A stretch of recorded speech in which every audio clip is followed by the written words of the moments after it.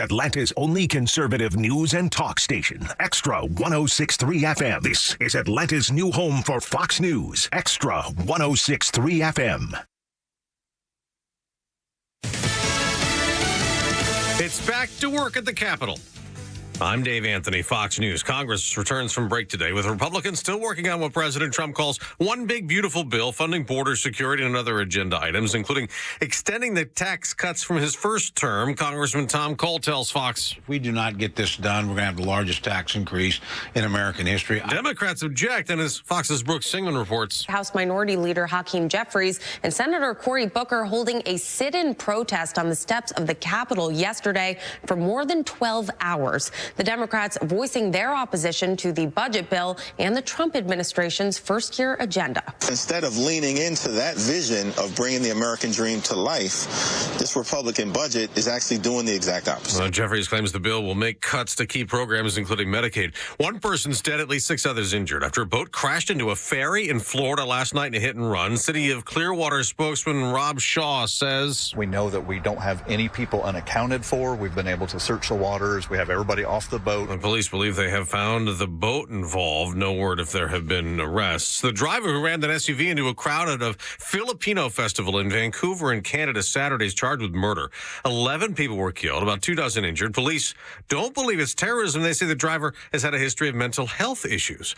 North Korea has finally confirmed what's been known for a while. It sent troops to help Russia battle Ukraine. The North Korean state news agency claims its forces have helped Russia fully liberate the Kursk region. Ukrainian forces seized hundreds of square miles there in an incursion last summer. Hours later, Russian leader Vladimir Putin issued a statement praising and thanking North Korean soldiers. Fox's Jonathan Savage. President Trump keeps pushing Russia and Ukraine to make a peace deal. He met with Ukraine's president on the sidelines of attending Pope Francis's funeral in Rome on Saturday. America's listening to Fox. If you're living with dry age-related macular degeneration or dry AMD, you may be at risk for developing geographic atrophy or GA. GA can be unpredictable and progress rapidly, leading to irreversible vision loss. Now there's something you can do to slow it down and get it going slower. Izervay is proven to slow GA progression. Izervay gets GA going slower. Izervay or avacincaptad Pagel is a prescription eye injection used to treat GA. Don't take it if you have an infection or active swelling in or around your eye. Izervay can cause eye infection, retinal detachment, or increased risk of wet AMD. Izervay may temporarily increase eye pressure. Your vision may be impaired after an eye injection or exam. Don't delay. Ask your doctor about Izervay today. Izervay gets GA going slower. Visit Izervay.com. That's IZERVAY.com. WFOM and W292EV Marietta, a Dickey broadcasting station. This hour is presented by Subaru of Gwinnett. You'll love the difference. The Morning Extra, only on Extra 106.3. Morning, y'all. Made it back to Monday. We've had our visits to the Sleep Galleria chair this morning. We are raring to go. Tug Cowart, front office Carlos Medina, and Jerry Payne. We call him Jeray. This is the Morning Extra. How's everybody? Is everybody outstanding? Feeling okay? Everybody's feeling all right? Magnificent on a Monday. All right, Monday roll. Yeah, I watch front office Lowe's walk in, and he's got a. I come bearing gifts. Yeah, like regularly a refrigerator under his arm. That's right. Like, well, what is that? And now that we're no longer sponsored by anyone in particular, it's a Red Bull refrigerator that I have had in my possession since 2017 when we left the last building we were in, the Haverty's building. Oh, wow. So I've had it. It's been down in the basement and obviously moving. It was in the garage, and I go, that would be perfect for our studio. That's right. So the Publix dumpster, the Walgreens dumpsters are all full over there? Well, no, I was not. There is something about the mini fridge that we had in a couple of different studios and that stayed in my home because it was going to get tossed. Oh, no. And I didn't want it to fall into enemy hands. Like, the bird show ain't going to take care of that thing the way we would. No. So I took it out of the studio. That's right. Now we got a place nothing against Bert, but we'll put fun stuff in there. You got a place to put drunken noodles and sandwiches and Monster and Energy right drinks. behind Jure. And right there in a perfect location. Perhaps Cold Coors Light. Perhaps. Yes. Nobody has to know what we're doing with that thing, so I brought it up here. And no one should know. That's the more important thing that nobody should know. Now, if It's you none need of their a business. 4 or 5 foot beanbag chair, that's in the back of the car, and I'm willing to trade that today I feel intrigued by for that. nothing. I feel intrigued. Today on the swap shop, what you got for a beanbag chair? Who wants a giant beanbag chair? I got a half a can of WD-40. Oh, okay. You're in the running, sir. That's not bad. I love it. Well, what did you do this weekend? I mean, yeah, because you came in and you said, I got to get in the chair for a minute. I got to loosen up. I'm moving around a lot of stuff. We did have some family over yesterday. It was the soft opening For of the house. Yeah, because it was The my soft opening. because my wife's uncle was in town. He was celebrating his 60th birthday. His daughters live here, though he lives in Virginia, and they're grown. Yeah. And so he decided to come into town for that. But we did have the Little Rockets that had a volleyball tournament. They got to the gold bracket as the youngest team there. Nice. Still, got beat by an older team just as they would, but a 4-2 weekend for the little 10-year-olds. So we're Heck trending yeah, in the man. right way. And Is Rockets, is that the name of the team? so the younger teams tend to give themselves nicknames. So, like, for instance, once my oldest, turned 13, they don't have any more nicknames. Like, now they're like adult girls. They don't do this anymore. They don't wear the ribbons for the signifying of the tournament with their names on them and stuff like that. There's got to be a mascot for that. I mean, professional sports have mascots and names. Not when they get older, but the younger ones all have it. In this case, they're the Little Rockets. So that's what they cheer, and they That's have a their little great mascot name, stuff. too. Makes me think of the the Rocket City Trash Pandas. Trash Pandas. That's I love minor league baseball teams. Before you joined Yeah, this that's radio right. program, I gave away Trash Panda shirts. Yeah. The last time man. I was there in Huntsville. So missed that. next time around, I'll hook up Jure with a Trash Panda shirt. That's good living right there, buddy. And Yeah. you're right. There's nothing better than minor league baseball. Speaking of baseball, it's not minor league at all. I don't know what you call the Savannah Bananas.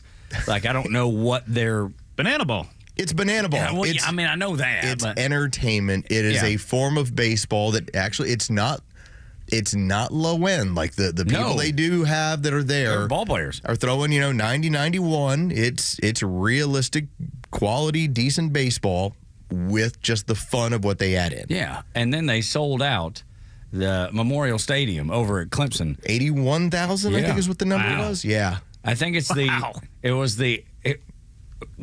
was the biggest crowd they've ever played in front of, 81,000. And they've sold out Fenway. Yeah, that's right. They sold. Remember, didn't they sell out Raymond James too? They sold out Raymond James that's Stadium, probably which I think it was like 65, 70. Yeah. So, and that was the biggest crowd for any non-football event to happen at That's that stadium. amazing. Dude, it was unbelievable. I mean, what's the biggest crowd that baseball has ever been played in? I know the Braves are going up to Bristol. Yeah, Bristol, what's 150,000? I mean, that's going to be. I mean, I don't that's know. big time. I don't know if they sell it out. I don't know what that looks like. But Yeah, that stadium configuration, the track configuration is Yeah. going to be key there. yeah, no doubt. And Tim Because McGraw. you've had football there too. That's right. Yep. Yeah, Tennessee, right? UT? I believe it was Tennessee. Was it Tennessee and Clemson or somebody along Something those like lines? that. Something like that. Yeah.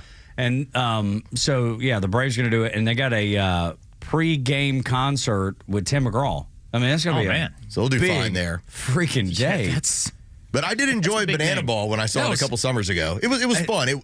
I can now say that I've done it, and my kids enjoyed it, which was really the biggest factor when it comes to baseball, because even when we go to Braves games, they're into it, but there's a checkout factor. Banana Ball, there's no checkout factor for even the kids. Go to a Braves game. Where's the guy on stilts? Why isn't the home plate umpire dancing? And doing backflips and things. What's the shelf life for this, y'all? Banana ball? Yeah. Oh, the Globetrotters have been going for decades. I know. Yeah, that's true. I mean, they were strong for 40 years or so before it got to where you knew every little joke you in know the all book. you know all the tricks. And their social media presence is so strong. It is. And they have all those great clips. I don't see an end in sight. I mean, if they run 20 years, then they've really done something pretty interesting. I would think so too, because my wife and I were just discussing it. Like, we both like to see it. We've not seen. It's we've not fun. been. Yeah, and you've told us everybody's gone loves it. It's fun. Yeah. But her question was, do you go a second time? Like, is it fun enough to do multiple times? And or well, what I would say is this, just to help out the scenario here. They have so many zany antics based on what happens in baseball that it's not like you're seeing a show. Like, if you've seen the show, you're not like, oh, I know what the show is going to be here. Because every single time the ball in play could be a goes in different different situation. places. Yeah. And so it could be a different set of gags and fun that they do. Okay. All right. Yeah, that was just our question, and I didn't know an answer. I was like, I don't know. The fun of real baseball is every game you can see something you've never seen before. Without a doubt. Like they have one inning where what happens is when the ball goes into play, everybody on the field defensively has to touch it before the player will stop running.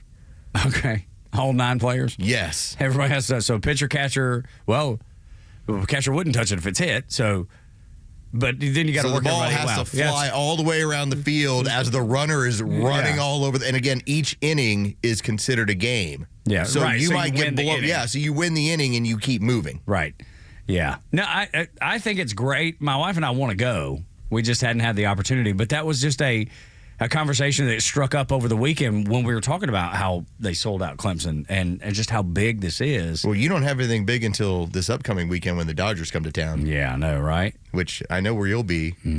Sweet Tug. And that's not SWEET. No, that's this weekend. SUITE, Sweet Tug. This weekend I will be in South Carolina, right there near Columbia, because it is the conference tournament. And well, never mind. Then this will be the first time where Sweet Tug for a big series says, I'm going to give it up for college baseball. I'm just ready to go see my kid. I hadn't seen him here since Easter, so it's been a week. And big tournament. That's fun. Yeah, sure. Conference tournaments are fun. Yeah, if they were to win it, I think they're probably the 3rd best team in the conference. If they were to win it, they would go on to the regional. And then if they were to win the regional, then it's off to, I think, Fort Collins, Colorado, where the JUCO World Series is. Is that where the JUCO World Series is? Okay. So it's a lot better than Montgomery, Alabama. That was always our goal. Get to Montgomery. Like, who wants to really go to Montgomery? It's hot in June. Hey, that's right. Absolutely. So, yeah, we're looking forward to that part. And he played really, really well this weekend. Good. Much like, you're talking about the girls playing well. It's so cool to see kids do well. Dude's hit like 4 doubles in 5 games. That's 5 for 7 on Saturday. Yeah. 1 for 3 yesterday. He's had a couple ribs, a couple stolen bases. So he's been after it. He's been playing hot and heavy. It's been fun. At some point, you're going to have him call me or text me, and I'm just going to say, psst, take the full ride. Yeah, right. Quit being a knucklehead. Dad is ready to buy a boat. That's right. But it's funny you say that. We're not ready to buy a boat, but we're thinking, like my wife's car, because we take it everywhere and have been for. Since we're wearing it out, dude, each way. The thing is up. We're at $150 now already. Yeah, you're just starting to see things, kind of happen. And if he were to, we talked about that this very weekend. Not a boat, the full ride. We can get Mama a car that doesn't, it doesn't have 150,000 miles. It's a benefit to both sides. Absolutely, it will, and we're looking out for our side. No, I get it. Because he's not. If you don't. He's not. He's not paying attention to Mom and Daddy's side. He don't really care about that. I don't even know if he considers Mom and Daddy's side at all. It'll still be a cool scenario. So, like I said, hope Jacob has a really big weekend, and then, like I said, then all the doors open up from there. Yes, for sure, man.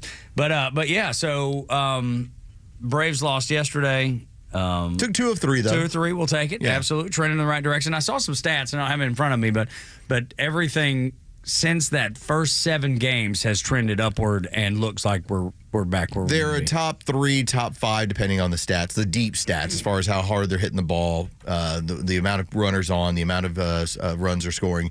They're basically a top 3, top 5 offense in the National League, and so this upcoming week you're going to get 3 games against the Colorado Rockies, who you want to talk about bad. They're 4-23. Like it's gonna be if they just roll through Denver and take care of their business, then they'll come back home after a Thursday off day, and now you get the Dodgers in for a weekend series. More than likely, you will be right at 500. So you got that going on. You got Craig Kimbrell throwing well down at Gwinnett. You picked up Ian Anderson off waivers. He's from back. The Angels. Yeah, I saw your post. I'm not going anywhere. I ain't leaving. I'm not going anywhere. Straight out of Wolf of Wall Street. Yeah, so good. Considering the only reason he left was because he was out of options and the team was going to send him down, which means at that point you are going to move on. So they basically looked for a scenario. In this case, you do have the GM of the Angels and the GM of the Braves that worked together for years. So they're doing a favor for each other. Yeah, sure. Yeah. You send me this, I'll send you my guy. I got a reliever out of it. You got a starter. And the Angels basically looked at Ian Anderson and just said, it's not working out here. We're going to release you. Yeah, right. And then NFL draft, Georgia Bulldogs had 13 players drafted, 3 in the first round. Georgia Tech had at least 1, if not 2 players drafted, which is good. I saw one of the dumbest stats over the weekend. You now have Kirby Smart, who has a total of 20 first-round picks. Okay? Right. And this is not talking about draft picks. We're talking about first-round picks, First-rounders. 20 during his tenure. Yeah. He has 19 losses. I know. He's more first-round draft picks than he does losses as the head coach at Georgia. And more than likely, considering what they have rolling through that program, That number's going to get bumped up. Hang around right in that number. Yeah, no, that was impressive for sure. But how does Atlanta, considering that they had 5 draft picks, considering that they moved up in the draft on Thursday, which was a cool scenario. Like I said, I think that they got away from round 1. They did an excellent job.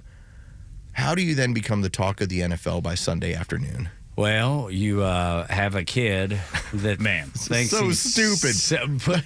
All right, let's throttle this back a bit. So over the weekend, as Shedeur Sanders, the son, the Colorado quarterback, is going undrafted. Goes through the first round, second round. We get through the third round. Now we get to Sunday, and now it becomes, all right, what is the value here? And from the perspective of the league, it was, while we think of him as a solid prospect, which is probably a second, maybe a third round selection. I saw him as a 2. His interview process and the stuff that he was talking about and the stuff that his dad was talking about turned into, we don't want to touch this guy with a 10-foot pole.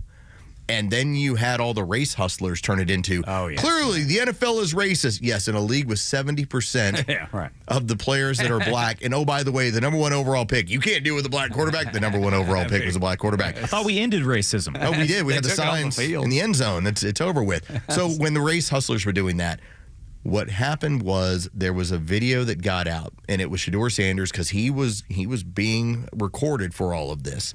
And it was him fielding a phone call, he thought, from the New Orleans Saints.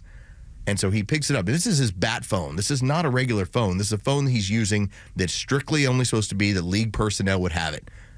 And he gets pranked on it. And now he's looking around like, dude, what the hell was that? And then a young man in an Ole Miss shirt posts his video from this end. And he's the one who pranked him, like, haha, gotcha.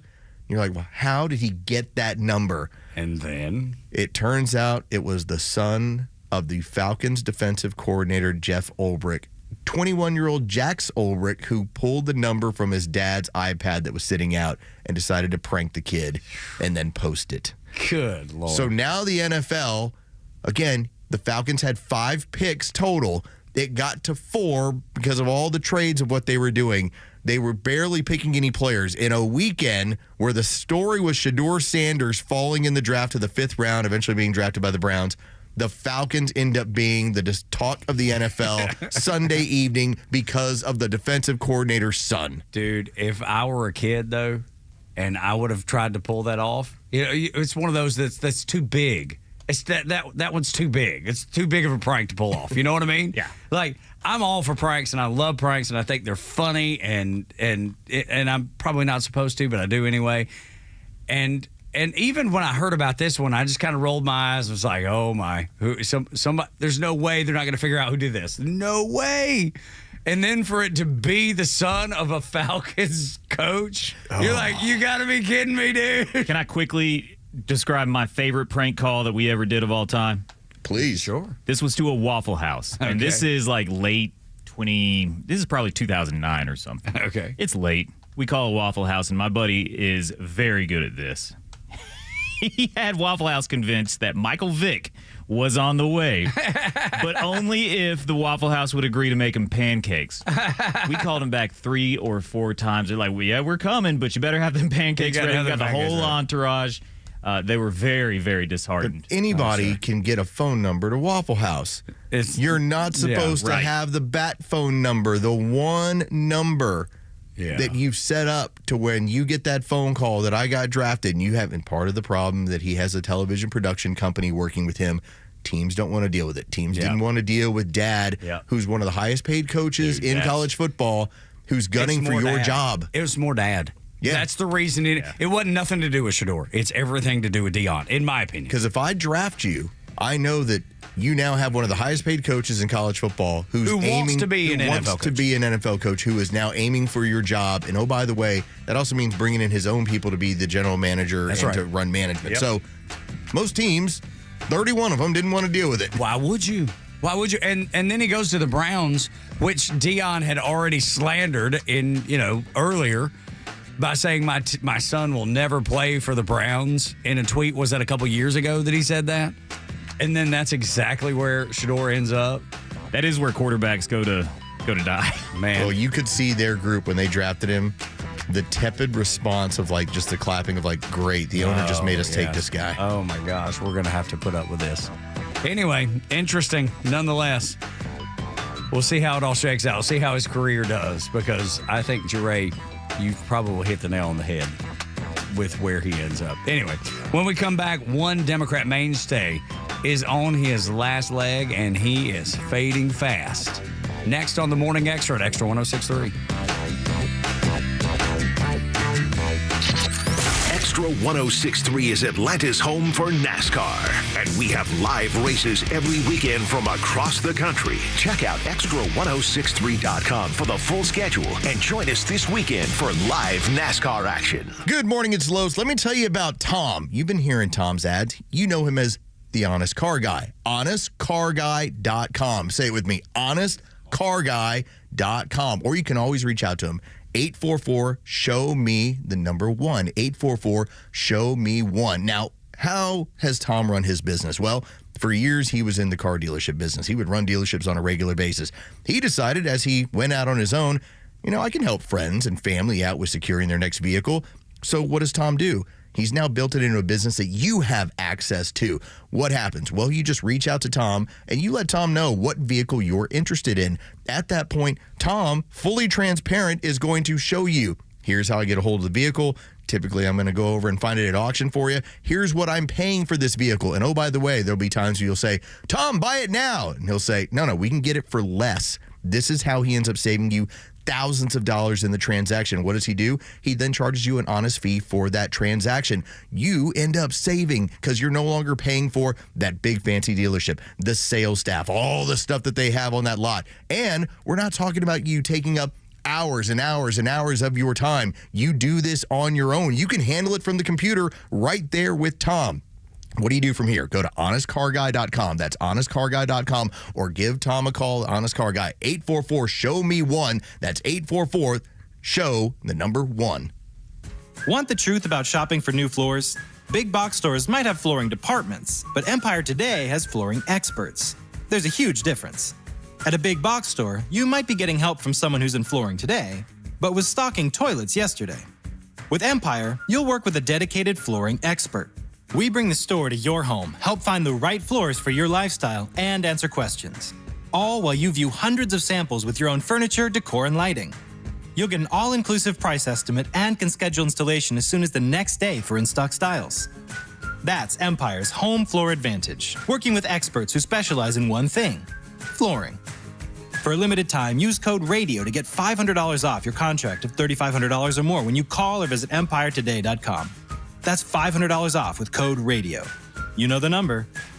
800-588-2300 Today. Offer may not be applied to sales or combined with other coupons, discounts, or savings. Terms apply. You know the old expression, I love it when a plan comes together? Well, with our First Liberty Notes, this has been so true. Hello, I'm Brant Frost, founder of First Liberty Building and Loan. You hear about our family's company all the time right here on the station. For over 30 years, we've been the local lender who said yes when the big banks say no. A couple of months ago, we opened up our First Liberty Notes program to Main Street investors just like you, and the response has been just incredible. Folks from airline pilots to physicians to even pastors are now earning 8 to 13% interest rates while helping to fuel the growth of local small businesses. If you're a qualified investor with a minimum of $25,000, you too could be earning 8 to 13% interest. We'd love to have you join our First Liberty family today. Go to FirstLibertyGA.com and see if our First Liberty Notes are right for you. Go to FirstLibertyGA.com. That's FirstLibertyGA.com. First Liberty Notes are not obligations of or guaranteed by any financial institution and are not secured by any collateral. They are not FDIC insured or guaranteed by any government agency. You could lose money. SEC SEC-accredited investor status must be verified. Securities not offered in any jurisdiction in which it is unlawful. So, the doc says I have ED. ED. But you know what? At the end of the day, it's just an abbreviation for a condition so many men have. If I was to be honest, I probably also have a little OCD. I know I have a great HMO. Heck, I even have 3 weeks of PTO. Look, don't let a few letters get you down. If you have ED, there's HELP. Go see Dr. Deal at Total Body Therapy of Georgia. He's an ED specialist that will turn your life around PDQ. ED happens to a lot of men as we age. And just FYI, Dr. Deal can give you back the confidence you need to perform on the JOB. So, ready to take the first step? Quit yelling WTF at your little BFF and visit tbtofga.com. Total Body Therapy of Georgia. They can fix your ED ASAP. And before you know it, you'll be screaming OMG. I'm getting in the game. The world won't be the same.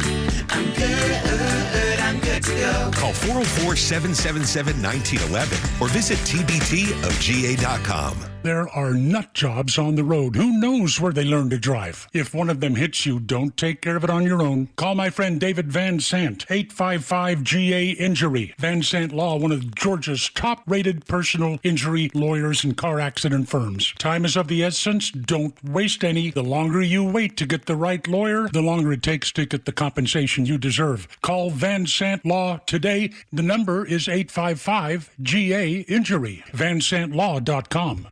The stories that matter to you. These are your Georgia headlines. Here are your headlines for Monday, April 28th. Police are asking for help in identifying a driver who injured a 19-year-old Friday night in Marietta in a hit and run. Police say the driver of a silver Infiniti was doing donuts and driving recklessly in the West End Plaza when he struck a pedestrian and dragged him while fleeing the parking lot. The son of Falcons defensive coordinator Jeff Ulbrich is to blame for the prank call to draft prospect Shedeur Sanders. The Falcons say Ulbrich's son obtained Sanders' phone number earlier in the week when Ulbrich left his iPad open at home. No disciplinary action is being taken against Ulbrich, but the Falcons are reviewing protocols to make sure this doesn't happen again. And Atlanta hip-hop duo Outkast will be inducted into the Rock and Roll Hall of Fame this year. Big Boy and Andre 3000 are joined by Cyndi Lauper, Soundgarden, and the White Stripes. Today's weather, cloudy this morning with more sunshine breaking through this afternoon. Temperatures starting in the high 60s this morning and will reach a high of 80 degrees. With your headlines, I'm Jerry Payne. Things are not going good for Chuck Schumer. His popularity is spiraling. It's not going well for Chucky. No, not Chucky Schumer. They're tired of him. They've had enough of Chuck Schumer. The old guard, and it's not just Chuck. I mean, Chuck is definitely part of it. But the old guard is being pushed out. And look, there's a bit of David Hogg in here, right? He's talking about pushing people out. The DNC is trying to reprimand him not to do it. But listen to this. Harry Enton, he said Chuck Schumer's in trouble on CNN. New York Democrats on Chuck Schumer view him favorably. In December of 2024, that was just a few months ago, it was 73%.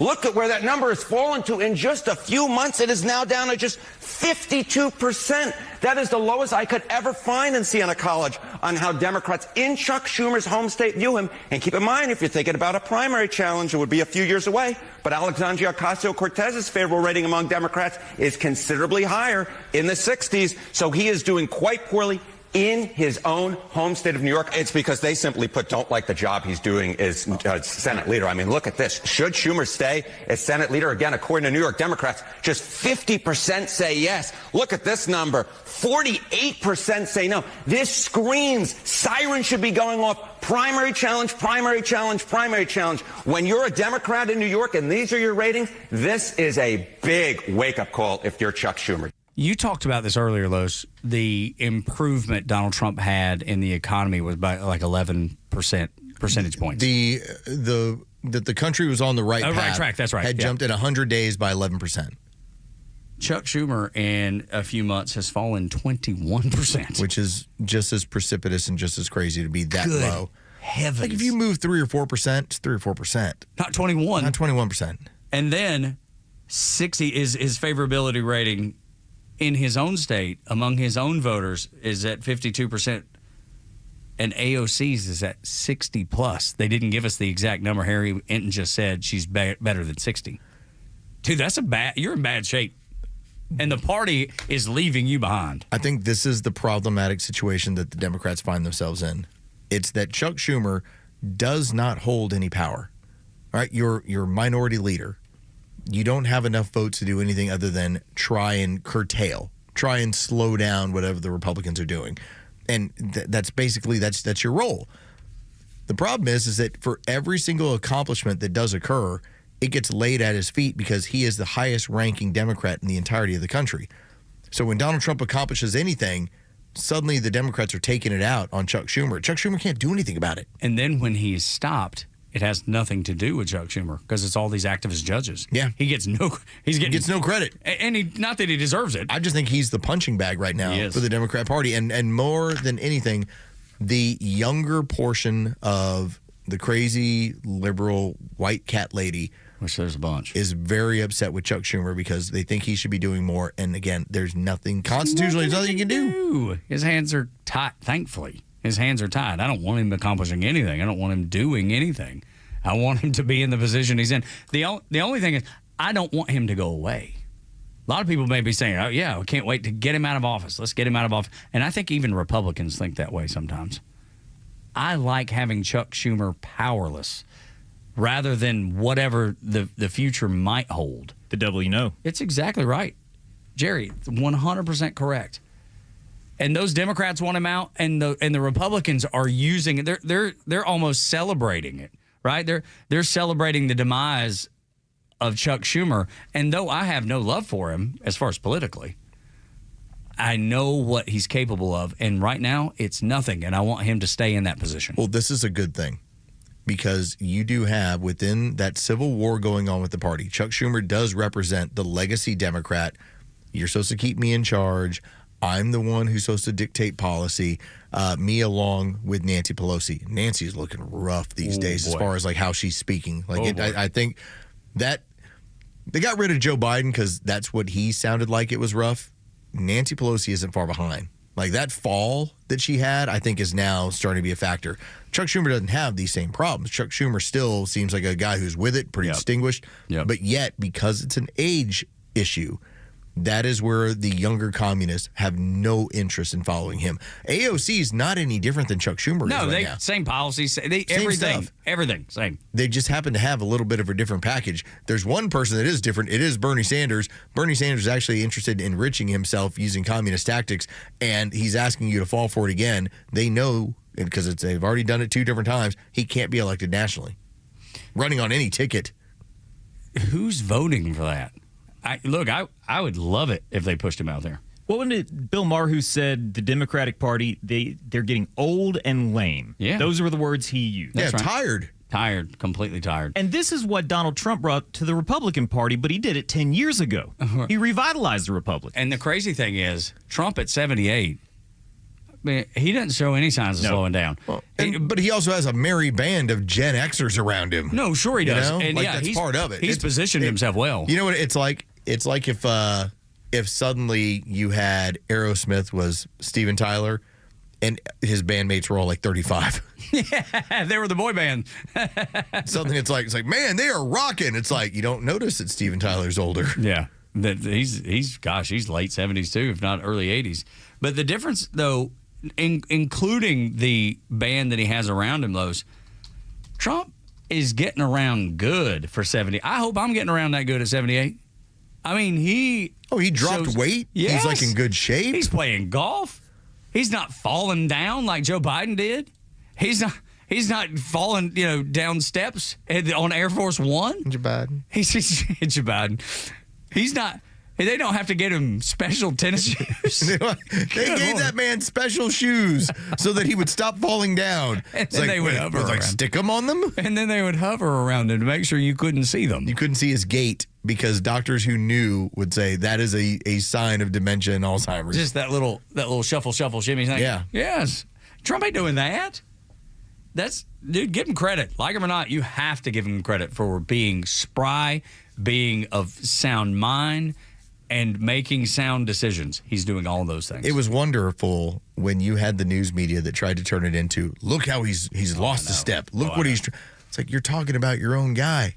Now, do I think that he's more measured? Absolutely. I think getting shot kind of does that for you. It certainly will put things in perspective. More measured this time around. But there's experience to some of that. Absolutely, but there's no point where I've said, man, he can't work the way that he worked in the past. That dude is still committed to like 18, 20-hour work days when it's needed. And I don't know if it was Dre that brought it up the other day, but somebody brought it up. Even when he's beating up the fake news, like when his granddaughter was on Air Force One with him, and he was like, "Hey Kai, here's the fake news." It was even funny, comical. It wasn't like it wasn't mean-spirited. It wasn't. That's a great way of putting it. It wasn't mean-spirited.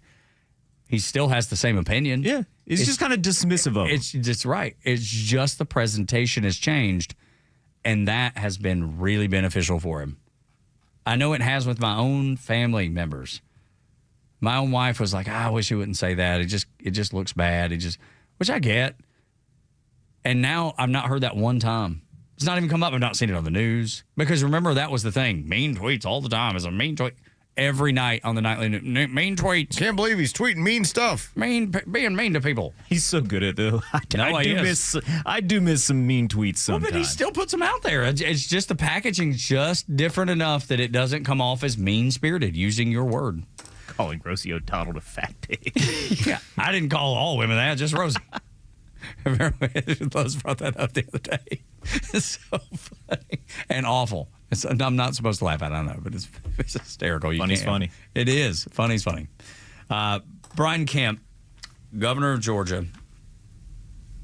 I keep hearing that he is not running for Senate. We have talked about it. We thought that was a done deal for the last probably 12 months. Yeah, 2-3 years. Yeah. I mean, we've talked about, hey, when his time expires, this is what he's going to do. 2 people that have told me it's not going to happen. He's not going to run. I don't know if this is the reason, but this may be the reason why Brian Kemp is not going to run for Senate. Marjorie Taylor Greene, the representative out of Rome, Georgia, the firebrand. They say, the word is, Daily Caller is reporting, she's gearing up for a Senate run. I think she'll win, and I know she'll be entertaining. Yes. Without a doubt. Well, she's got a big enough brand. Absolutely she does. And who's bigger than her? She is my spirit animal. I know she is. Because the stuff she does. Yeah, she gets after it. She gets after people. She doesn't pull a punch. Love her or hate her, you know what you get. When she had that town hall a couple of weeks ago, that dude got tased. She was just narrating it on his way out. It's like, yeah, you're getting tased now. Tased. Dude, she will win. I believe she'll win. If she runs, she'll win. We have this. There's something that's interesting about this because we don't have, as much as like Jasmine Crockett, yeah, the mouth is what it is, and that's like a turnoff. For some reason, Marjorie Taylor Greene, Nancy Mace, Luna, like whenever they get mouthy, it's different, but it's also like endearing. Like oh, she's here for the fight. That's right. You know, and it's not just a side thing. You know, No. it's like oh cool, I appreciated that. But I think everybody that you mentioned, maybe not Luna quite yet, but definitely Nancy Mace and Marjorie Taylor Greene. They've already proven their worth. They've already accomplished things. What has Jasmine Crockett accomplished? She got elected. Well, other than that. I mean, the reason why I even bring up Luna, I think she has the ability to get some things done. Dude, her opponent tried to kill her. You know, I mean, the story is her opponent, when she was running in Florida, tried to have her killed. Yes, right. Tried to hire a hitman or something. Yeah, tried to hire a hitman to kill her. It's like, all right, you're a badass. Yeah, no doubt. And I love her. And that was not to be dismissive of her. No, I'm just saying that language is something that on our side, it's not like it was in the past. We recognize that you're against an opponent that needs to be put in their place. And so, like, one of the things that I saw that was, I think it was New York Times, somebody had this, dark woke was like the new term they're using for, well, we're going to get in your face and we're going to be ugly. It's like, okay, is that any different than how y'all already are? I was like, we are much more in your face with stuff now than we ever have been. No doubt about it. And here's how I know what you're saying is exactly right. This came up in a conversation with my buddy Sonny yesterday. Sonny and I have been best buds since, like 9th grade. He was in my wedding. Sonny? Exactly. If I were to tell you why he's called Sonny, he may never speak to me again. So I'm not going, I'll maybe tell you off there. Sonny says to me yesterday, he's just now kind of getting into politics a little bit. He'll ask me, because he knows we do the show, he'll ask me what I think about things, and we've never discussed politics before. Yesterday, he said the same thing about Carolyn Levitt that you laid out about Nancy Mace and Luna and MTG. He was like, there's something about her. He was like, she's beautiful, for sure. But when she gets, like, on somebody. After him. He was like, I can't get enough of that. Yeah. So it's right in line with what you're saying about the others. And that was just a random conversation yesterday that I didn't expect to have any implication on the show today. It's the fight. It is. They're willing to have the fight. It's endearing. And so MTG, go get it. That's right. And Carolyn Levitt, keep it up, because Sonny likes it. And so do I. When we continue on Extra 106.3, the $1 million question: what if tariffs lower your taxes? Think about how good that would be. Donald Trump's addressed it. He's talked about it. We'll talk about it next on Extra 6 o'clock hour. Is brought to you by Subaru of Gwinnett.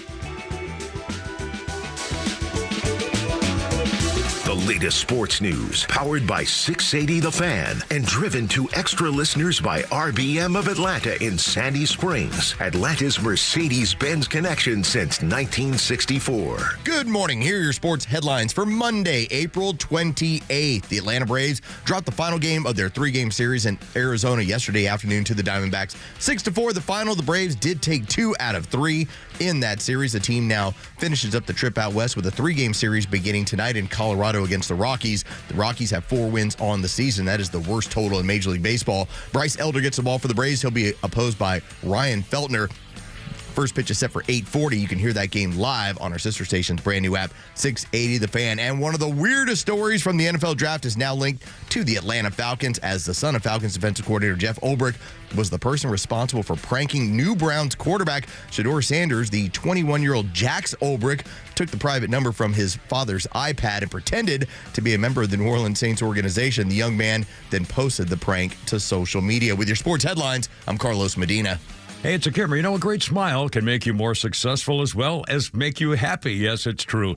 And your smile's waiting for you at my dentist, Dr. Dina Giesler, my friend for 30 years and dentist forever. This woman at Atlanta Smiles, atlantasmiles.com, the dentist with a doggy. It's really true, whether it's just regular cleaning or bridges or crowns, or are your teeth bothering a little bit, maybe a little ache or something, or your gums it's not going to get better on its own. Take it from me, I found that out the hard way. Taking care of your teeth and gums, and everybody's happy. And by the way, you can relax with Dr. Dina. This is an individual, private VIP experience. The latest technology. She used AI to get my last thing done at my last visit. And don't forget the doggies, a little doggy to take a nap in your lap while you're getting your work done. And this staff, these ladies are angels, I promise you. You'll love going there. A veteran herself, Dr. Dina, 10% veterans discount off the top. Tell them when you call. 404-262-7733. Your smile's waiting. Get the doggy, atlantasmiles.com. 1885 Grill just opened our second location in Kennesaw at 2840 South Main Street. Check out weekly specials like Sunday oysters or Wine Down Wednesdays, plus our famous footlong hot dog to cheer on your favorite team. We can't wait to serve you with our unique Southern coastal flair and pride ourselves in a family-oriented atmosphere and fun, tasty destination for friends and coworkers. Call ahead for preferred seating now or find us at 1885grill.com. Georgia Tech baseball is in the home stretch of the season, and it's your last chance to catch all of the action. Join us for a day at the ballpark as the Jackets continue to fight through the finish. Ripped into left center field. Back is Becerra. Back-to-back Jacks. 3/4 of the way up the left center field grandstand, and Von Lackey has knocked his 3rd home run of the year. Purchase your seats today at ramblinwreck.com/tickets. Sting 'em. Did you know that just like here in the U.S., Israel celebrates their Independence Day? That's right. This year, Israel's Independence Day is May 1st. But for the people of Israel, freedom is really nothing more than a daily struggle just to survive. There's no real peace, only terror. It's difficult to find moments of joy while there's so much suffering. And the Israeli government relies on the International Fellowship of Christians and Jews for its ongoing help to make sure the elderly, the sick, the wounded soldiers, and impoverished families don't fall through the cracks. We can't even imagine the courage of the Israeli people. They're so brave and worthy of our prayers that we'd like to ask you for a gift to the fellowship today. It'll provide life-saving aid, medicine, hearty meals, safety, and comfort. And I believe when we bless God's people of Israel, we unlock God's blessing in our own lives as well. So show your support for Israel by making a life-saving gift today. Call and make your gift at 888-488-IFCJ. That's 888-488-IFCJ, 4325. Or go online to supportifcj.org. One word, supportifcj.org. It's April 27th, and this is your Fox Daily Snapshot. Today is Tell a Story Day. It celebrates storytelling of all kinds, fact, fiction, a tall tale, or folklore. Today's the day to tell your favorite story. In 1994, South African citizens of all races are allowed to vote in a general election for the first time. The election was held precisely 44 years after apartheid was formalized by the government with the passing of the Group Areas Act. The world's largest commercial jet, the Airbus A380, takes off for the first time in 2005. Also on this day in 1947, Babe Ruth appears for the second to last time inside the stadium nicknamed the house that Ruth built. The legendary slugger played 22 seasons, smacking a then record 714 home runs. Born on this day, Samuel Morse, co-inventor of the Morse code and also an American painter. I'm CJ Papa, and that's your Fox Daily Snapshot. From the latest breaking news to the conservative voices you know and trust, your best new follow on social media is Xtra 1063. We're at XTRA 1063 on Twitter, Facebook, TikTok, Threads, and LinkedIn, and pretty much any social media you scroll through every day.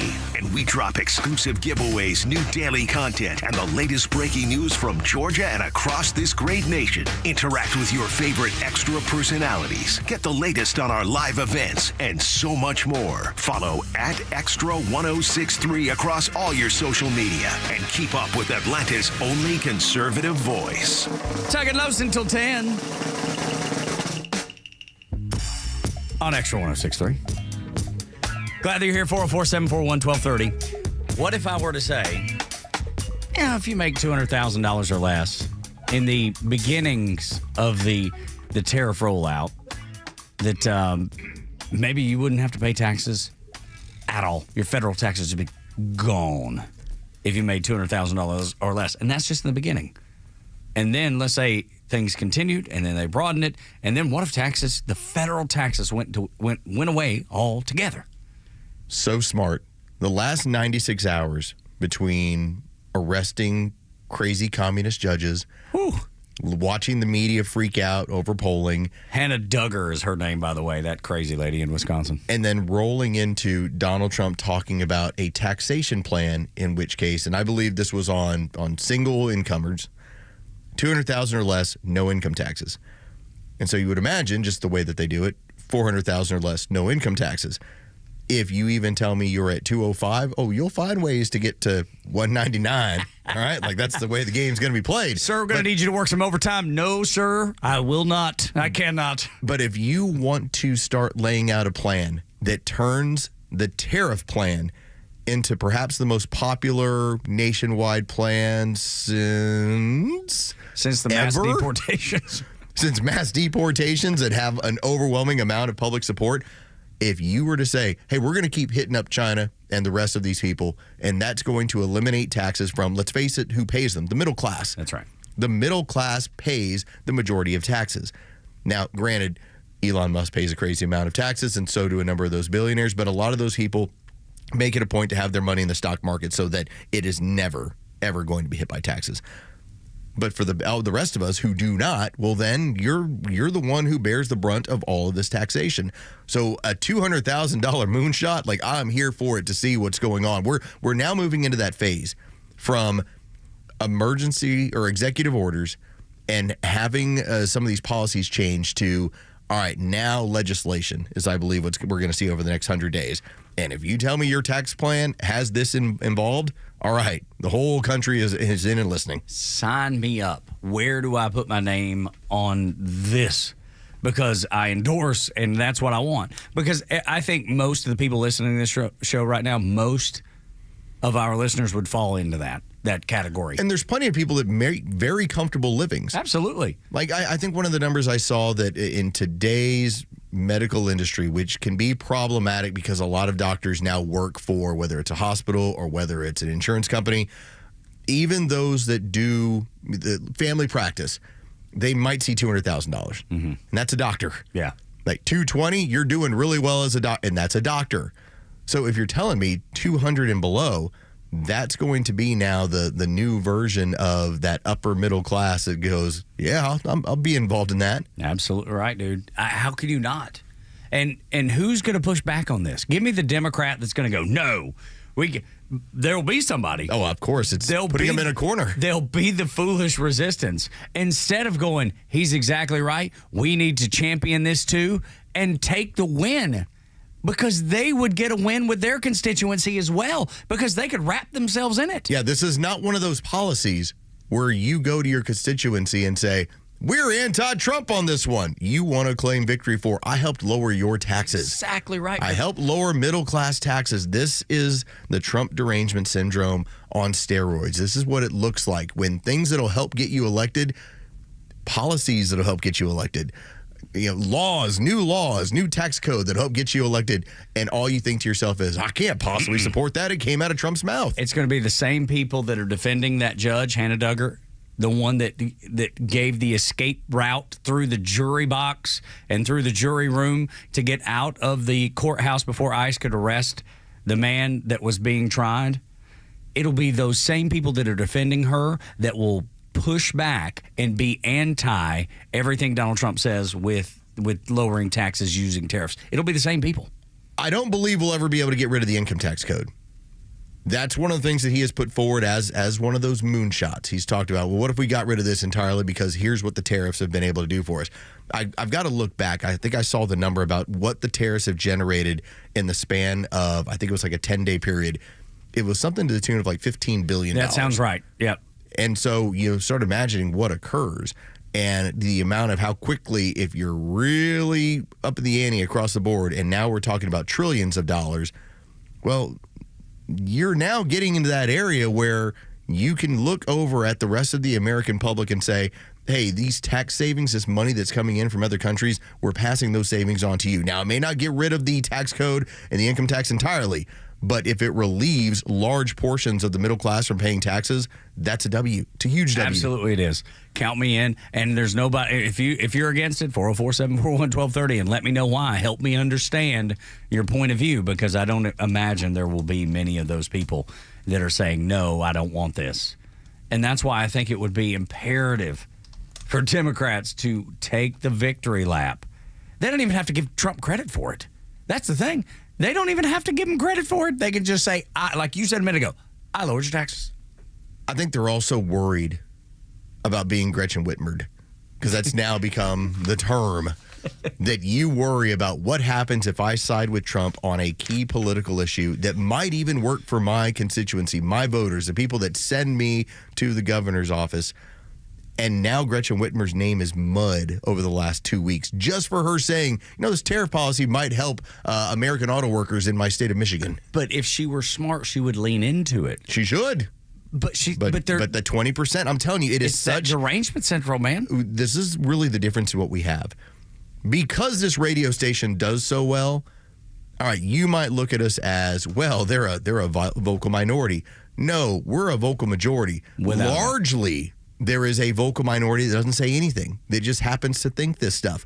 Whereas their end has largely been a very vocal minority who they're that 20% that supports the Democrats in the House, and they think they're in the right. And the problem is Gretchen Whitmer starts hearing from that group and thinks, oh, my God, every Democrat must be so upset at me. You're so right. The vocal minority and then the really quiet majority.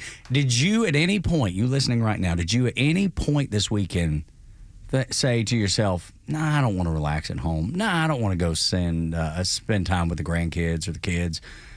Nah, I don't want to go to a movie. Nah, I don't want to go to dinner. I think I'm going to make some protest signs. No one did that. I didn't think to myself, I just finished up a work week and I'm pretty busy and I've got to be at a couple of these places. But you know what I want to find time for? Protesting. I want to go meet some fun people. That's right. Well, you won't find them there. No. Have you seen them? Just seeing the coverage, the little bit that I did this weekend of actual protesters, And there's not anyone like me in any of those groups. I don't see myself reflected anywhere in them. It's odd that they've gotten significantly older, as we've talked about the influence of the legacy media, and significantly more cat lady. Yeah. It's right. It looks like even the younger people are cat even lady. the younger people look like the few that are there. Younger lady, cat lady. That's exactly right, man. It's so they just have that look. It's You know, so where clear. you know that if you go into her home, you're going to sneeze a lot. Yeah, right. Because there's a lot of dander. Cat dander everywhere, and it'll smell like a litter box. Oh, yuck! There's nothing more gross than that. If you walk into the house and look, I probably shouldn't say this, but I don't care. If you walk into the house, Vance already said it. And if you can smell the litter box immediately, you know where you're at. You know where you are, and you know who I'm talking about. You listening right now, you know at least one person, because so do I. You all have an aunt. So do I. Where the cats just kind of rule the roost. Yeah. Oh, so gross, dude. And those are the people out there protesting. That's who's protesting now. In support of judges that let people out the side door on a Saturday. Yes, they're wasting their Saturday. I'm so busy. Who's got time for that? Not me. Not me. None of us do. Nobody in real life has time for that. If you clearly have nothing going on, if you have time for that, but you know, it's your God-given American right. Go do it if you'd like. When we continue, just like the Jackson Browne song, the media is running on empty. Next on the Morning Extra, Tug and Los until 10, 404-741-1230 at Extra 1063 across the social media platforms.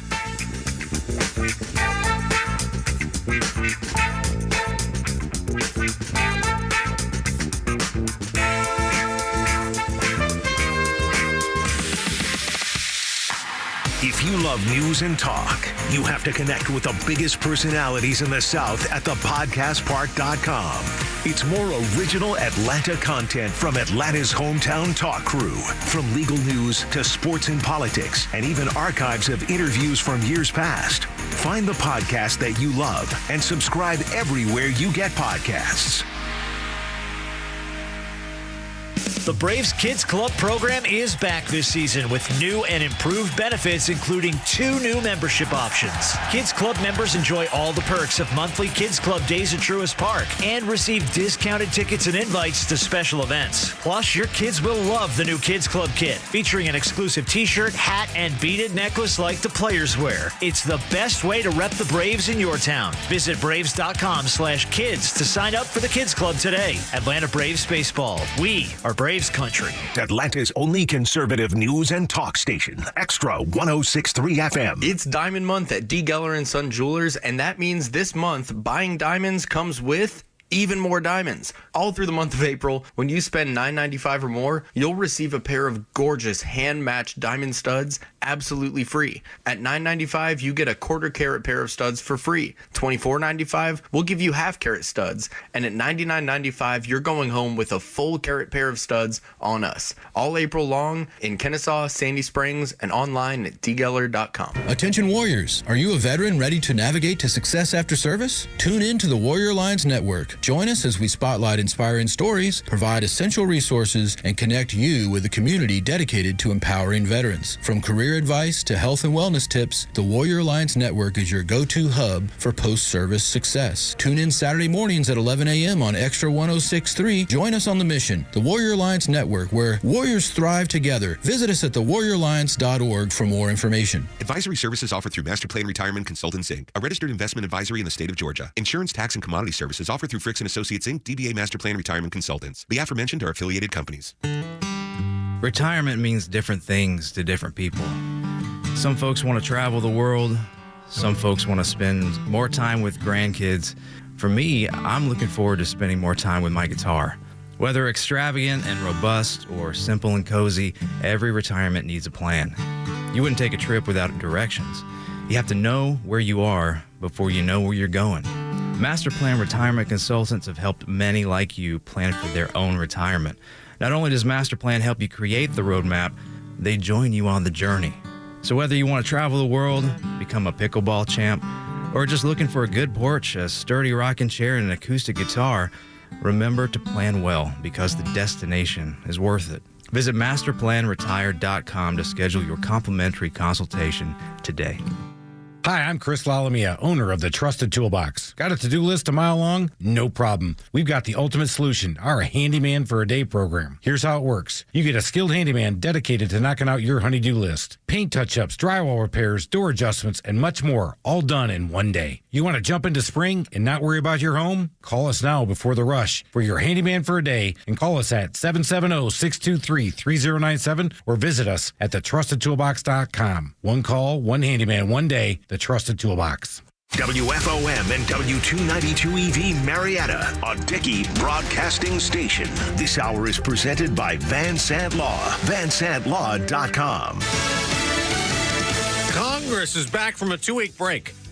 I'm Dave Anthony, Fox News, and some Democrats were there early with a sit-in outside the Capitol protesting the budget bill Republicans keep working on. Senator Cory Booker warns it'll include cuts to Medicaid and food assistance programs. Don't tell me you believe in MAHA, Make America Healthy Again, and then cut the funding that gets people access to the healthy, fresh foods. Now, Republicans deny they'll cut key programs. GOP Congressman Tom Cole tells Fox they do have to extend the 2017 Trump tax cuts. Letting them expire, he says, would be the biggest tax increase in history. I don't know any Republican, no matter where you are in the political spectrum, that can let that happen. As the president returned to Washington last night, he focused on illegal immigration, mentioning the recent arrests of 2 judges, one in New Mexico, accused of harboring an illegal immigrant and suspected gang member, and the other in Wisconsin, accused of obstructing federal agents who were trying to apprehend another illegal immigrant. That's very dangerous territory, and we have to be able to do what I ran on. I ran on a campaign of taking criminals out of our country, murderers, drug dealers. Tomorrow, the president will head to Michigan to mark his first 100 days of this second term. Fox's Doug Luzader. The president is also continuing to push for a peace deal to stop the war in Ukraine. I was very disappointed that missiles were flying by Russia. He also says he had a good meeting with Ukraine's president in Rome after attending Pope Francis's funeral Saturday. North Korea, for the first time, has confirmed it has sent troops to help Russia fight the war. A man in Canada with a history of mental health issues now charged with murder, accused of killing 11 people and injuring more. Saturday in Vancouver, a black Audi SUV drove through the crowd at the Lapu-Lapu Filipino Heritage Festival. As the event was actually wrapping up, the driver, a 30-year-old man, was taken into custody after initially being apprehended by bystanders. Fox's Stephanie Bennett. Last night, a boat crashed into a ferry in Clearwater, Florida, killing 1 person, injuring 6 others. America's listening to Fox News. If you're living with dry age-related macular degeneration or dry AMD, you may be at risk for developing geographic atrophy or GA. GA can be unpredictable and progress rapidly, leading to irreversible vision loss. Now there's something you can do to slow it down and get it going slower. Izervay is proven to slow GA progression. Izervay gets GA going slower. Izervay or avacincaptad pagel is a prescription eye injection used to treat GA. Don't take it if you have an infection or active swelling in or around your eye. Izervay can cause eye infection, retinal detachment, or increased risk of wet AMD. Izervay may temporarily increase eye pressure. Your vision may be impaired after an eye injection or exam. Don't delay. Ask your doctor about Izervay today. Izervay gets GA going slower. Visit Izervay.com. That's IZERVAY.com. Coffee, keys, and extra 1063. That's how I get to work and home. Tug and Los on the Morning Extra until 10. Glad that you're here. Thank you for supporting Extra 1063 as we start the 7 o'clock hour. Just do us a favor. If you're in the market for anything that you hear advertised during the morning or afternoon show on Extra, support those companies. Give them the first chance to earn your business. If you don't need a roof, don't call Southern Exteriors. You know, if you don't need a brand new lawnmower, don't call Howard Brothers. But when you do need those things, give them the first chance to earn your business because they share your values and they support the values that you do by listening to Extra 1063. Just spokes in the wheel, that's all. As we hear a little bit of I Like the Way You Move from Outkast. Going to be inducted into the Rock and Roll Hall of Fame. All right. Let's freaking go. I mean, I don't know anybody that doesn't love Outkast. Find me the person. There's very few, if they exist. I had to make sure I got the instrumentals. Yeah, for sure, yeah. It also speaks to when you say, am I getting older? Like, yes, you are. Well, Jure brought that up. He was like, you have to have 30 years. Yes, but he was talking about using the bumps during the show, and I was like, do you think our audience is dialed into it? And he was like, well, anybody under 50, probably yes. I would think so. And then I thought to myself, oh my God, I'm almost 50. You're exactly right. Do you remember the Outcast bobblehead nights? Yes. Were Huge. just bananas over there at Truist Park. Speakerbox Love Below was released in 2004. Yeah. Kind of ponder that 26 years ago. Like, you're sitting back here like, this album's over 20 years old now. Yeah, not 26, I guess 21. Yeah, your math is terrible, but that's okay. Well, you didn't have to call yourself out. I was just helping you. Yeah. No, I'm quick to call myself out, man. My math is awful, especially on the fly. This album's 42 years old. That's right. Huh? Yeah. No, exactly. Yeah, but, I mean, released in 2004. Yeah, that's right. Yeah. So, and this is, 21 years old. I mean, realistically, this is their last big studio presentation before they kind of just said, like, all right, let's do our own thing. Yeah, that's right. And we contributed. Now we're Hall of Famers. Soundgarden in there in the Rock and Roll Hall of Fame, too. Who else, Ray? You had Cyndi Lauper. Cyndi Lauper, who, I mean. How is Cyndi Lauper not in already? Well, that's a great question. I don't know. The White Stripes. White Stripes. Which, that one's interesting to me because, I mean, really, commercially, they only had 2 songs. No, it's limited, but Jack White really goes on to what he, as I would say this, his contribution to rock and everything else after over the last like 25 years is probably warranted. Because, I mean, the guy was very successful before he ever was like, hey, I'm going to put out an album. Yeah. No, that's right. Fell in Love with a Girl, Seven Nation Army. Those were the 2 hits that people might know. But, prolific guy. And there's a great documentary called It Might Get Loud where it's Jack White. Help me out here, Los. It's Jack White, The Edge from U2, and Jimmy Page. All just sitting around. I mean, it's just the 3 of the greatest guitar players you've ever seen. So off of that, I then saw because I saw that one too. Then they had a documentary which was the same concept, but it was all just drummers. Okay. Throughout the years. And so we're talking, it goes all the, it starts where like Ringo Starr obviously is talking about what he's talking about. But, you have Keith Moon. You get to the point where you have all of these guys talking about how they all play differently and how as a drummer, if you're all out, it's maybe the one thing outside of maybe being a lead singer that you have a shelf life. Because playing the drums as hard as you can for as long, like it's going to break you as a musician. Yeah, physically. Like that part was physically which nobody it's going thinks to hurt about. you. Oh no, nobody ever thinks about that. As a guy who was in bands in his 20s, I was a bass player. So I love drummers because you lock in with a drummer and that's what you do. That's what builds the groove. I've got so much respect for those guys because every drummer who's in a successful band at one point was carrying his own drum kit, setting it up. It is those guys. They have the most fun, but that's a rough go. Well, Phil Collins, his son now plays with him whenever he does a show because he can't play drum. Like he was known as one of the world's best drummers before he ever sang with Genesis, and his body has taken such a beating from playing the drums, he can't do it anymore. Think about the thing that Phil Collins is most famous for. I can feel it coming in the air tonight. About a minute 46 in. Dude, the biggest, that's the biggest drum roll in the history of music. Yeah. There's nothing more popular or well known than that right there.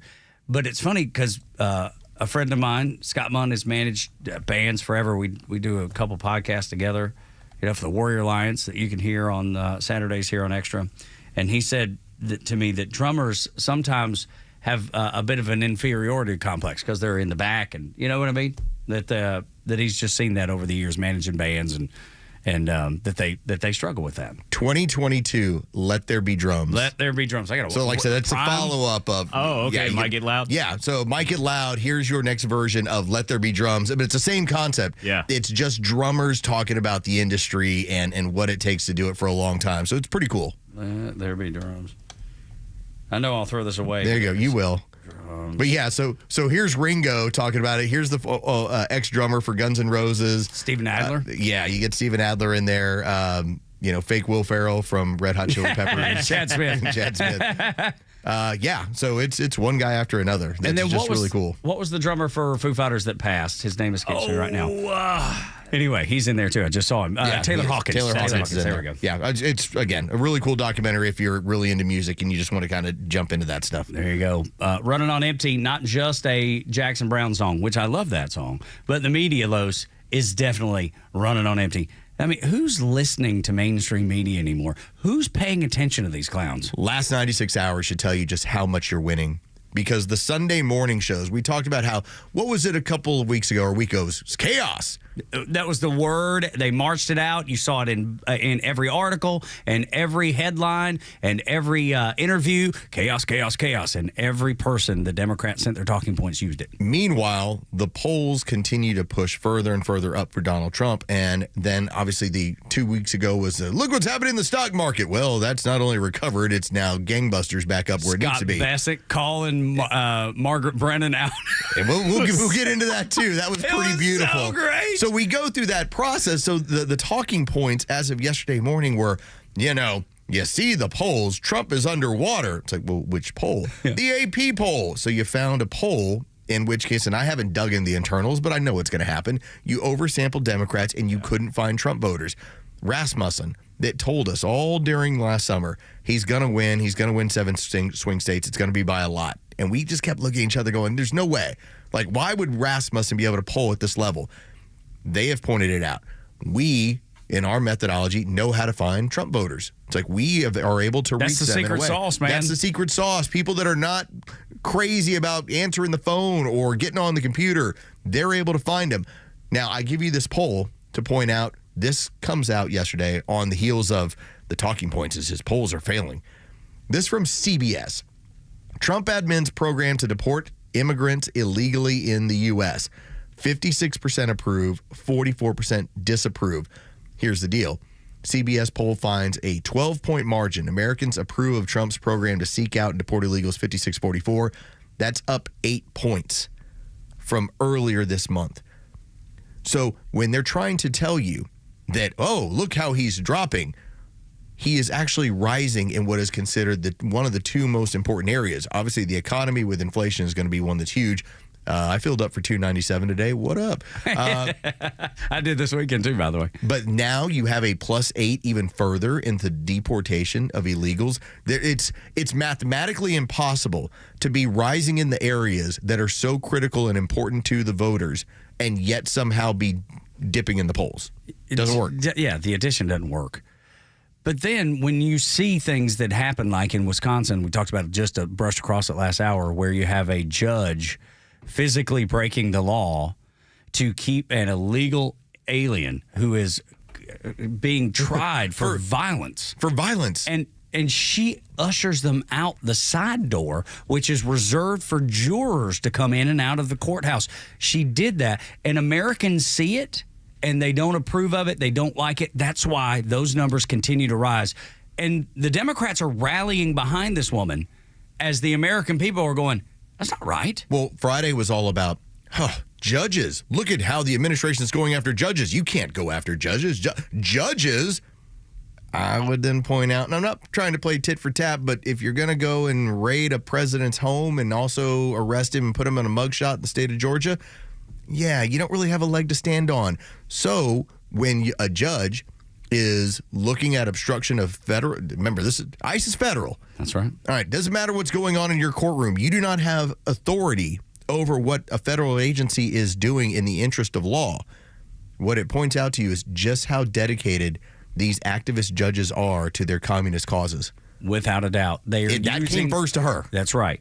That was her first reaction. Her first reaction was, I have to get you out of here because I can't possibly have someone that is in my courtroom right now on a domestic case, on a violence case, and have you fall into federal hands. Because not only are you going to be found guilty in this court, then ICE is going to get you and deport you, and I can't have that. Now, the American people would look at that and say, I want this dude out of here. Who wants that guy in their neighborhood? ICE, and this was another thing that the Democrats tried to pull. They tried to turn this into, well, ICE was just going to remove him from the courtroom and get out of here. No, ICE waits. That's right. And that was the problem. Because the bailiff saw ICE just in the parking lot, waiting, just like you're describing. Yep. He lets the judge know. She goes into commie panic, and sends him out the side.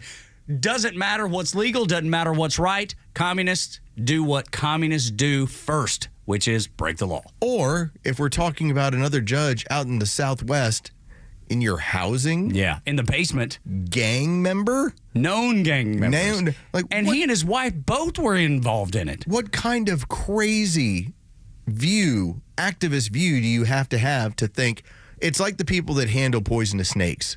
It's not going to bite me. It's fine. I'm taking care of it. It lives in my house. Right. I feed it mice. It'll never attack me. I will give that judge a little bit of credit because we always say, well, okay, if you want these illegals here, bring them into your home. Take them into your home. He did. He actually did. Jeray, that is a genius point. He actually said, oh, you want to see how dedicated I'm to this? Come on in, Manuel. I understand you have a criminal record. I helped destroy some of your evidence. Oh, by the way, I understand you have pictures of decapitated people on your phone, which is totally normal by all sorts of everybody's imagination. standards. Everybody has pictures of murdered, decapitated people. No big deal. All right, so you have those stories with that, and now you have the media trying to act like because of Donald Trump and the administration's strong stance on deporting these people that somehow his polls are falling. What they are failing to do, this is where they're missing this. They still think to themselves, it's a background fear they have. He's not running for re-election. He can't. But what if he does?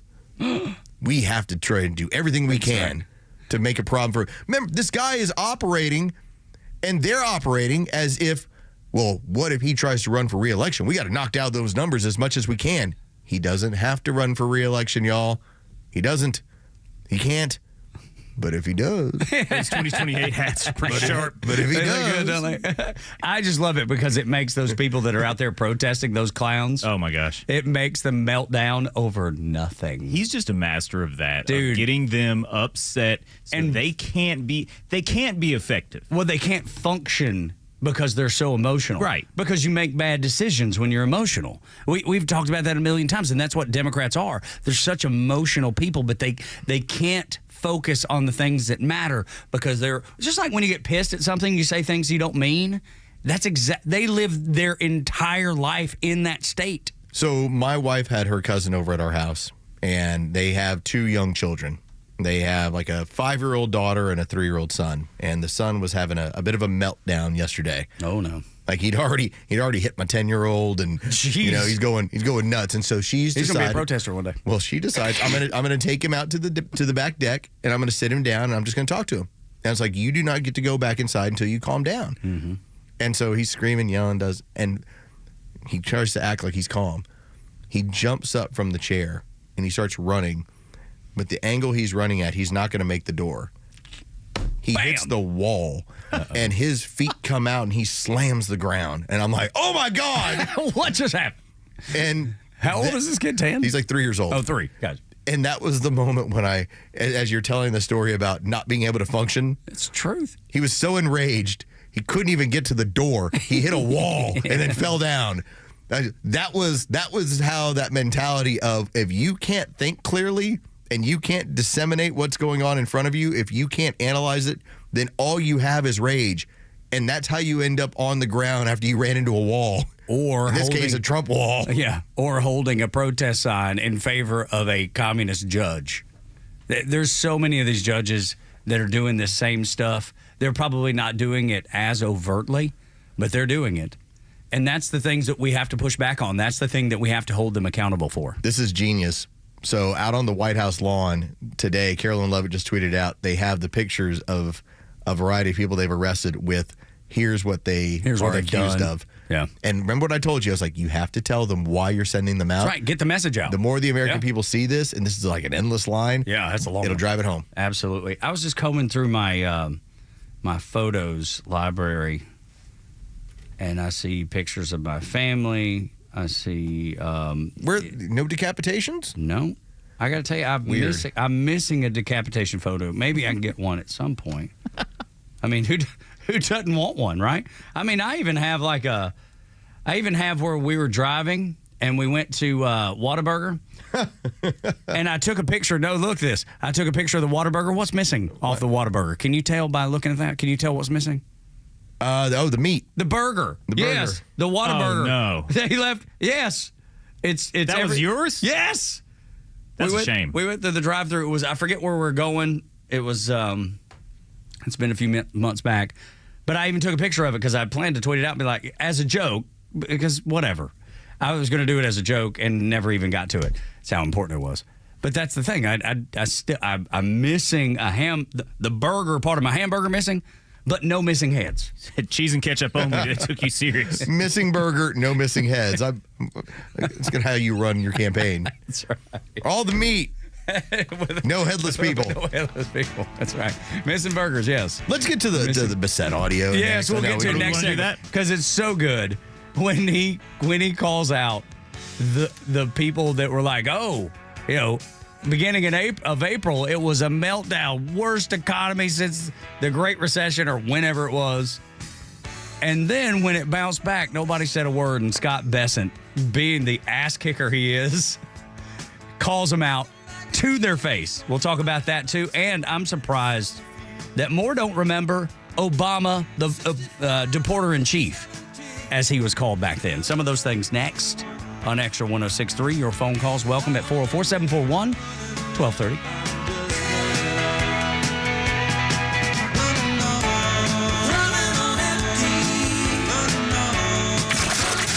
Wherever you are in Georgia, you can stream Xtra 106.3 in crystal clear digital with the all-new Xtra 106.3 app.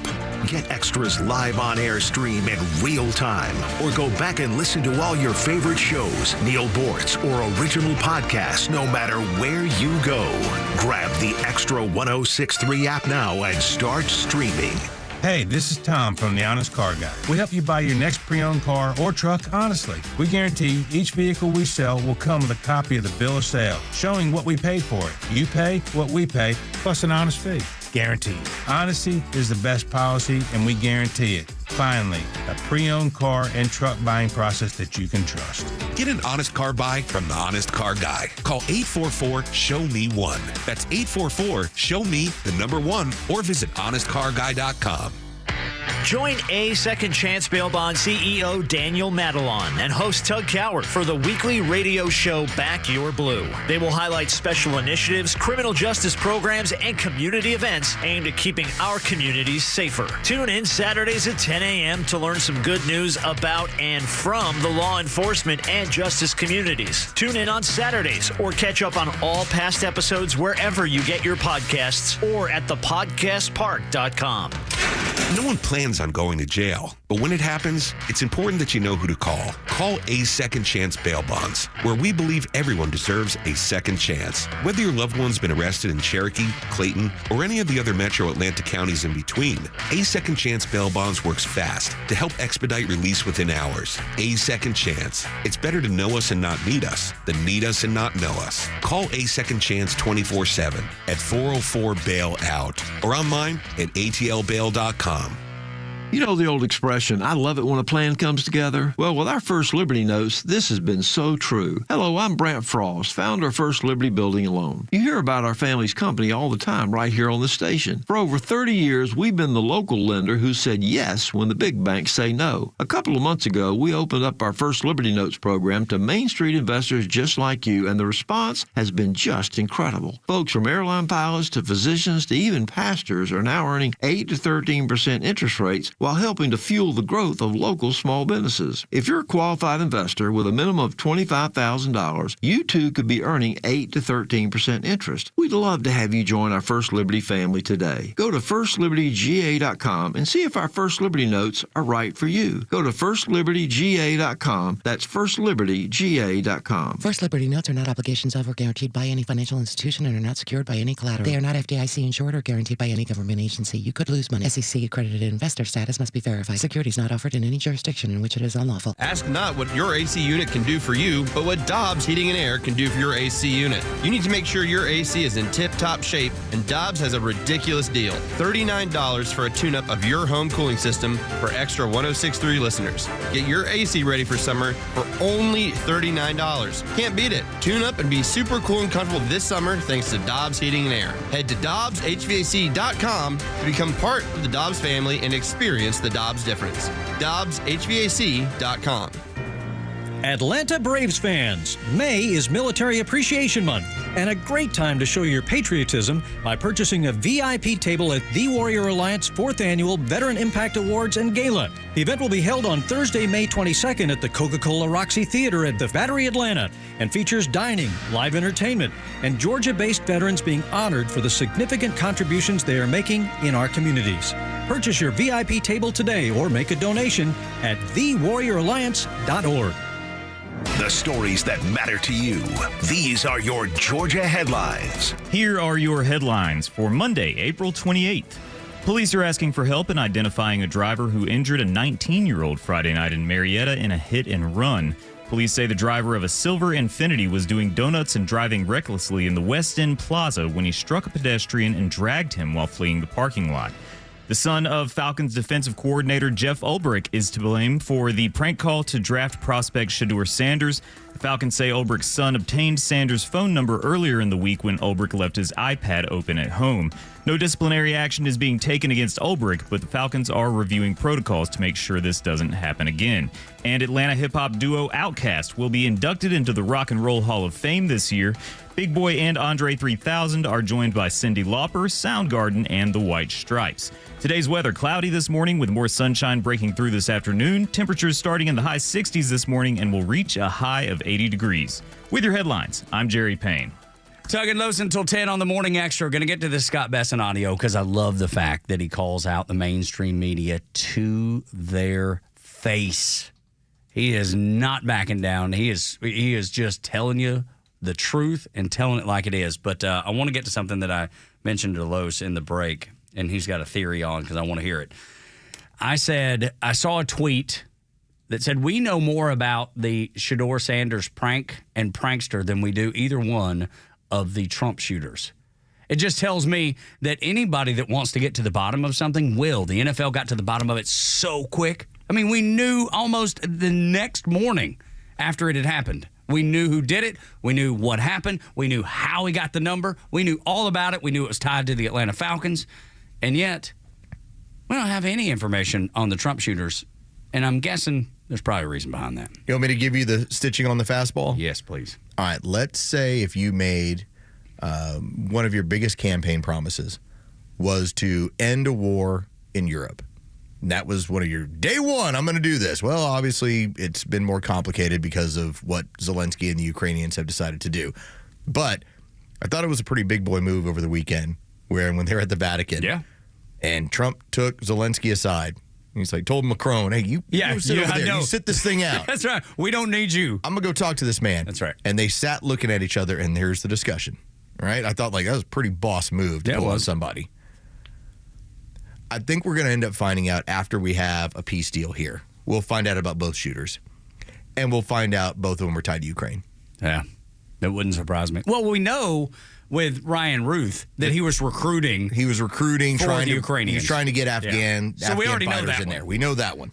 But the what was the kid's name in Pennsylvania? It'll come to me. That kid, we know very little about. If you recall, they cleaned the ceiling, the roof that he was standing on. They cleaned it, washed it before any forensics was able to. Thomas Crooks is his name, by the way. They cremated his body. Someone professionally scrubbed his social media. There's more to that story, and that should be obvious. If I wanted to make sure that the gravy train kept running, then the last person I could have elected is Donald Trump. Uh-oh. Because that was, if we still had, it wasn't even the Biden administration so much, it was just the cabal that is the communist left, the globalists. They would have kept the money flowing without end. There was no belief that they were going to change that. So you would treat Donald Trump as the enemy. I know that there's some tinfoil hat, but I think it all makes sense when you start getting right down to it that Donald Trump is making it a point.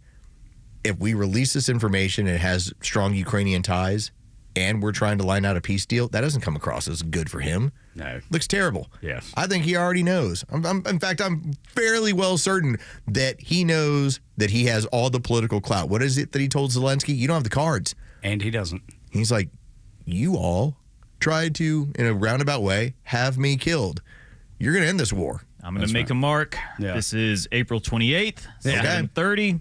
The Oracle of Atlanta called it. We will find out the Ukrainian ties to this are much deeper than anything we've been told. And once the war is over with, and once we have a peace deal, I think that's when we're going to start finding out more about how deep that ran, where they wanted to protect the gravy train. I mean, consider it. If the only way you can keep the Russians at bay is with American money, American arms, which we know is the case, then wouldn't you see somebody who wants to end that as a threat to your country? With 100%, yes. And you have the Europeans talking all big, and then they've got no cards either. No, none. And you have I think it's a German foreign minister I read this weekend urging the Ukrainians to reject the peace deal.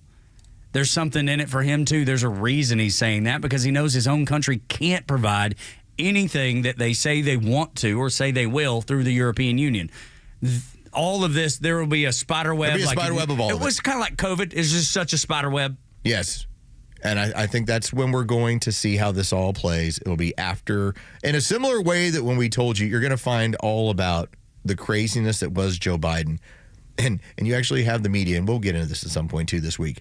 The media actually slapping themselves on the back, giving themselves awards for being strong enough to tell the people that Joe Biden was not working correctly. And then to say, we did damage to ourselves because we didn't tell this story soon enough.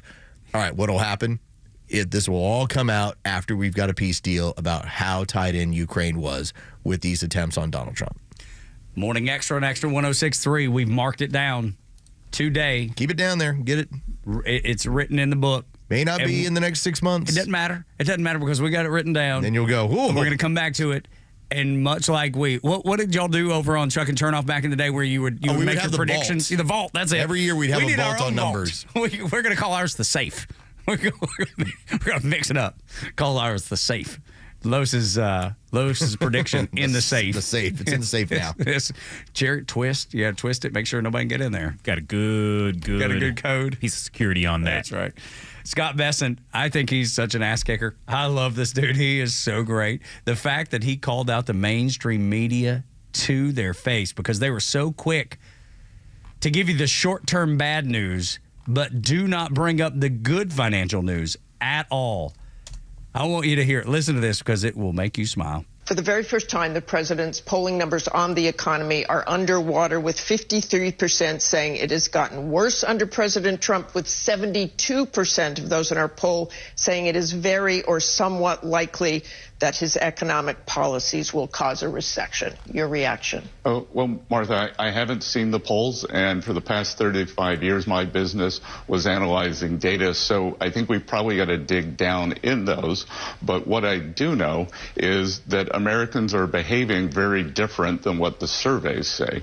So the surveys may say that, but consumers are still spending. So I prefer to look at what Americans are doing rather than how they're answering pollsters. And it doesn't worry you, the poll numbers that you have seen?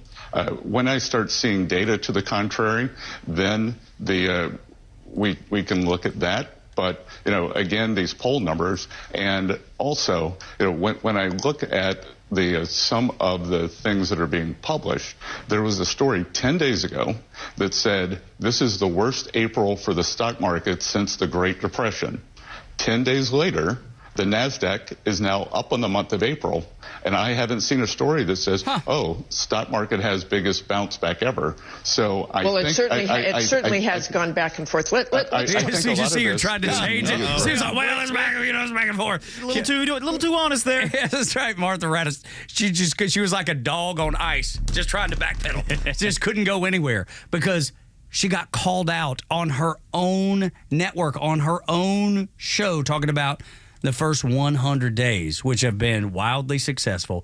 Trump has gotten so much done, even with having to combat the radical judges, the radical leftists. He has battled everybody and has still been successful, Los. And Martha Raddatz, that's the last thing she wanted to let her viewers know. No, by the time that you have the real information that's being tossed in her face, now it turns into, how do I spin this in a way where I get free from this? Well, it's been up and down. It's been up and down. It's been skyrocketing. That's exactly right. It really comes down to, and this is what we've now seen for the better part of 100 days.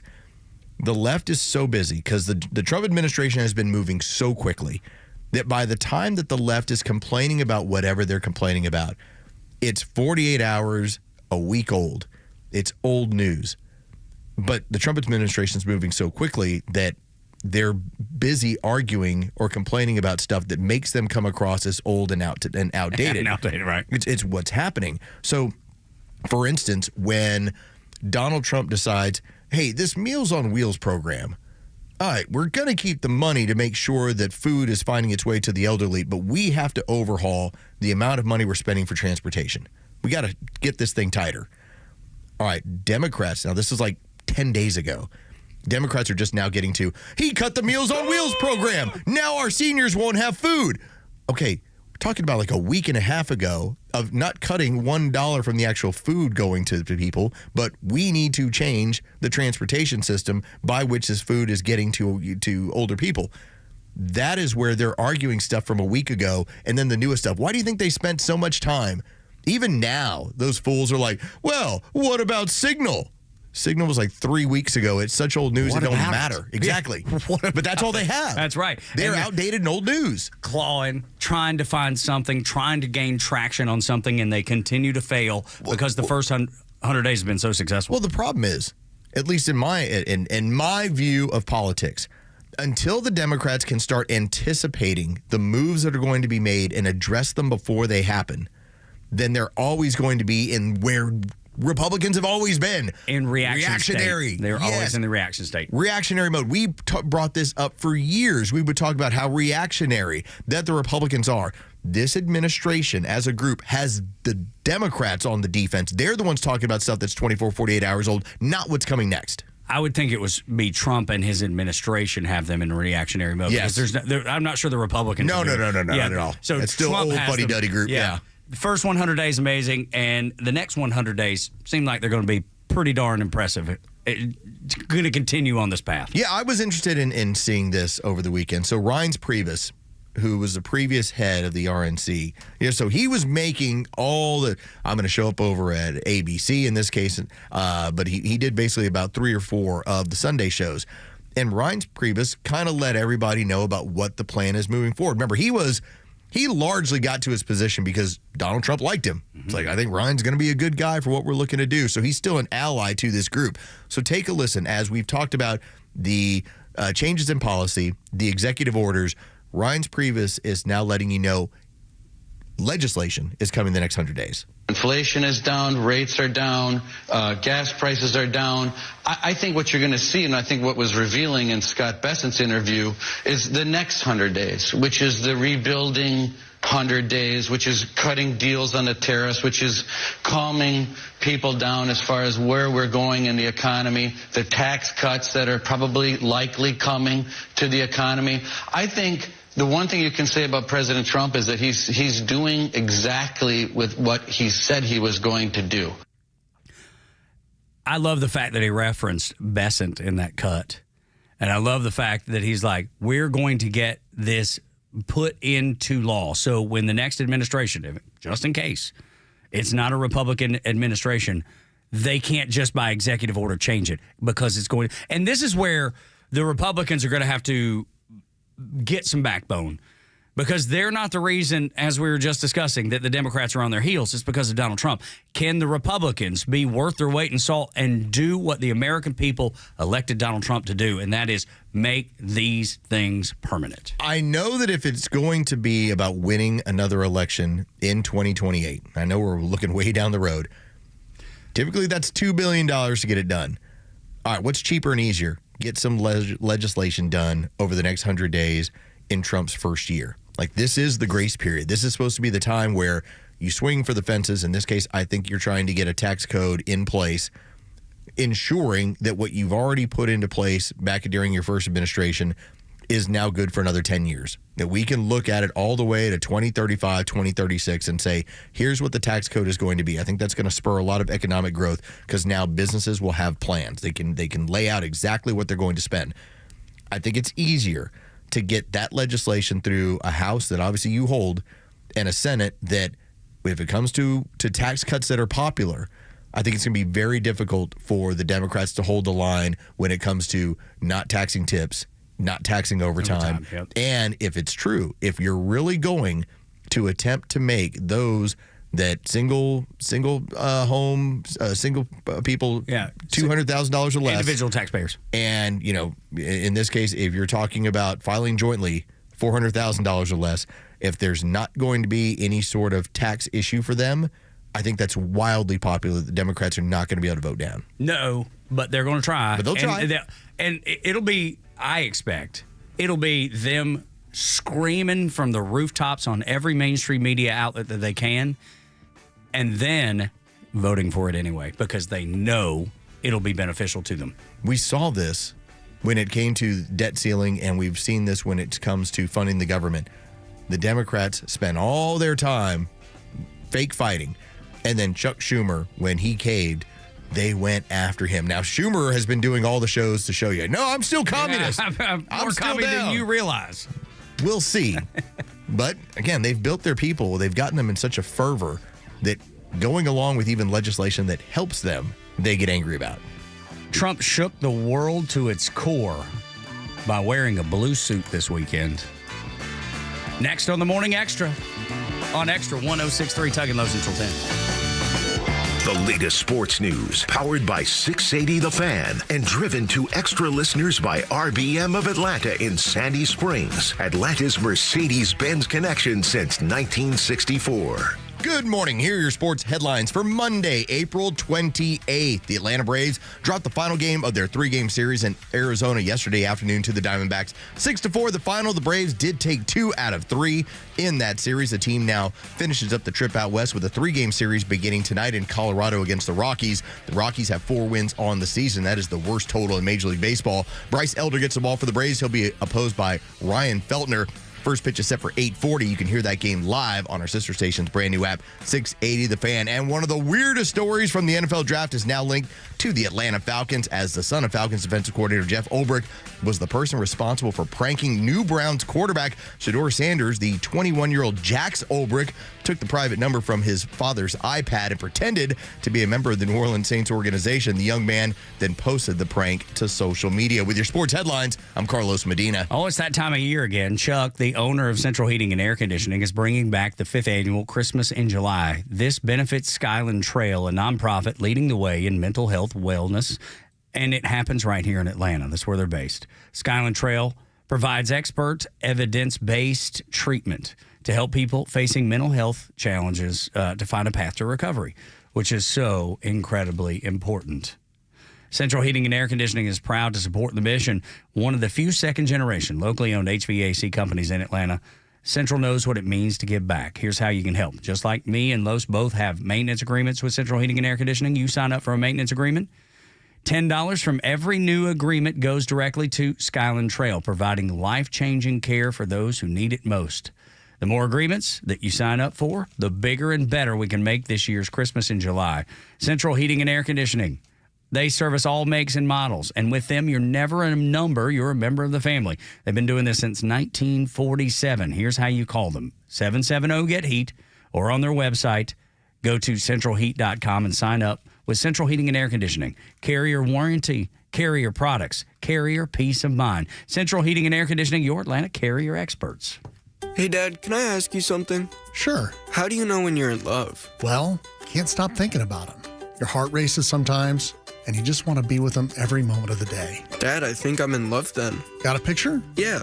Oh, yep. I remember my first Subaru, too. There are so many reasons to love a new Subaru. From Subaru of Gwinnett, like standard symmetrical all-wheel drive on most models, top-rated gas mileage, and technology and safety that will give you the warm and fuzzies. Like the 2024 Subaru Crosstrek, with 182 horsepower and up to 120 cubic feet of interior space. Or the 2024 Subaru Outback, built to take you off the beaten path with up to 9.5 inches of ground clearance. Add in their amazing staff and incredible service department, and you'll understand why love is what makes a Subaru a Subaru. But the only way to know it's the one is to come in for a test drive. Subaru of Gwinnett, Satellite Boulevard in Duluth, or start shopping online at SubaruofGwinnett.com. Hear that? That's the sound of the 2025 Duck Pluck event benefiting Special Olympics Georgia. This year, you can make a splash for the 18,546 athletes and adopt your duck today to support Special Olympics Georgia. With your duck adoption, you will not only be entered to win some awesome prizes, but you'll be sending athletes to games with everything from food to housing. The Duck Pluck will be held on Wednesday, September 17th, and you don't need to be present to win. So adopt your duck today, starting at just $10 at duckrace.com/Atlanta. There's a tidal wave of clean car happiness sweeping across Braves country. Tidal Wave Auto Spa is your go-to car wash destination for a game day ready ride. Experience Major League Clean at Tidal Wave, the official car wash of the Atlanta Braves. Stay clean car happy all season long with membership discounts, exclusive giveaways, and more. Visit TidalWaveAutoSpa.com/Braves for details. My car is happy. I am happy. Tidal Wave Auto Spa. The Dean's List with Janice Dean. A sweet dog named Roxy with a superhero marking on her fur makes today's Dean's List for giving a veteran from Ohio a new outlook on life. William Botger served in the Army National Guard, and despite living with PTSD, memory loss, and a loss of his right eye, he is grateful for Roxy's love and support she gives him every day. William was introduced to Roxy as a birthday gift when she was just 2 months old. He saw the little bat wing marking on her fur right away, and it reminded him of one of his favorite movies. He says it's fitting because Roxy knows right away when he needs something and is right by his side. Statistically, service dogs improve the lives of our veterans who live with PTSD, helping them find renewed enjoyment in life and even helping them to live healthier lives. William says he has taught Roxy many new tricks, and he knows she is always there. Janice Dean, Fox News. You can make a lot of good arguments the federal government can help out in a lot of ways, but I'd say a good 40 to 50% of the federal government spending is wasteful. The Kimmer Show every afternoon from 3 to 6 p.m. on Extra 106.3 and the Extra app. Tug and Los until 10 on Extra 106.3. Glad that you are here. 7 o'clock hour brought to you by Van Sant Law Group. If you're in an accident, make the right call. VanSantLaw.com. So I'm not Catholic, but I certainly respect the Pope. When I was in the Navy, I was able to see Pope John Paul II give a blessing of the crowd there in Rome. It was amazing. And again, I'm not Catholic, but I appreciate what it is, and I appreciate all of it. I saw the Pope. Yeah. Back in the 80s when I was a kid. Yeah. In fact, I had to use a Pope scope. What's a Pope scope? Well, that's what they were selling in San Antonio. It was one of those boxes with the mirror and the mirror up top. So you could get above higher, the crowd? So you could see above the crowd. That's how everyone had to use Pope scopes. The Pope scope. Yes, of course. Saw them in the Pope-mobile. Man, there's just something about the Vatican that is unbelievable. Just the math behind the building, the way the columns all line up. I mean, it's I've never seen anything like it. Even as a dumb kid at 20, seeing it for the first time, I was absolutely blown away by it. So, I paid attention a little bit to the funeral this weekend. Obviously, all the dignitaries there around the world. Donald Trump being one of them. But then there's something that triggered the media. Donald Trump apparently was asked to wear black, and he wore a blue suit. Oh, no. And then the picture I saw from, I think it was ABC Los, Donald Trump was the only person in this picture wearing... The only one? The only one. Just being so disrespectful as ABC laid it out to me, telling me what I needed to think about how terrible Donald Trump is in this one picture that they had posted. ABC showed me a picture of him in a blue suit and said he was the only one. Only one, until you zoom out, and then you realize that ABC... like usual, is misleading you. It was all over the place. They were everywhere. There are so many people in blue suits. And I was supposed to believe that Donald Trump was the only one because he's the bad man, the orange man bad that can't follow the rules, that does everything wrong and goes against every wish of every dignitary and every world leader and disrespectful to the death of the Pope. And then it turned out to be fake news. Imagine that. I don't really own suits that are good for funerals. Like, I got a darker suit, but it's not like I have gear where I go, oh, well, just in case if somebody dies, I got to be ready for this. Now, Donald Trump's a different matter. Well, sure. It's a different matter. But when you saw everyone in there, and typical, the tight shot, you're always asked to wear dark colors. It's a dark suit. It's just blue. Same thing with everybody else that was in there. Even their blue suits, dark. Yeah. I mean, that's the whole idea.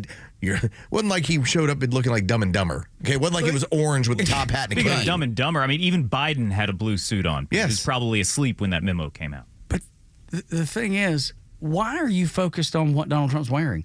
I thought it was about the passing of this man. But they had nothing else to do, and their emotion, because we know they're emotional, wouldn't let them see what was happening in front of them. They had to try to find something to convince the people that are still there, feed them that red meat. Look how bad Donald Trump is. I know that when I pulled up today to go get my gas, I was like, man, I made it through the weekend. Nursed that tank down to nothing. And when I pulled up and I fueled up, and it was $2.97, the first thing I thought about as I was squeezing that gas handle was, damn it, he was in a blue suit. How could he? How could he be in a blue suit? As I walked out of Publix yesterday, having actually picked up a few items and went, wow, it was only $14, and now these are a couple meals that we're going to have here, I thought, that man in the low orange, down and he's wearing a blue suit. He's orange. He looks like he's an Auburn fan with his orange face and his blue suit. See, this is what the legacy media, and part of it, I think part of it is that you and I, Tug, we disconnect from this stuff. And I know Jerry does as well, because I don't see any texts or anything from him other than if it's something that's just funny, then we share something funny during the weekend. And most of the time, 99% of the time, it has nothing to do with politics. No. It just something that made us laugh on the internet. Might be a cat video, might be a video of a woman working out. You never know. It could be pretty much of anything. I see you smiling. But it's because it's not dominating our viewpoints on everything all the time. I think when you're in that level of the news media, you're looking for anything and everything all the time. Well, I can't believe you tire out your audience. I cannot believe that they're still doing this, because I did not vote for Trump in 2016. I didn't vote for Hillary either. I was sitting out and I was just like, whatever. But over the next 4 years, when I saw over and over, and it started with the Many Fine People hoax. Oh, right. Which still populates. It still comes up. People still don't realize that they cut that clip, they edited that clip short.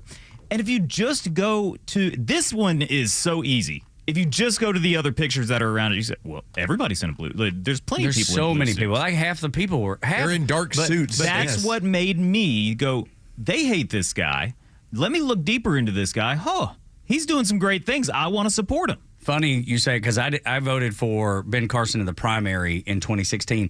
But when Trump was the nominee, I didn't vote for Trump. I voted against Hillary. Mm-hmm. That was my whole plan, because I was like, there's no way. This woman she's dastardly. I think the woman is evil. And I don't use evil very much, but I think she's got remnants in there of evil, because she is so low down. I've talked about this before, that in the now going on close to 14 years I've worked in this building or worked with this company, there's only been 2 times where I said, that person who works here, they have a big bag they bring with them everywhere.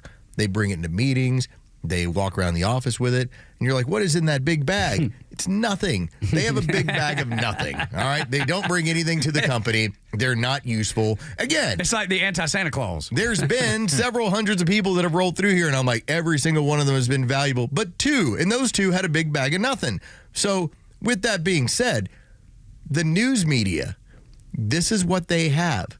They are carrying around a big bag of nothing. That's right. This is all they've got. You're going to, in this time, with the amount of challenges this country has, you're going to focus a weekend on a suit and on skewed AP polling. Yes, yeah, which they did both. Come on. That's carrying around a big Santa Claus bag of nothing. And I just can't imagine living my life that way. There's not any of me that craves living my life that way. And that includes figuring out what Hillary Clinton's up to just so I can say something bad about her, because I don't think she's a good person. I don't do that because I don't have the energy. I don't have the energy to do that. Nor the desire. There's nothing I want to talk about when it comes to any Chuck Schumer, I don't care. Hillary Clinton, don't care. I don't care about any of those fools. That's the difference, I believe, in you listening and us on this show and the legacy media, the drive-bys that Rush, as Rush called them, is that they live their life to find this story. That is what their producers are scouring the internet for. And they found one shot that was cropped enough so it looked a particular way, and they could use that as the both, good people on both sides. That could be the next hoax. That's what they're looking for. They spend every weekend looking for it just to present it to you. At least they had something as fervent as race, and somebody died, and who actually caused this, and what were these sides arguing about? This was a suit. You've got a giant bag of nothing. You have very little to get after. And this administration gives you so few targets to go after. That's right. What are they most upset about? Pete Hegseth? Yes. Because he won't send our young people to war, right. And yet he's still trying to strengthen the military? Yeah, they hate that. That's what they're upset about? Hate it. They're upset about the richest man in the world saying, yeah, let's go find waste, fraud, and abuse. And, oh, by the way, I'm going to put, the smartest people in the room in charge of this so that we can take care of this for the American people. And that's what they're upset about? They got nothing else, dude. Big bag of nothing. They got nothing else. It's a wonderful time. Yeah, it is. It's a good time to be alive because we've never experienced it, or at least not like this. Not like this. I assume, because I was young when Reagan was in office, I remember him vividly. And I remember how much they made fun of him. And I always wondered why. And what set it off for me was the Genesis video for Land of Confusion. It had the Muppet thing of Ronald Reagan. And I was always like, why do they hate this guy so bad? And I was just a kid, so I didn't know. I had no idea.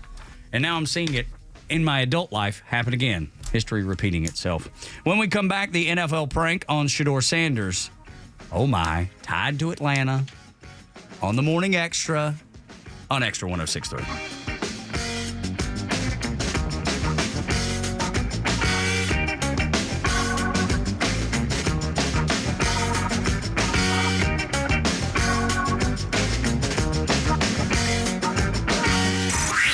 Time for the Bortz Report, exclusively on Atlanta's only conservative news and talk station, Extra 106.3. We're coming up on 100 days of the presidency of Donald Trump. Most of it, in my impression, has been good. Some of it, not so good. I particularly like his actions in getting undocumented, illegal aliens the hell out of this country. I also applaud his efforts to reduce the size and intrusiveness of our federal government. When it comes to the tariffs, a little iffy. I'm not sure how it's going to work.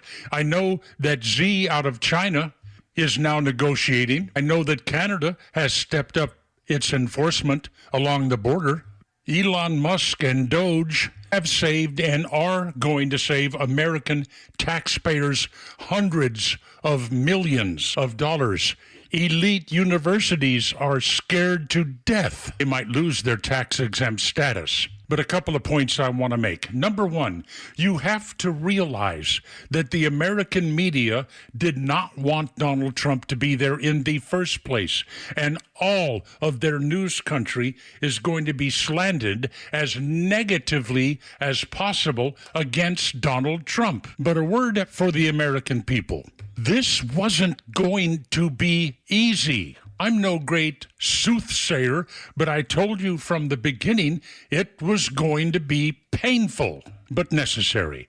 So let me go back to something I said to Kim Peterson last week when I interrupted his show. America had and has cancer, the cancer of big government. For America to survive, that cancer must be dealt with, wiped out, eliminated to save the country. Donald Trump, Elon Musk, they are the chemotherapy that is going to kill this cancer. But chemotherapy hurts. It's painful. I know, I've been there. The cancer patient, that's us, doesn't whine about the chemotherapy. We endure it for the purpose of a healthier future. Think about it. Stop the whining. Neil Bortz, Extra 106.3. This is Atlanta's new home for Fox News, Extra 106.3 FM. This is House Call for Health. Only a few days left in this month. Still time to talk about April being Foot Health Awareness Month, highlighting the importance of feet and how they impact our overall health and well-being. The Environmental Health and Safety Services, part of HHS, has a few tips. First, you should examine your feet daily. Look for any changes to appearance, texture, or color, especially those with diabetes or poor circulation. You should also practice good foot hygiene. Wash them every day and dry them, especially between your toes. That will help reduce the risk of infections like athlete's foot. Make sure you're wearing the right shoes with good support and a low heel, as shoes with narrow toes can cause issues like hammer toes or bunions. And lastly, don't be afraid to seek professional help. If you have constant discomfort or pain, head to a podiatrist for a checkup. For more health news, go to foxnewshealth.com. House Call for Health. I'm Lisa Brady, Fox News. WFOM and W292 EV Marietta, a Dickey broadcasting station. The 8 a.m. hour is brought to you by Central Heating and Air. Russia is planning a ceasefire in Ukraine. I'm Dave Anthony, Fox News, but only May 8th through the 10th, as President Trump pushes for an end to the war. I want him to stop shooting, sit down, and sign a deal. We have the confines of a deal, I believe. That's the president after the day after he met with Ukraine's President Volodymyr Zelensky in Rome, where they attended Pope Francis's funeral. President Trump is really steamed at the Russians and at Vladimir Putin for continuing to order troops on the front line to attack targets inside Ukraine. Fox's Peter Ducey at the White House. Zelensky is now saying that these longstanding issues of what territory Russia would get to keep or what they don't get to keep can soon be agreed to, but there has to be a full and unconditional ceasefire first. We'll get an update at the White House this hour from border czar Tom Holman after a raid early Sunday at a Colorado Springs underground nightclub. More than 100 illegal immigrants taken into custody. In addition to the illegal immigrants, the DEA says more than a dozen active duty U.S. service members were also detained, some of whom were said to be working security. The agency also says the club has been linked to gang members from Tren de Aragua and MS-13. That's Fox's Doug Luzader. We mentioned Pope Francis's funeral. We got confirmation this morning from the Vatican that Cardinals will start the conclave to choose the next pope May 7th. The 2013 conclave was protected by devices blocking phone calls, text messages, and internet access. They also need to install a chimney on the chapel roof. When it pumps out white smoke, the cardinals will have voted in a new leader of the Roman Catholic Church. Fox's Jonathan Savage. Congress returns from a 2-week break. With Democrats facing an uphill battle without the votes to block the budget bill Republicans are working on to fund the president's agenda and extend the 2017 Trump tax cuts, House Minority Leader Hakeem Jeffries says, we are witnessing in real time an attack on the economy, an attack on health care. America's listening to Fox News. If you're living with dry age-related macular degeneration or dry AMD, you may be at risk for developing geographic atrophy or GA. GA can be unpredictable and progress rapidly, leading to irreversible vision loss. Now there's something you can do to slow it down and get it going slower. Izervay is proven to slow GA progression. Izervay gets GA going slower. Izervay or avacincaptad pagel is a prescription eye injection used to treat GA. Don't take it if you have an infection or active swelling in or around your eye. Izervay can cause eye infection, retinal detachment, or increased risk of wet AMD. Izervay may temporarily increase eye pressure. Your vision may be impaired after an eye injection or exam. Don't delay. Ask your doctor about Izervay today. Izervay gets GA going slower. Visit Izervay.com. That's IZERVAY.com. Tired of all the negative media manipulation? Wake up feeling right with a Morning Extra on Extra 106.3, Atlanta's only conservative news and talk station. It is Great Monday on Extra 106.3 because you're here. And we would love to hear from you when you have time, when you want to be a part, when something you want to get off your chest comes up. At 404-741-1230 at Extra 106.3 across the social media platforms. Want to say hello and a tip of the hat to the ladies listening to the Morning Extra, because those numbers are surprisingly good, because it usually doesn't happen like that where ladies show up for political talk shows And you are. It's mostly Tug. Well, I'm not sure about that. With a solid assist from Jerry, but we are the ladies' choice for up-to-date political discussion. I just love those baby blues on Tug Cowart. I don't know about that, but I'm just glad that ladies care, that ladies are engaged, because usually if you can get the girls in, the dude's going to follow. Oh, well, yeah. That's always the truth. Whenever, and this, I'm going to bring it back to sports. Remember when Nick Saban, when he coached at Alabama, and he would get so mad at the student body leaving in the third quarter? Yes. He just gets so angry. It's like, you can't leave. No, we're going to change the ticket prices. We're going to change how we do this. My coach, when the girls leave, the guys leave. And I was like, and in part because we've also created the scenario that we are so cautious, and we should be. We're so cautious on college campuses that when you have a girl that's intoxicated, the girlfriends rally around her, circle the wagons, and they don't let young men approach them. That's what they do. That's as they should. So the goal is the guys want to be talking with the girls before there's ever a level of intoxication. Right. So everything's fine. This is what chess is. That's basic dating in college. Right. That's all that is. If I've been talking to her for 2 hours and now we're both a little intoxicated, her friends aren't going like, well, we got to get her out. They're like, okay, they're cool. We're fine. good here. Everything's good here. Well, it's the same concept. We're here. We're not intoxicated yet. So we have better conversations, and your girlfriends aren't going to judge the fact that you're hanging out with Tug and me and Jure. That's right. They'll actually support it. They'll say, okay, well, right. I'll give it a listen. Let's see what they're talking about. Those fellas all right. They're doing things okay. But we appreciate the ladies listening, because I think it's so very, very important that we speak to ladies, because, 50% of the country is ladies. But this was one of the important aspects of what happened during the 2024 election. We were told ad nauseum that Donald Trump was not going to do well with suburban women. And in fact, Kamala Harris didn't really even court women that strongly because she felt this is automatic. It's in the bag. They're not going to think for themselves. They never considered the financial implications of what you'd been dealing with for 4 years. They completely ignored it. In fact, they told you, no, you're good. Eggs are not expensive. There's not a problem here. And so many women, and a large amount outside of, I guess the numbers ended up being, I was like 24 to 34. 24 to 34 college-educated white women, they're the only ones that hung with Kamala Harris. Most every other woman demographically swung back towards Donald Trump because they recognized the issues that were going on, especially when many of y'all are the domestic chiefs of staff. We do what you tell us to do. When my wife says, hey, might want to put that on the credit card for a couple weeks. I'm like, okay. Yeah, done. Hey, we need to eat at home a little bit more. Okay. Or, hey, we did pretty well with that. You know what? We might look into that new car. Okay. Let's go. She's the one who runs that stuff. That's exactly right, man. And it's same with my wife's an accountant. So when it comes to the finances of the house, she knows. And she tells Tug, no more gators in the moat. That's right. We can't get another one this week. That's right. But we're up to like 19. Tug I just Palace. want the 20th. I just want the 20th gator. You see, the problem is some of them feed on each other. That's right. So you got to keep getting more. Hey, let me tell you, the big ones eat the smaller ones. That's right. It happens once in a while, and it's gruesome when you see it. Very gruesome. Nobody wants to see it. Pretty entertaining, though. So that's how Tug Manor. That's how he keeps it safe. That's exactly right. Morning Xtra and Extra 106.3. Ladies, thank you for being here. And if you ever want to be a part of the show, you're more than welcome. Again, 404-741-1230 at Extra 106.3 across the social media platform.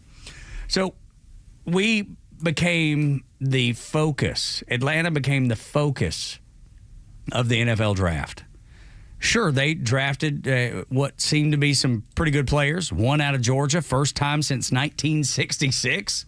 Is what I read this weekend. I saw a video of Buck Bellew. He was on the floor. Couldn't believe what he was seeing, I'm sure. That the Georgia Bulldog had been drafted in the first round by the Atlanta Falcons. And then they made a move, got a great player out of Tennessee. But none of that kept them in the news as long as what happened with Shedeur Sanders and it getting linked back to Atlanta. Why can't we stay out of the news on these things? Why did the Falcons continue to get caught up in like the dumbest things that cost you draft picks, cost you fines? I mean, remember, this is still the franchise that when they brought in Kirk Cousins and during his introductory press conference, the Falcons quarterback, the backup quarterback now, he's like, oh, yeah, no, I talked to the medical staff yesterday. Like, well, you weren't allowed to. The NFL looked into it and they said, okay, that's a 5th-round pick. You lose that. This is a team that lost a 7th-round pick because they were artificially pumping noise into the stadium. I remember those days. All right. Well, I mean, it wasn't that long ago. Yeah, this is what's happened here in the last several years. This time around, Shedeur Sanders, the Cleveland Browns quarterback, who is he's gonna be in a room with like 5 guys. They're gonna have to figure it out. He was dropping in the draft. Thought to be a 1st-round pick at one point. I had him as a 2nd. He falls out of the 2nd, goes to the 3rd. Then I start to hear his interview process went so badly, and the stuff he was talking about and the way he was coming across the teams, that it was going to be a pretty precipitous fall. He goes to the 5th round. He gets drafted by Cleveland. But during that time period, the news gets out. There was a prank. Somebody called him on his bat phone. The bat phone is when only league officials have your number. And typically guys will get a phone strictly for the draft so that you call them any other time on the regular phone. This other phone is strictly for NFL personnel. And so he has one of those. He gets a call on that phone. Somebody's pretending to be New Orleans Saints general manager Mickey Loomis and tells him, hey, we're going to be drafting you next, but you're going to have to wait. And so Shedeur's like really confused. Like, first off, how do you have this number? It's not possible. Turns out it's not. Jax Olbrich, a 21-year-old student, Ole Miss kid, he is the son of Falcons defensive coordinator Jeff Olbrich. He pulled the number from his dad's iPad and decided to prank Shedeur Sanders and then post it online. Oh, my God. So now the NFL, like the Falcons is like, hey, we figured it all out. Mea culpa. This is our fault. Everybody's sad about it. And the NFL is still saying, this is not supposed to happen. This is a black eye. I would not be surprised if the NFL hits the Falcons with a fine over this stuff, over a prank from a 21-year-old who clearly did not know any better and might be a little entitled to pull something off like this. Well, yeah, definitely entitled. Like, I just think I'm impressed that you had the cojones to do it. I'm not saying it's the right thing, but I'm impressed that you had the balls to do it.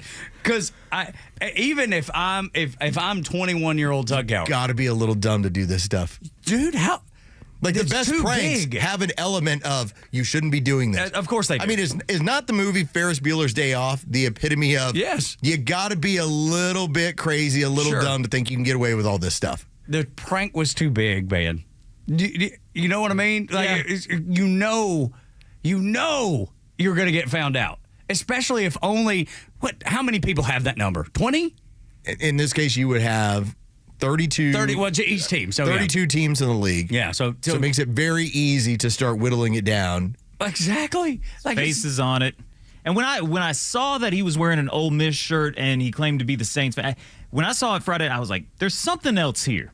And to turn around, of course, his dad works for the Falcons. Oh, I'm going to tell him I'm the Saints. How do I? Well, and that was the joke, because the Saints were the team that was rumored throughout the entire process that they were interested in doing Shedeur Sanders. So the kid was plugged in. He knew what the rumors were.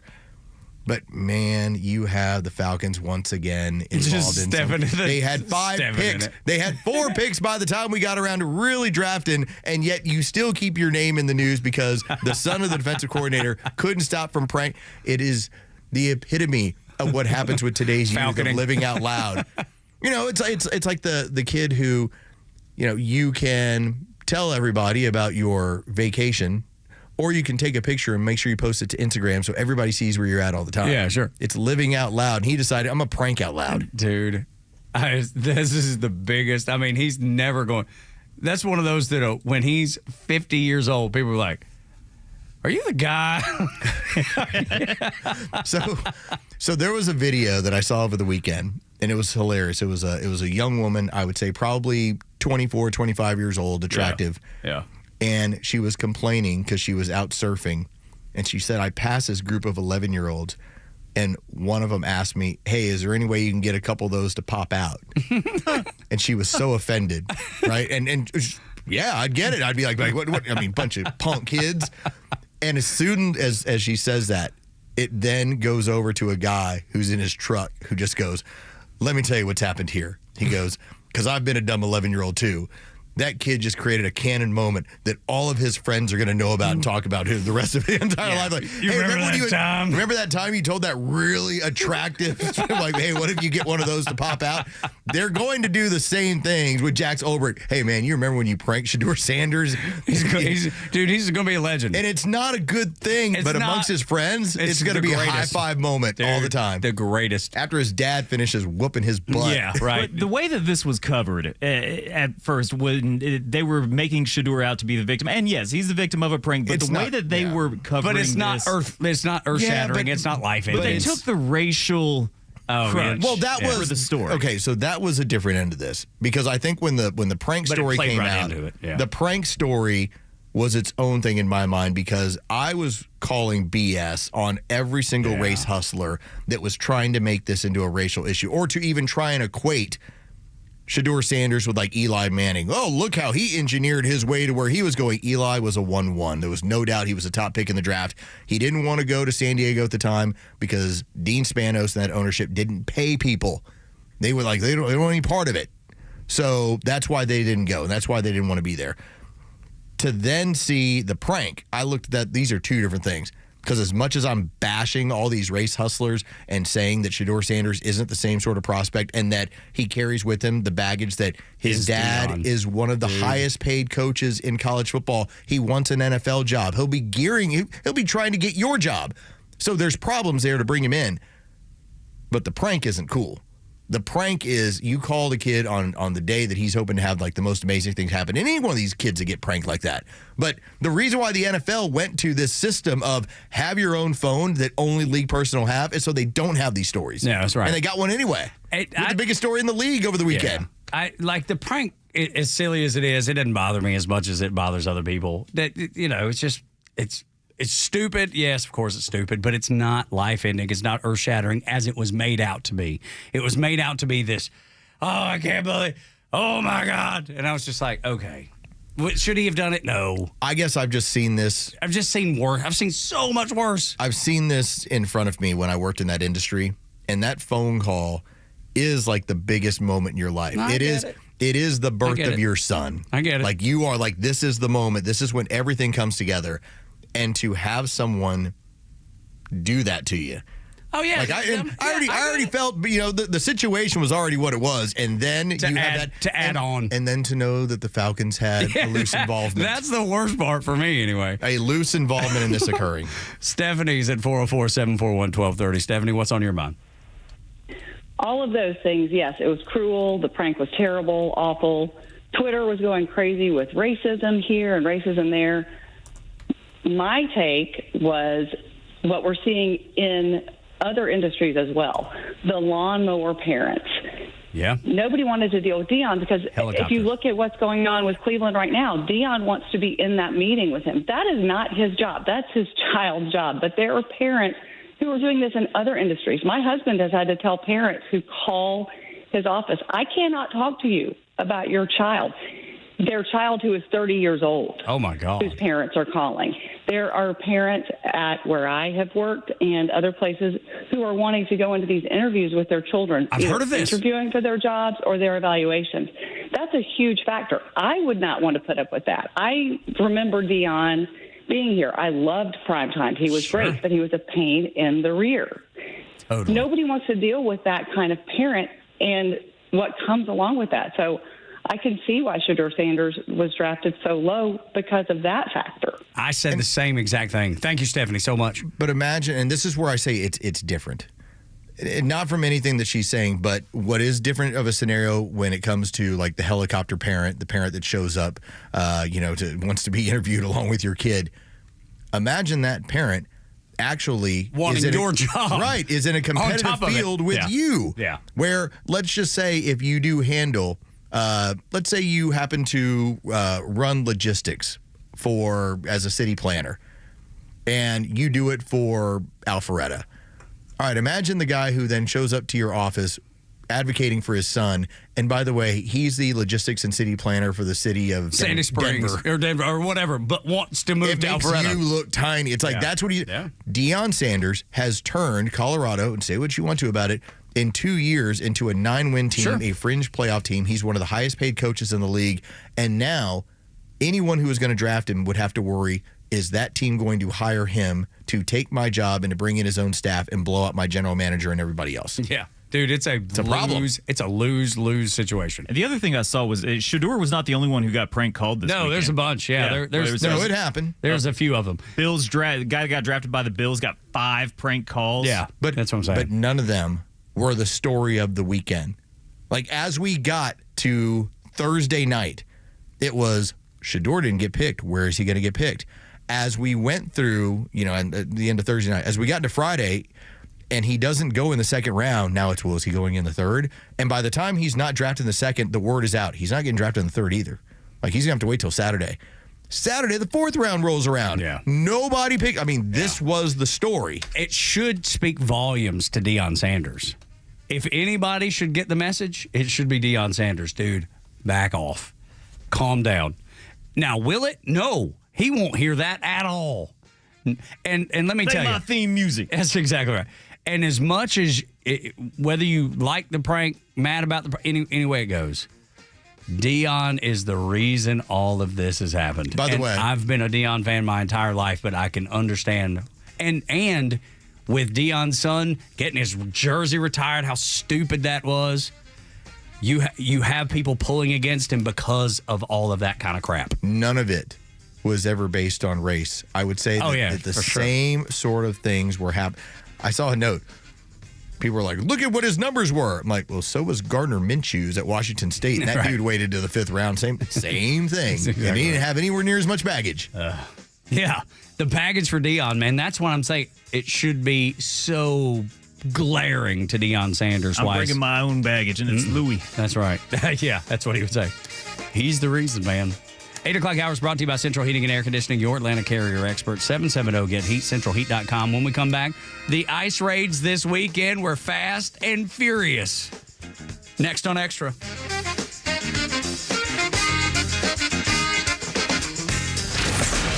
Live and local news talk continues at 3 p.m. with Kimmer, Pete, and Flounder. It's the Kimmer Show, only on Extra 106.3 and the Extra app.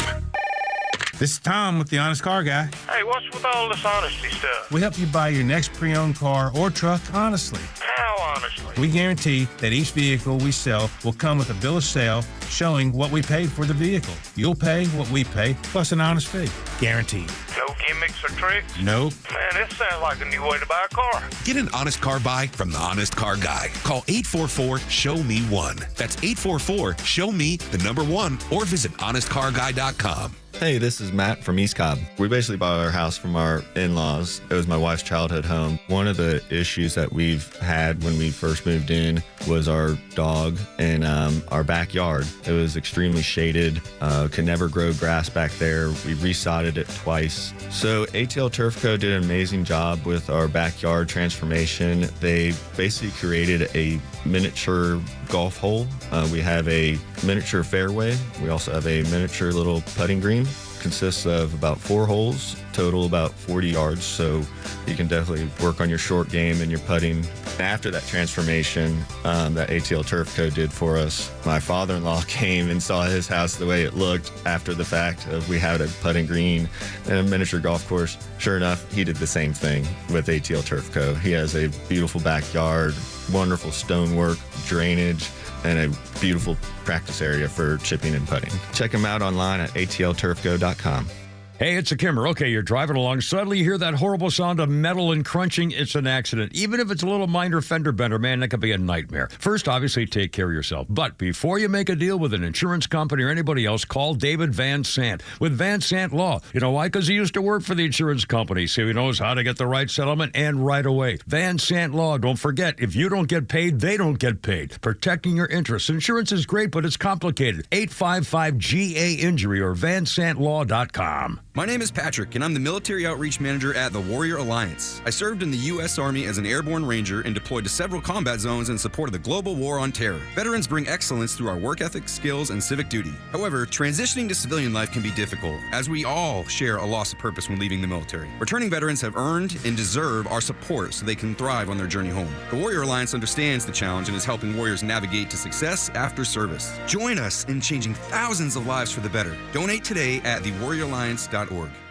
Fox on Tech. On the heels of China announcing it will begin incorporating artificial intelligence learning in schools, President Trump signed an executive order seeking to make sure U.S. students aren't outpaced. We have literally trillions of dollars being invested in AI.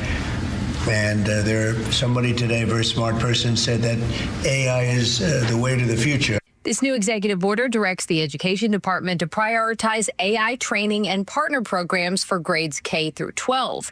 Mackenzie Price, co-founder of Alpha School, which utilizes AI learning, says for classrooms to ignore the technology would be like ignoring the internet 20 years ago. We need to train our teachers and our students how to use AI tools well so that they can focus on creativity and critical thinking and always being ahead of AI. A White House task force has been established to equip classrooms for AI learning. With Fox on Tech, Alexandra Hoff, Fox News. The stories that matter to you.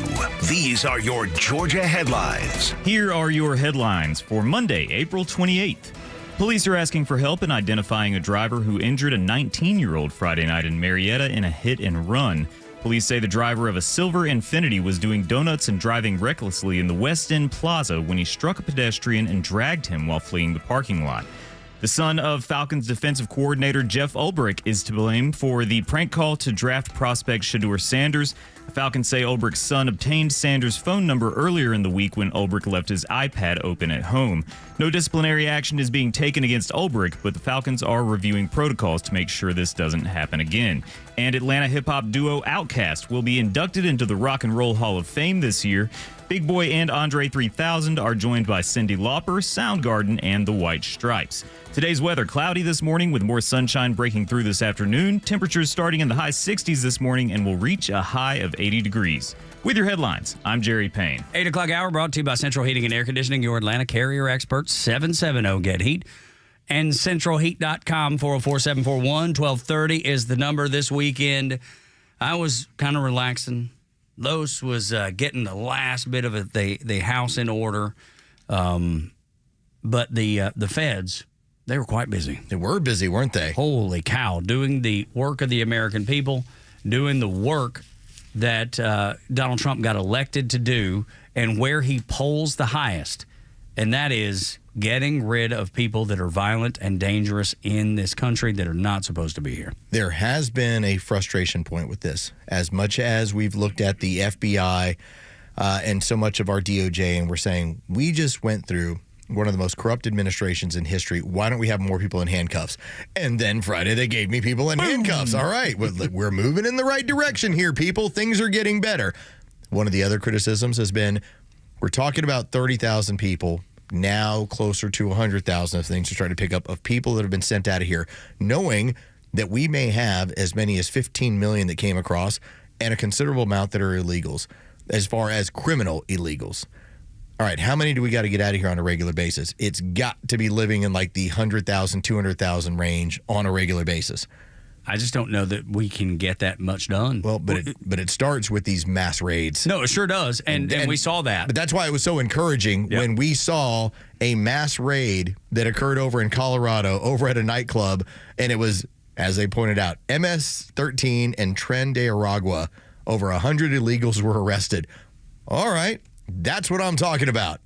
Like, you know where it feels like one of those scenarios where everyone knows where they are, but can you organize enough police force, enough ICE? Can you get something to where you can get enough of them that are detained, and then here's your due process, whatever. It's just that frustrates me so much because you don't have the same due process rights as a regular American citizen, and then you're out of here. I think that these raids, if they continue, and I believe they should. Now we've got two really good ones. If they continue, that's going to continue picking up more steam for Donald Trump and this administration. Yeah, because the numbers are so giant that if you went there, and Trump talked about it, if you were to try every one of these people, give them a day in court, if you will, it would take 200 years to get to all the people. They didn't come here legally. I just don't care about the due process of somebody here illegally and breaking the law. especially when it's heinous acts, and we've seen it over and over again. I mean, the one that always comes to mind is Laken Riley. Obviously, it happened here, and it was so terrible. I don't have it in me to care about due process for someone that doesn't belong here and then is killing, raping, maiming, and doing all these things. I just do not care. I want it done, and I want to see the Trump administration do what they campaigned on doing and are, but the pace has got to get, so much more. And Tom Homan knows that. He even talked about it on the weekend shows this weekend. How, yes, we're doing the best we can. We got to have more funding. And then we got to get these activist judges out of the way that are sneaking people out the side doors, which is insane. They didn't care about the law when these people were coming in, and now all of a sudden they care about the law. It is spitting in the face of the American people and what they voted for. I've referred to myself, as we now get into Trump 2.0, I've identified as conservative for a long time. I've referred to myself as the new right, and what I believe the new right is much more, if you want to be definitive, I'm an aggressive nationalist.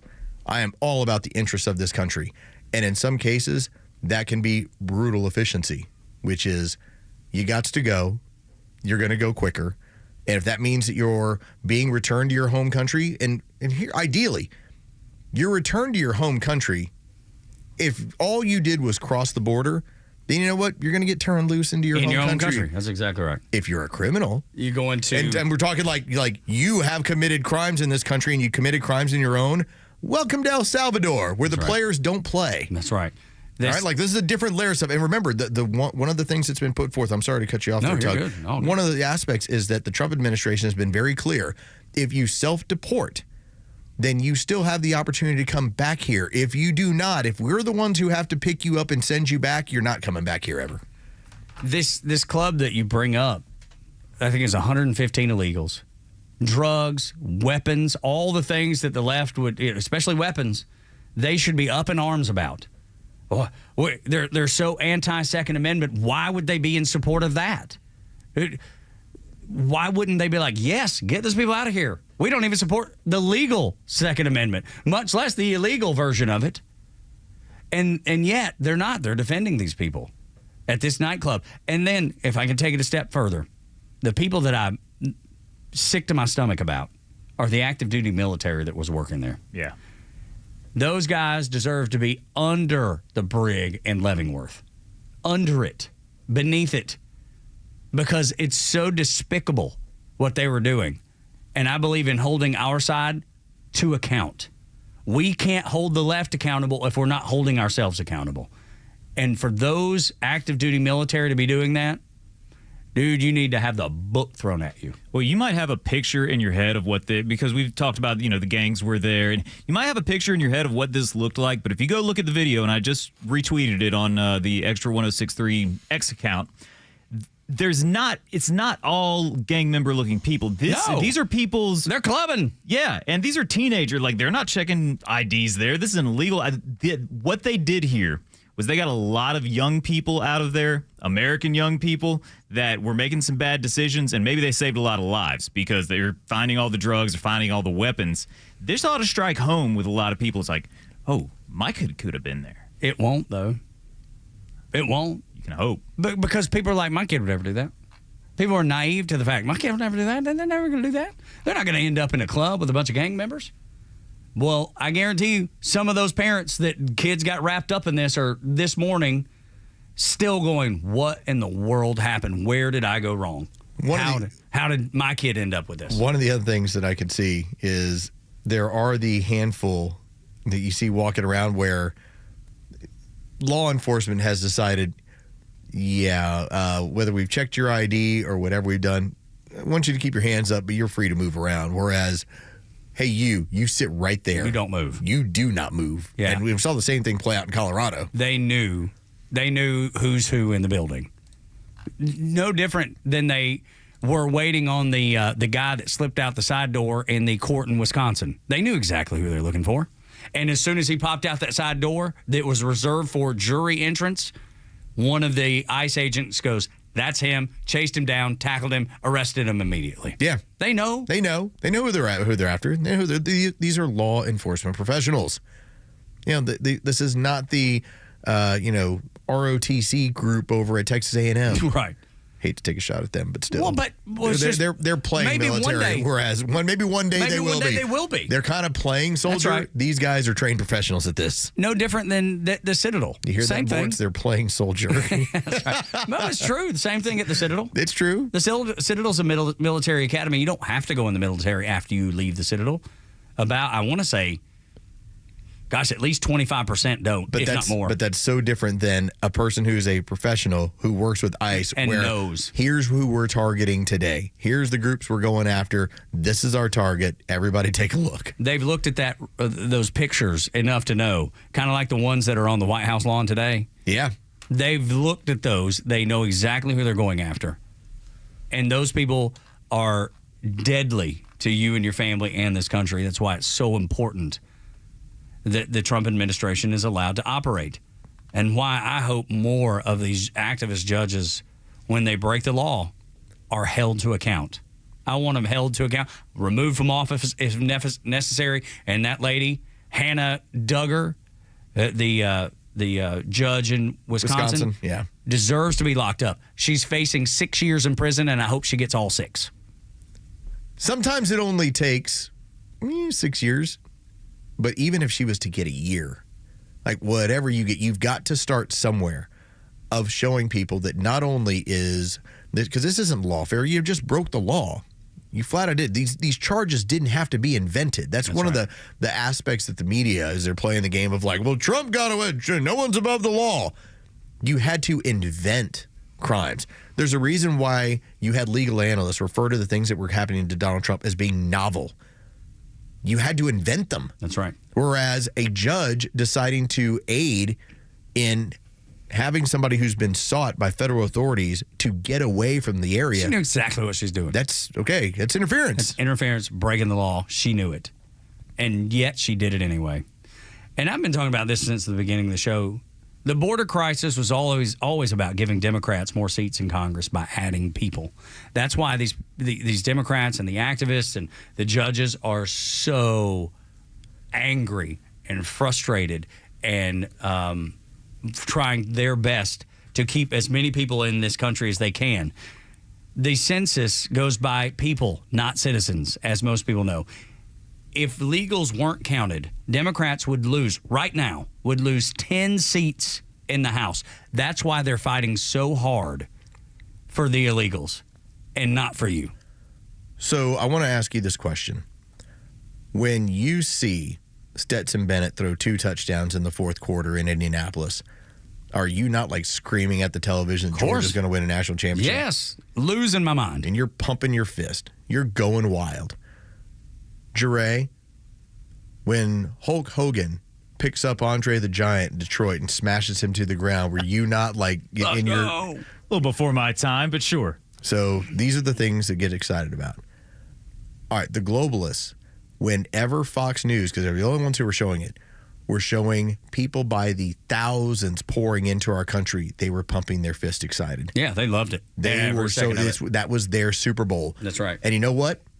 They won. They did. They won their and they're Super still Bowl. winning right now. They got 15 million new people into this country. And so the new voters, more representatives in the House of Representatives. The game was always to turn this country into a one-party country. And they did their very best at it, which is why they're fighting so hard to make sure that none of these people have to be sent home. That is the fight here. But that's why they were they look at it as like every single time that Bill Malusia was like, well, we just had another 10,000 cross in here. They were like, that's 10,000 votes. And that's representation in the next census. And all they knew, it's like, we're going to lose. Because I tell you, the communists will get voted out and then they'll just wait. They knew when you saw some of the polling, they were going to get hammered. It's the reason why they moved away from Joe Biden. They were worried about down ballot. What if we lose everything because of Joe? Joe's going to get killed because of this stuff. What they ended up looking at is, all right, how long do we got to wait until we can do this again? And it turns into, 5 years. You have to wait until 2028, and you have to make it to a census in 2030. You got to wait 5 years to get the benefits of this, and potentially the benefits in 2028. It was their Super Bowl, which is why this needs to be our Super Bowl. As much as you might think it's callous, that it's mean, oh, look at them, get rid of these parents.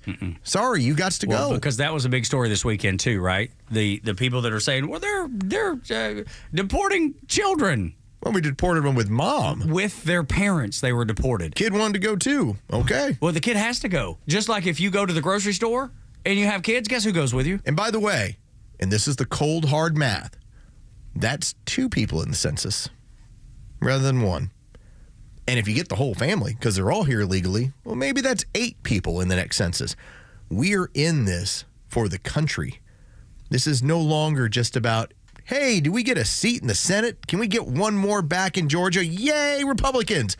This is for the country, y'all. That's the game. They're playing. If there was something they're playing that happened, the long game. They were playing the long game with us, Exactly and they right. waited till they had the opportunity. And what was interesting about it, Barack Obama won it 8 years, which is why we never saw the floodgates open. Joe was so diminished that he probably didn't know, but the people around him knew. We can run this thing for 4 years. Now, he's going to get murdered at the ballot box. Doesn't matter. But we'll get our 4 years and 15 million. Yeah. and We're he'll- not even going to get the blame. And he'll go down with the ship, and that's fine. And now we'll see how this finishes out over the next five years. This is for the country, so you got to treat it as such. They'll treat it. They'll talk about it in a very moral sense. How could you? When Aunt Peg says, "Did you see how they got rid of that mom?" What your next response should be, and again, this is from the callous world of Los. What about the next 99 moms? Yeah, I'm interested in them going too. How many kids did they bring? That's right. But they will use this as a moral. Do you want to send out 100 moms? No, I'll send out 1,000 moms. I want to send out anybody that's not supposed to be here. And so does the American people. The polling shows it. How about 2 million moms?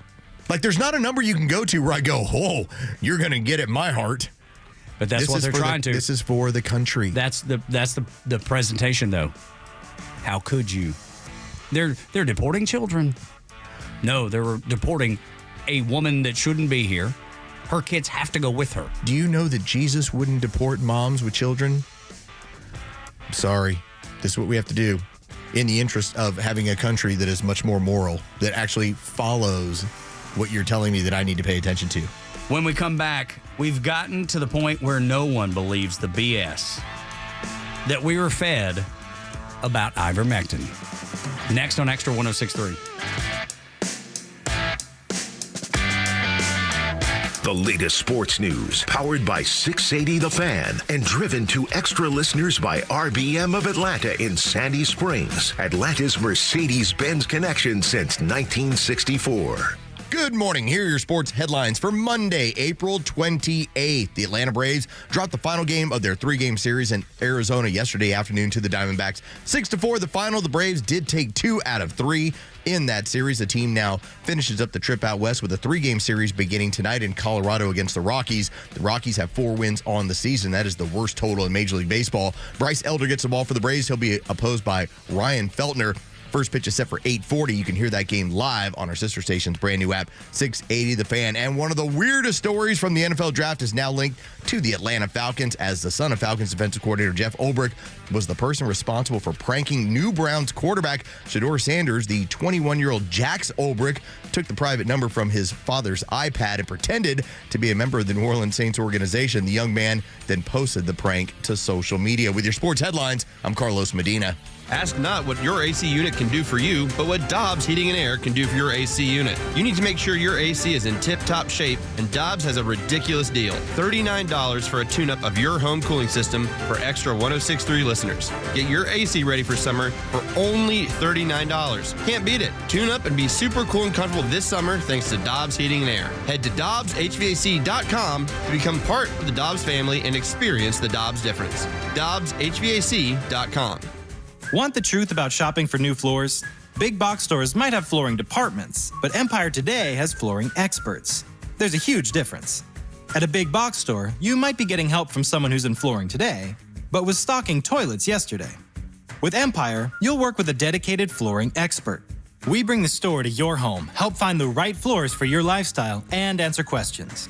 All while you view hundreds of samples with your own furniture, decor, and lighting.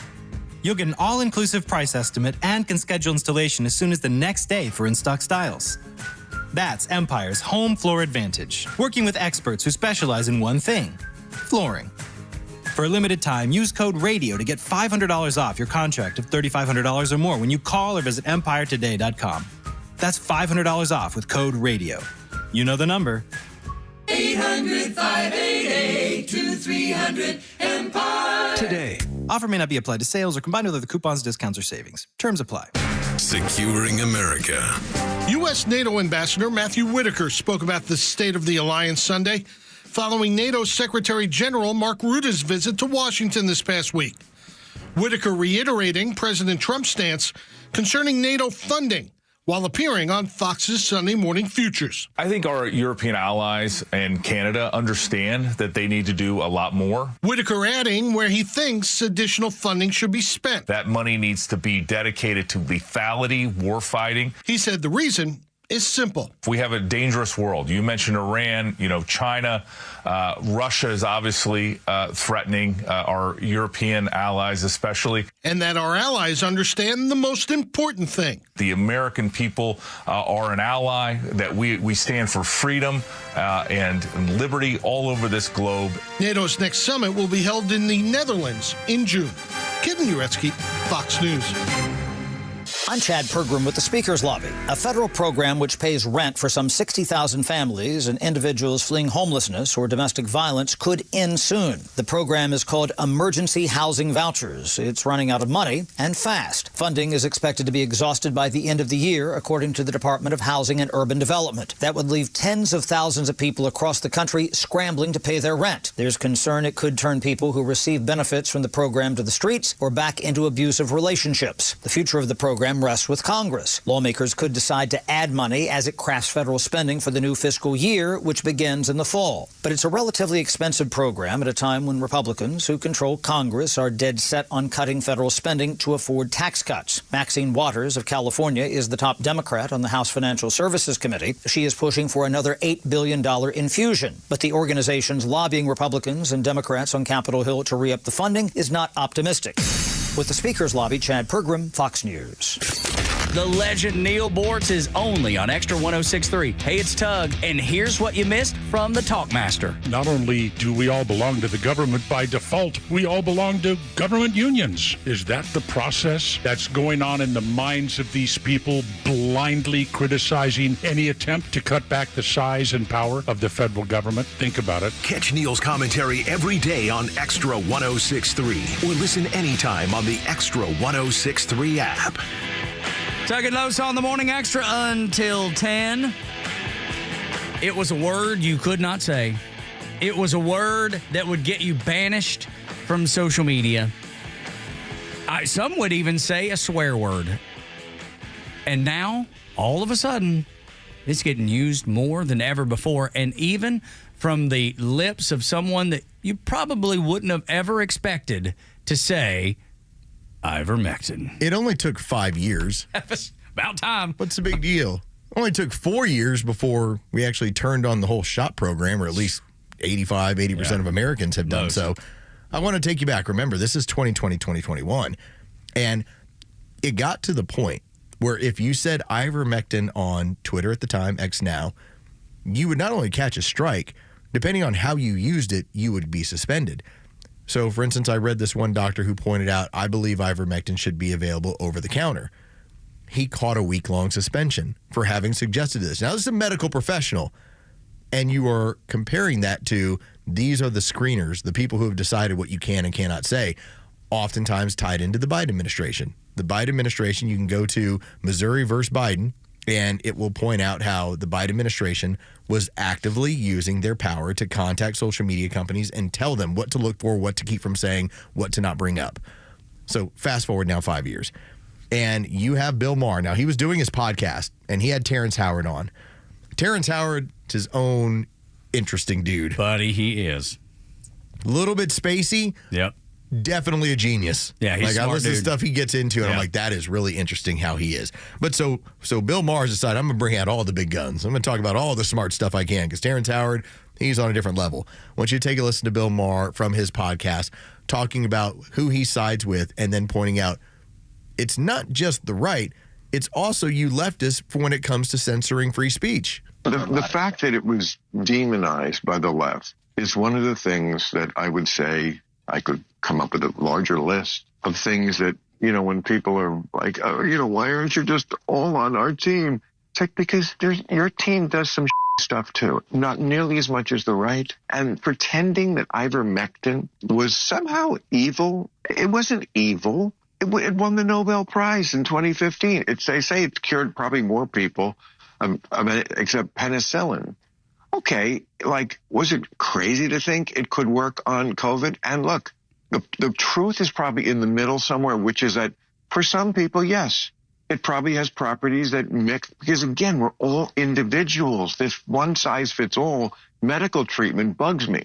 So, could it work for, I've certainly heard from people anecdotally. They call it in Africa, Sunday morning medicine, because everybody on Sunday would pop it again. Gosh. You're so right about Terrence Howard, because he's the one that's about to upset the apple cart in Hollywood altogether, sharing all the dirt. Terrence Howard is an interesting guy. No doubt. I enjoy listening to him, and I enjoy when he had the follow-up interview with Joe Rogan, where Rogan had brought in Eric Weinstein, I believe is who it was, to tell him where he was right and where he was wrong. And it was interesting to listen to two guys that are very, very intelligent go through that. But with that being said, so you are talking about a prescription that has a safety profile that's better than Tylenol. I can take 10, 15 ivermectin in a day. I can take them all at once. You don't want to do that with Tylenol. No, definitely not. But it's interesting, the thing that I just did a quick Google search just to see what would come up. And I typed in ivermectin, and it gave me the autofill, so it knew where I was going with it. The first thing in the Google suggestion, horse paste. Of course. Still to this day, everybody knows that's not the case. Remember, this is a 2015 drug. This is a drug, obviously, goes back a lot further than that, but 2015 Nobel Peace Prize winning drug. Now, it's an antiviral, but it has 17 other methods of action, whereas the medication that Pfizer basically gave you had one. And so that's why you always heard about the bounce back, where people would be like, oh, okay, I'm fine. Then it came right back and hit you. Whereas ivermectin, that was not the case. Now, let me speak to something else about this particular product and this stuff. I still keep going back to that with the safety profile is what it is. Think about something like Ozempic. Ozempic is an off-label drug. It is meant for people who are diabetic. Yet, what happened? They saw dramatic weight loss. Hollywood and the rest of the country saw, wait a minute, I can use this off-label, and it's going to help me with my weight loss. So it got prescribed off-label. There are, I would say, hundreds of thousands of users that don't have diabetes. I know about 5 right now. Oh, I know my handful, too, that have been on Ozempic or another one of these products that is made for diabetics that don't take. It's called an off-label prescription. Off-label, it's a drug that is been approved by the FDA, but it's being used off-label. In this country, ivermectin would have been the exact same. You'd have been using it off-label, and this entire government vilified it because it would have damaged the shot program. Do you remember the drug that before ivermectin became the one that they went after? Do you remember the one early on they were using it and seeing some results? And they said, no, you can't take that. There were two. One of the problems was monoclonal antibody. And you had the Biden administration that actually moved in to take away the federal supply of monoclonal antibody. I can't tell you. I think it was 3 or 4 nurses while I was doing our Thursday night football tour during this time period who they had come out to see the show and then came up to me afterwards. I'm thinking okay, what is this all about? And they were nurses that tagged along because their husband wanted to see the show, and they're like, oh, he's that guy who's bringing that up. And they would come tell me about their experience about how much harder it was to get monoclonal antibody after the Biden administration started siphoning it off. And you would see hydroxychloroquine. Yeah, that's the other one. That's the other one, yeah. And I remember how much they vilified that, and they went after that. And it was an aha moment. It was one of the red pill moments because the first month or so of COVID, I was just like everybody else. I was all terrified and everything. And I was hearing about this HCQ. You can't take that. It's dangerous. I talked to my mom. My mom has been taking hydroxychloroquine for 40 years for rheumatoid arthritis. Yeah. Wow. It's as Terrence Howard said, there's the Sunday morning drugs. Because of river blindness in Africa, which is one of the parasites that they deal with, that's why people end up taking ivermectin on a regular basis. It's like a vitamin to them. I remember all the stories of, especially the monoclonal antibodies. They would go to hospitals and basically threaten to arrest doctors that were using that form of treatment. And the doctors are like, what are you talking about? It works perfectly. It's off-label use in the exact way that you currently have your Ozempic being used. But they're threatening to arrest them. Right. So imagine how crazy it is if you were to go to doctors and say, listen, I know it causes bone density issues and it causes heart issues as far as the valves of the heart ends up getting weaker, but I'm going to arrest you for using Ozempic off-label to have somebody drop weight rather than giving it to a diabetic. Half the country would be in jail right now. Yeah. And the big answer was to put everybody on ventilators. They had that whole campaign, we're going to make ventilators. Awful idea. And you never came off. Turned out to not be the greatest move. You never came off. You actually made people's breathing weaker. That's right. Yeah, there was a lot of that stuff. So, but I'm glad at least even a guy like Bill Maher would eventually. He's still got his dig in about the right. Well, the left's not as bad as the right. But yes, the hell they are, Bill Maher. This guy, I think the long-term view of this, he is pushing more centrist liberals more our way for them recognizing that we actually have the kind of tent that we can have you. You are more than welcome to be here. In fact, we were the ones that were first talking on a national platform, talking about gay marriage. Donald Trump's the one who started that in 2016. Scott Besson's gay. They don't celebrate him. Yeah. It's not like they're having to tell you, like, hey, do you realize how smart he is? It's because he's gay. It's like, no, he's just good at his job. He's just really good. You want more of a representation of what America looks like. That is the Trump administration. But they would, another example of that, this I think really summarizes what you're saying, Los.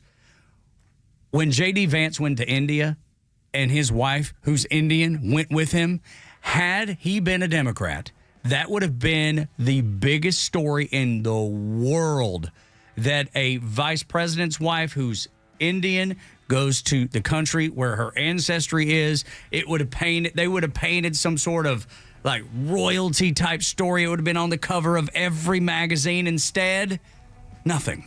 Not a word was said. I still love that on The View, because she can only see things from a racial perspective. When Sonny Hoskins tried to run with the J.D. Vance, he's a racist. He's racist. And they're like, psst. Hey, by the way, his wife is Indian and his kids are half Indian. Stop They're saying like, you need to not say that. Do you not know that he's actually married to a woman of Indian heritage? Do you believe anything the mainstream media says these days? Well, they're saying Trump's polling numbers are slipping. What do you believe? Next on Extra.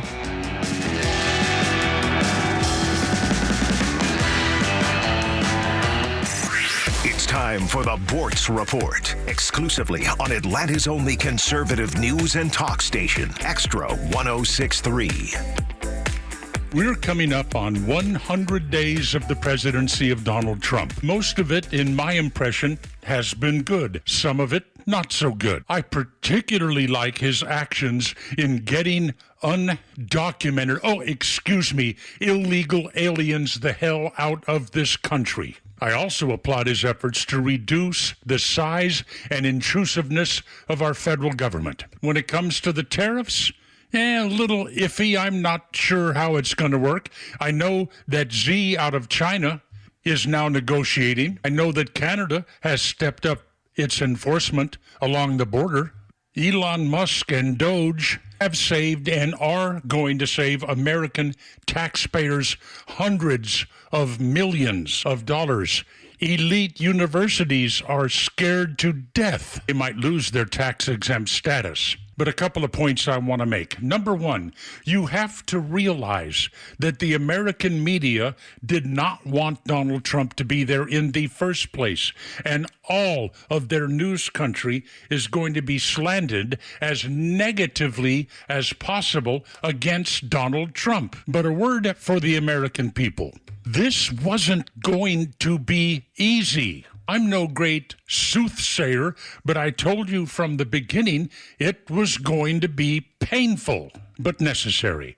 So let me go back to something I said to Kim Peterson last week when I interrupted his show. America had and has cancer, the cancer of big government. For America to survive, that cancer must be dealt with, wiped out, eliminated to save the country. Donald Trump, Elon Musk, they are the chemotherapy that is going to kill this cancer. But chemotherapy hurts. It's painful. I know, I've been there. The cancer patient, that's us, doesn't whine about the chemotherapy. We endure it for the purpose of a healthier future. Think about it. Stop the whining.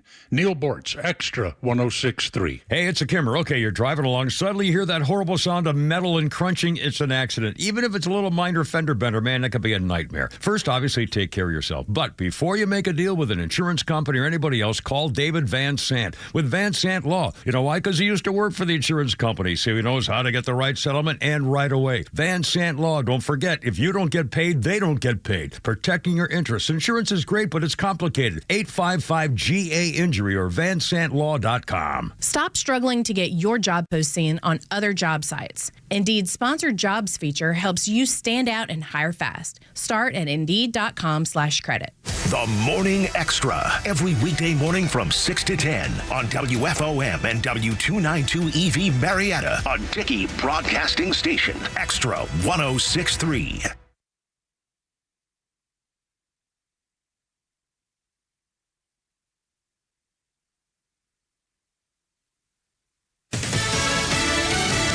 This is the 99th day of President Trump's second term.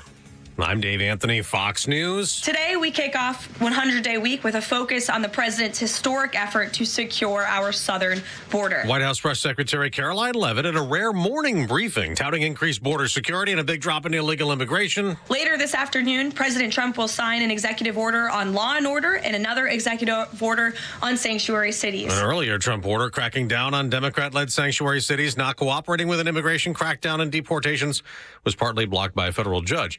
A raid early yesterday netted more than 100 illegal immigrants at an underground nightclub in Colorado Springs. Attorney General Pam Bondi tells Fox in that club, you would go in, security would give you a menu of drugs.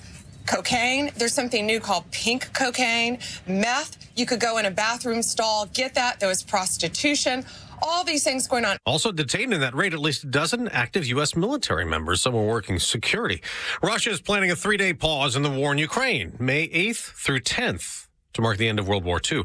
President Trump says he's very disappointed Russia has continued to attack Ukraine's capital city. After his meeting Saturday with Ukraine's President Zelensky, he keeps pushing a peace deal. I think the meeting went well. We'll see what happens over the next few days. We'll probably learn a lot. Now, that meeting with Zelensky was after they attended Pope Francis's funeral in Rome Saturday. Now, this morning we found out the conclave of cardinals that will choose the next pope in secrecy will start May 7th. Police in Florida think they've located the boat. They crashed into a ferry full of passengers last night, then sped away. One person was killed, 12 others hospitalized. The firefighters had to go into the water and help some people. There were also good Samaritans who were picking up people and taking them in their boats. City of Clearwater spokesman Rob Shaw, no word on arrests. In Canada, the man accused of driving an SUV into a crowd of people at a Vancouver Filipino festival Saturday night has been charged with murder. 11 people were killed. America's listening to Fox News. If you're living with dry age-related macular degeneration or dry AMD, you may be at risk for developing geographic atrophy or GA. GA can be unpredictable and progress rapidly, leading to irreversible vision loss. Now there's something you can do to slow it down and get it going slower. Izervay is proven to slow GA progression. Izervay gets GA going slower. Izervay or avacincaptad pagel is a prescription eye injection used to treat GA. Don't take it if you have an infection or active swelling in or around your eye. Izervay can cause eye infection, retinal detachment, or increased risk of wet AMD. Izervay may temporarily increase eye pressure. Your vision may be impaired after an eye injection or exam. Don't delay. Ask your doctor about Izervay today. Izervay gets GA going slower. Visit Izervay.com. That's IZERVAY.com. Extra 106.3 and Fox are red. CNN and CBS are blue. If you want conservative news and talk, we have just the app for you. Search for the Extra app wherever you download apps. Ton of Outcast bumpers today in honor of Atlanta's Outcast being put into the Rock and Roll Hall of Fame. So cool. Dude, just I love this boys band. in a Cadillac. Yeah, just love this band. I've been listening to them for years and years and years and years. So cool to have an Atlanta band be represented the way that they are. And congratulations to Andre 3000 and Big Boy. It was so funny. There was, where we go to church, they had this character they called Hey Ya. Okay. And he would go in and, it was based on Andre 3000. Kind of looked like him, the guy that just did the part so good. And he made all the kids laugh. And it was during Kids Quest, where we go to school, which was just this big auditorium. And they made, basically a Bible study class outrageous and fun and interactive. And they did everything. I mean, to see it come down was remarkable. But once in a while, they would have old Hey Ya come through. And my son, for the better part of, let's say 7 or 8 years old to about 15, believed that Andre 3000 was coming to church. And I was like, but that's not him. And he was like, no, Dad, it was. How can you miss this? I was like, they called him Hey Ya. It was a character. One of the coolest things, living here in Atlanta, is that when you'll run into, a random celebrity here. Yeah, sure. It happens. Yeah. But it was because of a friend of ours where they lived. They would see him routinely at the coffee shop they would go to. Oh, wow. And so it was just like, oh, look, here's Andre. Let's just take a quick picture. All right, we'll see you later. And drop the kids off at the same places. That's cool. It's like still guys are Atlanta guys. Yeah. And I would say, I get that we may not have a ton of hip hop folks in our audience, but Outkast is one of those ones that you can look at and they're not what.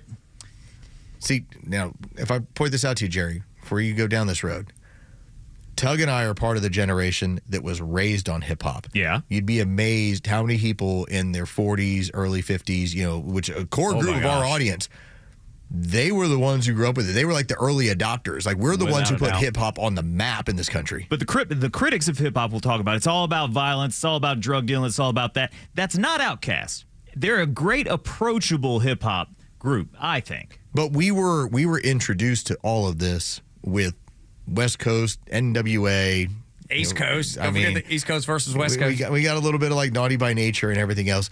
We all grew up with it to where by the time we get around to Outkast was the different version of hip hop where we're like, oh, that's what Southern hip hop is. That's right. Absolutely. South got something to say. Yeah. Goody Mob. Goody Mob was another one. God, there's so many great bands. So many. So congratulations. I mean, by the time we're like, who's this Jermaine Dupri character? We're like, okay. I'm like, but it was different. It was different areas, and they were all carrying the torch for a certain amount of time. And so, I would not downplay it. Maybe there's a portion of our older audience, even our younger audience, that may not have it. But I would say that core, they all grew up with it. We were the ones buying all the CDs back in the early 90s. Without a doubt. Holy cow. But now it's so funny because, my son who hit hip-hop later, I mean, he loves like Lil Baby, and you couldn't miss Lil Jon, who I think still lives in Milton. T.I., 21 Savage. There's just so many Atlanta hip-hop artists. Ludacris. I mean, you think about Ludacris was a disc jockey at a station here in town. He was spinning, yeah, he was spinning records. And then became a rapper himself. Since we're 9 o'clock hour, things get a little sideways here. So he was Killer Mike. Goodness. So Chris, that's who he was. He was intern Chris at V103, and my friend Chuck Smith, who was playing with the Falcons at the time, he had an interest in getting involved in radio. He wanted to be in broadcasting. Now, he's been coaching the Baltimore Ravens pass rush for quite a few years, and so it's worked out well for him, even though he decided, like, okay, I'm going to go this direction instead of this direction. But at the time, that's the industry he was learning. And so here's this guy who's the leading sacker on the Atlanta Falcons, who was on your radio show, with another guy named Chris, who ends up becoming Ludacris. This is so cool, man. And so he was like, yeah, it's like he would just hang out and do his thing, and we were all like, it seems like a pretty talented guy. Yeah, and now one of the, he's one of the mainstays Ludacris he's so big that he's doing, commercials. I want to say it was for like Progressive Insurance or something. Yeah, Fast and the Furious too. Yeah. Huge actor. Yeah, just big time, man. Oh, and by the way, you're not into Marvel films. T.I. and Ant-Man's kind of funny. Okay. T.I. is in Ant-Man, and he's part of the ex-con group. And that's they help with putting your home security together. Yeah. And so he's one of the guys who is an ex-con who helps you with like getting your house ready to deal with other people trying to break in. It's a funny character for T.I. So good. I'm not sure if this is happening here or not, but Doomsday starts filming today. I'm not sure if it's in Georgia or not. Well, let's do it. I would imagine so. So many of those are filmed in the area. And that whole staff loves being in this area. When all of the when the final, Infinity War and it is being filmed here. Yeah, and Endgame, that was all done in this area. So yeah. Production of Avengers Doomsday taking place several studios, several locations, all based in Atlanta, GA. There you go. You'll see people Hollywood around of the South next few months. Oh, and Mama, I got an update. Mama, they had to cancel the filming of but just for last week because Tulsa King. Yes, because of all the rain. Oh, okay. I thought they had pulled the scenes. Has she seen Sly yet? No, she hasn't. But she was so nervous because she thought the same thing, Lo. She came home and all the production equipment was gone. The trailer wasn't even there. The places they had blocked off the entrances to keep cars from coming into the filming, all gone. And she was like, she called me in a panic. She was like, oh my God. If you're a new listener, Tug's mama has been compensated along with other people she lives around because Tulsa King, that is the Sylvester Stallone vehicle, is paying the neighbors to film in her home, in her area. Yeah. And so she's all excited about seeing Sylvester Stallone. So suddenly if they pull up production, she's like, I haven't seen Sly yet. Well, that and the check. She was real excited about the check. Check is quality. She was like, I might not get my check. I was like, Mama, it just sounds like, to me, it just sounds like maybe they've delayed production. That's all it sounds like. Weather delay. Weather. Okay. Yeah, exactly. That's what I was trying to tell her. She was like, no, it's terrible news. She shoots me a text yesterday afternoon. She was like, they're back. You were right the whole time. They're back. I'm liable to get my check. She was so That's awesome. excited. So glad. I hope that Mama gets a chance, even to catch a glimpse, Of Sly, yeah. or maybe there might be a picture involved. You never know. Yes, We'll absolutely. see. I got my fingers crossed for her because she's so excited about it, mainly about the check. But then Sylvester Stallone is a close second. Maybe like Los, maybe a grip and grin, handshake, Yes. maybe a quick picture for her social media. Can you imagine, Mama with Sylvester Stallone? Mama with Sly Stallone. Yeah, that's right. Mama looking good, making Stallone look good too. So I've got to go out of town on Friday and Monday because I've got to, there's the conference tournament for my son's baseball team, his college baseball team. They're about the third best team in the conference. Probably not going to win it, but you know what? They came in second last year. You get hot at the right time, which they have. Got a chance. You got a chance. But then I just realized and just learned that, oh, no, we're not waiting a few weeks to move him out. We're moving him out as soon as the tournament's over. So I'm going to be gone for a couple days to break my back getting him moved again. But we were tossing around ideas of who might come in. Angela Morbido said, hey, I could do Friday, but probably can't do Monday. And Los had the most brilliant Los idea that I've heard yet. I mentioned that maybe I could reach out to old friend Brian Hoyt, who politically is aligned, but he also is just a comedic, fun person. I've done a show with him in the past, and the reason why I started thinking about it, we had an incident about 5 years ago. This was November 2020, so this is like, hey, we're sneaking away for Thanksgiving. And this was the first time he quit the radio station. Which he did what, twice or three times? He's done it twice. Okay, yeah. He's just up and quit. He's like, I'm done. I've had it. And then like 6 months later, all right, I'm coming back. I'm back. Then he does like 2.5 years. He's like, I'm quitting again. I'm like, okay, that's fine. So we end up in Port St. Joe, Florida, over at our beach place. And we're having Thanksgiving there. So he's there. He brought his family, his wife. I've got my kids.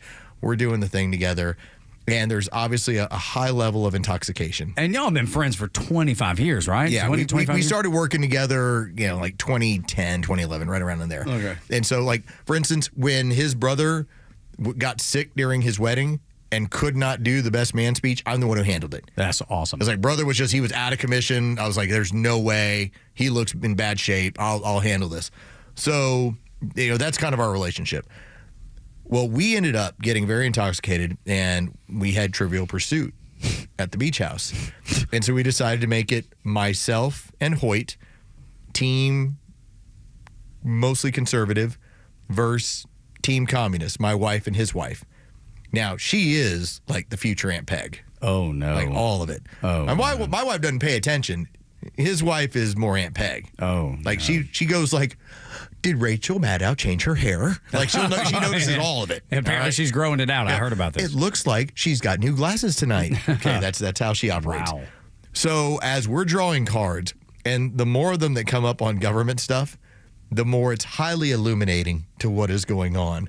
For instance, the idea of I think it was something Trivial Pursuit wise. I don't remember if it was asking on the front end or the back end, but basically it was the importance of the 13th Amendment and what it did for the country.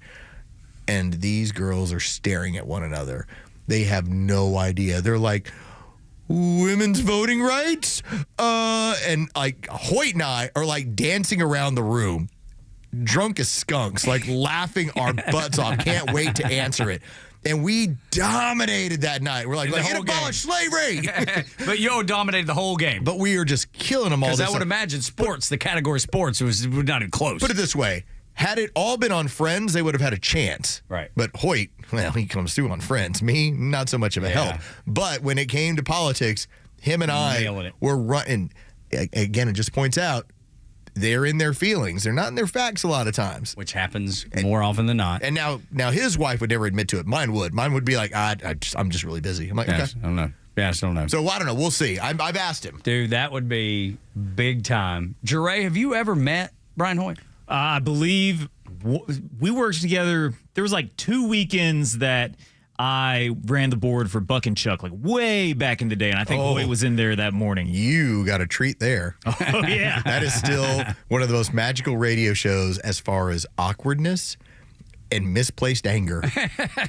Like, I still have one piece of audio where you have Chuck. He starts talking. It's like Chuck Oliver, who does the afternoon show that you used to produce forever, was working. Was working with Buck Ballou, former Georgia quarterback.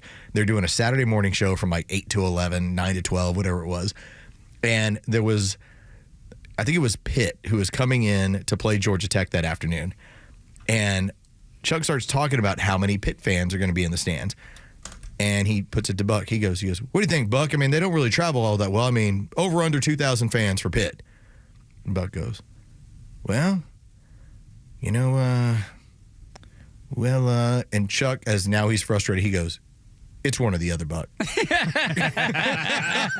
like, I gave you 2 options, man. Yes or no. It's either over or under. And so that was that show. Yeah. It's it's a collection of awkward moments. Or the time when Chuck asked Buck about the Halloween candy he was going to submit. Yeah. And Buck just goes, I don't know. My wife handles it. I don't handle any of that stuff. I don't do any of that.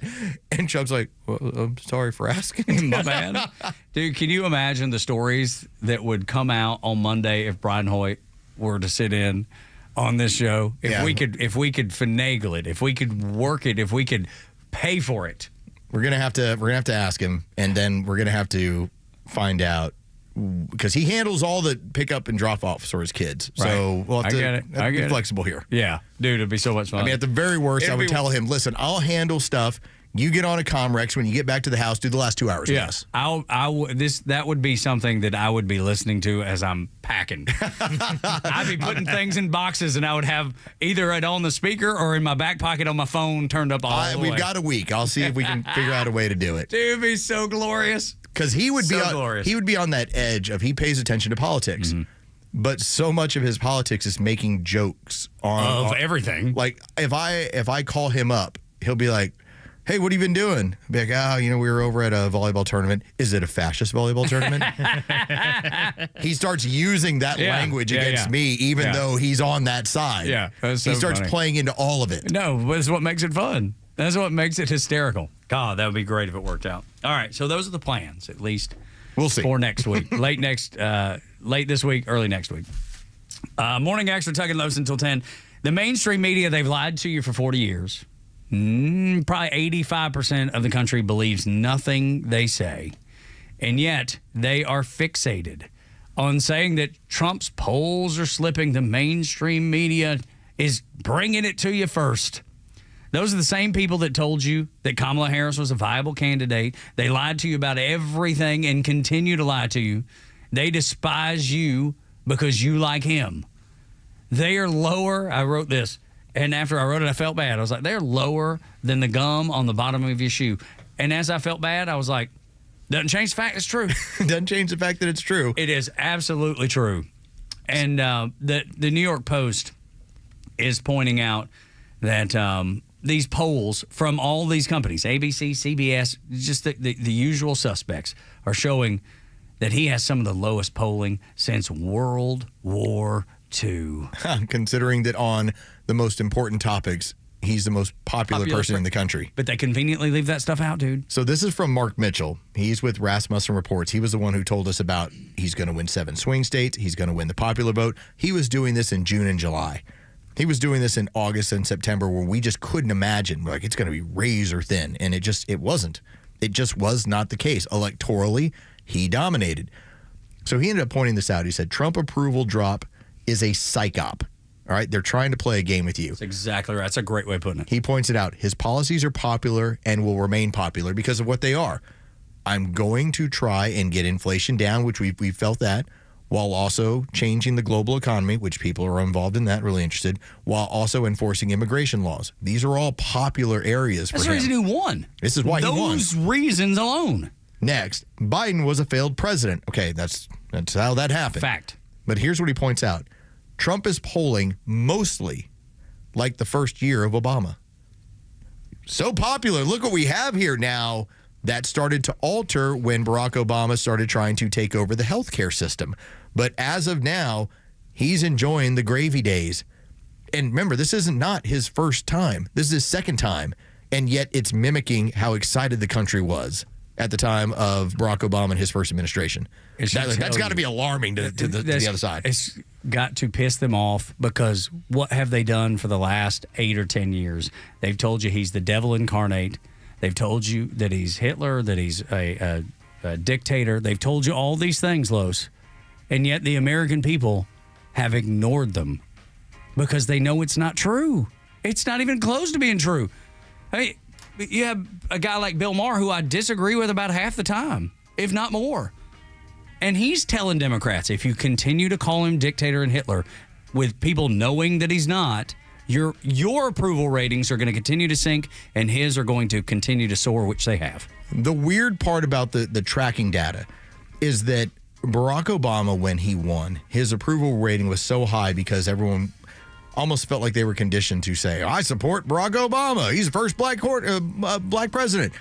What then occurred was immediately within 9 months, this monstrous drop when everyone who was at least kind of lukewarm, at least on the fence, went, oh, he really is a communist. Yeah. He wants to take over the entire healthcare. I mean, you look at a rating that was about 66%, which was incredibly high, and how quickly it got down to about 44, 43%. I mean, that's a crash, 20% that quickly. Whereas, and these same clowns want you to believe that Trump's has never been as high as Obama's were, and they want you to believe that the first 100 days he's the lowest rated president since World War II. It's not happening. It's not at all. Who believes that? It's just, it doesn't even add. It's on the surface, it sounds wrong. When you hear it and you're immediately like, I don't know about that, then you know you can dismiss it. And they've lied to you about everything else. What makes you believe this? Nothing. Just like it didn't convince me of anything. I know exactly who they are and what they do, and I want none of it. Tom Holman took MSNBC to task, and it was glorious. I can't wait for you to hear it next on Extra. Did you miss Neil Bortz? I am shocked. Don't worry. He's live anytime on the Extra 106.3 app. Oh, that radio show. Did traffic cause you to miss some of the Kimmer Show? Get it on the app. It's all the kids talk about on Monday at school. With anytime show replays from the Kimmer, Bortz, the Morning Extra, Clay and Buck, and so much more. Plus local headlines and breaking news. Grab the Extra 1063 app now and start streaming. It's Diamond Month at D. Geller & Son Jewelers, and that means this month, buying diamonds comes with even more diamonds. All through the month of April, when you spend $9.95 or more, you'll receive a pair of gorgeous hand-matched diamond studs absolutely free. At $9.95, you get a quarter-carat pair of studs for free. $24.95, we'll give you half-carat studs. And at $99.95, you're going home with a full-carat pair of studs on us. They're real, natural diamonds, hand-selected for brilliance and the perfect match. Because our studs aren't just any studs, they're D. Geller diamonds. And here's the real magic. Shopping for your wife? Tuck those studs away for your anniversary. Upgrading your ring? Surprise your daughter with her first pair of diamonds. Or if you're shopping for her birthday, now you've got brownie points with the in-laws too. Or hey, keep the studs for yourself. We're not judging. No matter how you spin it, there's no better deal in jewelry than Diamond Month at D. Geller & Son Jewelers. All April long in Kennesaw, Sandy Springs, and online at dgeller.com. Yellow Jacket fans, don't miss your chance to lock in your seat for the 2025 football season today. Next year's home slate is highlighted by the renewal of our rivalry with Clemson, as well as ACC matchup versus Pitt, Syracuse, and Virginia Tech. Into the end zone! Touchdown! Haynes King! All hail the King! Support head coach Brent Key and the Jackets on game day by visiting RamblingWreck.com/tickets to get your season tickets today. Sting 'em. At 1885 Grill, escape your busy lifestyle for a meal-length vacation of the senses with a southern coastal flair. At 1885, we pride ourselves in traditional southern cuisine with an eclectic, house-made family recipe menu. Enjoy outdoor breezes, attention to detail, local ingredients, exceptional service, and a beautiful presentation. Check out 1885grill.com or call ahead for preferred seating now in Ackworth or Kennesaw. You need a pre-owned car or truck, but you don't need the headache of searching for one. Spending hours calling dealerships, then spending half the day filling out paperwork. Come on. You need the Honest Car Guy. Hey, this is Tom from the Honest Car Guy. We help you buy your next pre-owned car or truck honestly. We guarantee each vehicle we sell will come with a copy of the bill of sale, showing what we paid for it. You pay what we pay, plus an honest fee. Guaranteed. Get an honest car buy from the Honest Car Guy. Call 844-SHOW-ME-1. That's 844-SHOW-ME-1, or visit honestcarguy.com. Hi, I'm Chris Lalamia, owner of the Trusted Toolbox. Are home repairs piling up? Are you feeling overwhelmed? Relax. We've got you covered. From drywall dings and leaky faucets to deck repairs and trim replacement, we're your one-stop shop for everything for your home needs. No more juggling multiple contractors. Just call us at the Trusted Toolbox and we'll handle it. Your home deserves the best, and we don't want you breaking your back trying. Call the Trusted Toolbox today at 770-623-3097 or visit us at thetrustedtoolbox.com. The Trusted Toolbox, your one-stop shop for home repairs and more. Want the truth about shopping for new floors? Big box stores might have flooring departments, but Empire Today has flooring experts. There's a huge difference. At a big box store, you might be getting help from someone who's in flooring today, but was stocking toilets yesterday. With Empire, you'll work with a dedicated flooring expert. We bring the store to your home, help find the right floors for your lifestyle, and answer questions. All while you view hundreds of samples with your own furniture, decor, and lighting. You'll get an all-inclusive price estimate and can schedule installation as soon as the next day for in-stock styles. That's Empire's Home Floor Advantage, working with experts who specialize in one thing, flooring. For a limited time, use code RADIO to get $500 off your contract of $3,500 or more when you call or visit EmpireToday.com. That's $500 off with code RADIO. You know the number. 800-588-2300 Today. Offer may not be applied to sales or combined with other coupons, discounts, or savings. Terms apply. The stories that matter to you.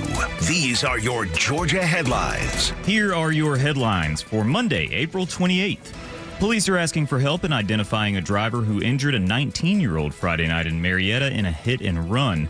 Police say the driver of a silver Infiniti was doing donuts and driving recklessly in the West End Plaza when he struck a pedestrian and dragged him while fleeing the parking lot. The son of Falcons defensive coordinator Jeff Ulbrich is to blame for the prank call to draft prospect Shedeur Sanders. The Falcons say Ulbrich's son obtained Sanders' phone number earlier in the week when Ulbrich left his iPad open at home. No disciplinary action is being taken against Ulbrich, but the Falcons are reviewing protocols to make sure this doesn't happen again. And Atlanta hip-hop duo Outkast will be inducted into the Rock and Roll Hall of Fame this year. Big Boy and Andre 3000 are joined by Cyndi Lauper, Soundgarden, and the White Stripes. Today's weather, cloudy this morning with more sunshine breaking through this afternoon. Temperatures starting in the high 60s this morning and will reach a high of 80 degrees. With your headlines, I'm Jerry Payne. 9 o'clock hours brought to you by Southern Exteriors, your home exterior solution since 1999. Call them 8779 Southern, southernexteriors.co. Tom Holman took it to MSNBC, and I want to play it for you. Oh, they're very upset by the way. But let me tell you, this morning they are melting down over the lawn signs that we celebrated earlier. Yeah, not having a good time with those. If you don't know, there's log signs right now where all the reporters do their hit. And every single one of them, what do we say, about 50 of them? At least. That are all pictures of illegal aliens, says arrested, and then it tells you what they were charged with. So sexual assault of a child, sexual battery of a child, rape, murder, and then one of them's like trafficking fentanyl. It's like it's just one after another. And this is something that the administration needs to get ahead of. They need to tell people the successes they're having if they want to maintain the positive polling that they currently have. And I do believe that the American people will look at that and go, yeah, that's exactly what I voted for. That's what I want to see happen. But I think it's good. It's kind of like I brought up last week a little bit. Just let people know what you're doing. Be vocal about the things that you're doing that makes their life safer and better. We have a promo that's run for a while, and it's accurate to this day because of all the stuff with deportation. I talked about how you had to be transparent with what these people did and how many you got, and you said this in a way that I think resonated with what it means.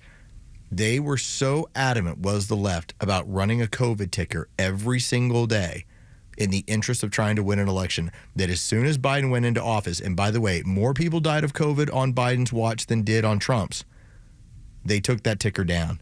Immediately. It only was meant for one purpose, which was to influence. And so this is that other end of it. This is our version of the COVID ticker. We're going to tell you what these people did. And the fact that they celebrated these people coming into the country because they wanted to use it politically to gain more seats in the House of Representatives. They wanted to use it to gain more power, to keep themselves in office and hopefully become a one-party system of government in the United States, which is obviously leftist, communist, socialist. They're not giving up on that either, by the way. Just because they're out of power, as Los said many, many times, they push the football down as far as they can, and then they sit back and wait for their opportunity to pick it back up and run with it again. See, here's how we irritate them. I know we got to get to this Tom Homan audio with MSNBC, but so one of the very first questions at today's White House briefing, when it was Tom Homan who spoke in front of the media as far as what their plans were, one of the things that they were asked about was, well, Abraham Lincoln suspended habeas corpus. Why not do that to illegals? We've already established that this is a legal thing to do. You want to talk about the left would go nuts. Dude. Nuts. They would go absolutely 100% insane. Which may be the reason to do it. Which might be a reason enough. That's right. Tom Homan talking on MSNBC, and this is so great. Yes, this is what we voted for. Listen to Tom. Look, the American people voted for this. American people voted for Donald Trump. This is number one issue. Vast majority of Americans want illegal aliens moved from this country, and it's done humanely. However, we got to remember this. There are millions of people standing in line, taking their tests, doing their background investigation, paying their fees to be part of the greatest nation on earth. They're sitting in the back seat while 10.5 million illegal aliens came to this border, enter this country illegally, which is a violation of law. There's a right way and right way to come to this country legally. The people who came across, they call them asylum seekers, but you and I both know, if you look at the immigration court data, 9 out of 10 of those so-called asylum seekers will end up with an order removal. They overwhelm the system on purpose. Why? Because they know it's going to take 5, 7, 9 years to have a hearing, which they will lose, but now they have U.S. citizen kids. Now they own equities. Now there may be Democratic administration in power, which will award amnesty. They're playing the long game, but we're enforcing laws as enacted by Congress, which you're a member of. We're not making this up. We're enforcing laws on the books, including the Alien Enemies Act, which is an act created by Congress. We're simply using laws on the books to make this country safe again. It's Joe Scarborough just trying to get a word in edgewise. Tom Homan just runs him over like a steamroller. I love the bully pulpit in this case. Me too. And it had to be jarring to MSNBC viewers because they do not support removing these people. And we've seen it over and over again. Those are the people that are out protesting. It had to be a shock to their system to see this and hear this. Well, this is my argument that constantly happens when people bring up the illegality, the unfairness, the issues with Doge. I say, well, if you don't like it, why don't you get rid of the law that created it? That would be Obamacare. If you don't like it, it's the law of the land. This is what it was created to do. It was created to find government inefficiency. Now, it was done so in the hopes. Now, it wasn't ever spelled out legally. That's why this now works. This is why you haven't seen any of this struck down in court.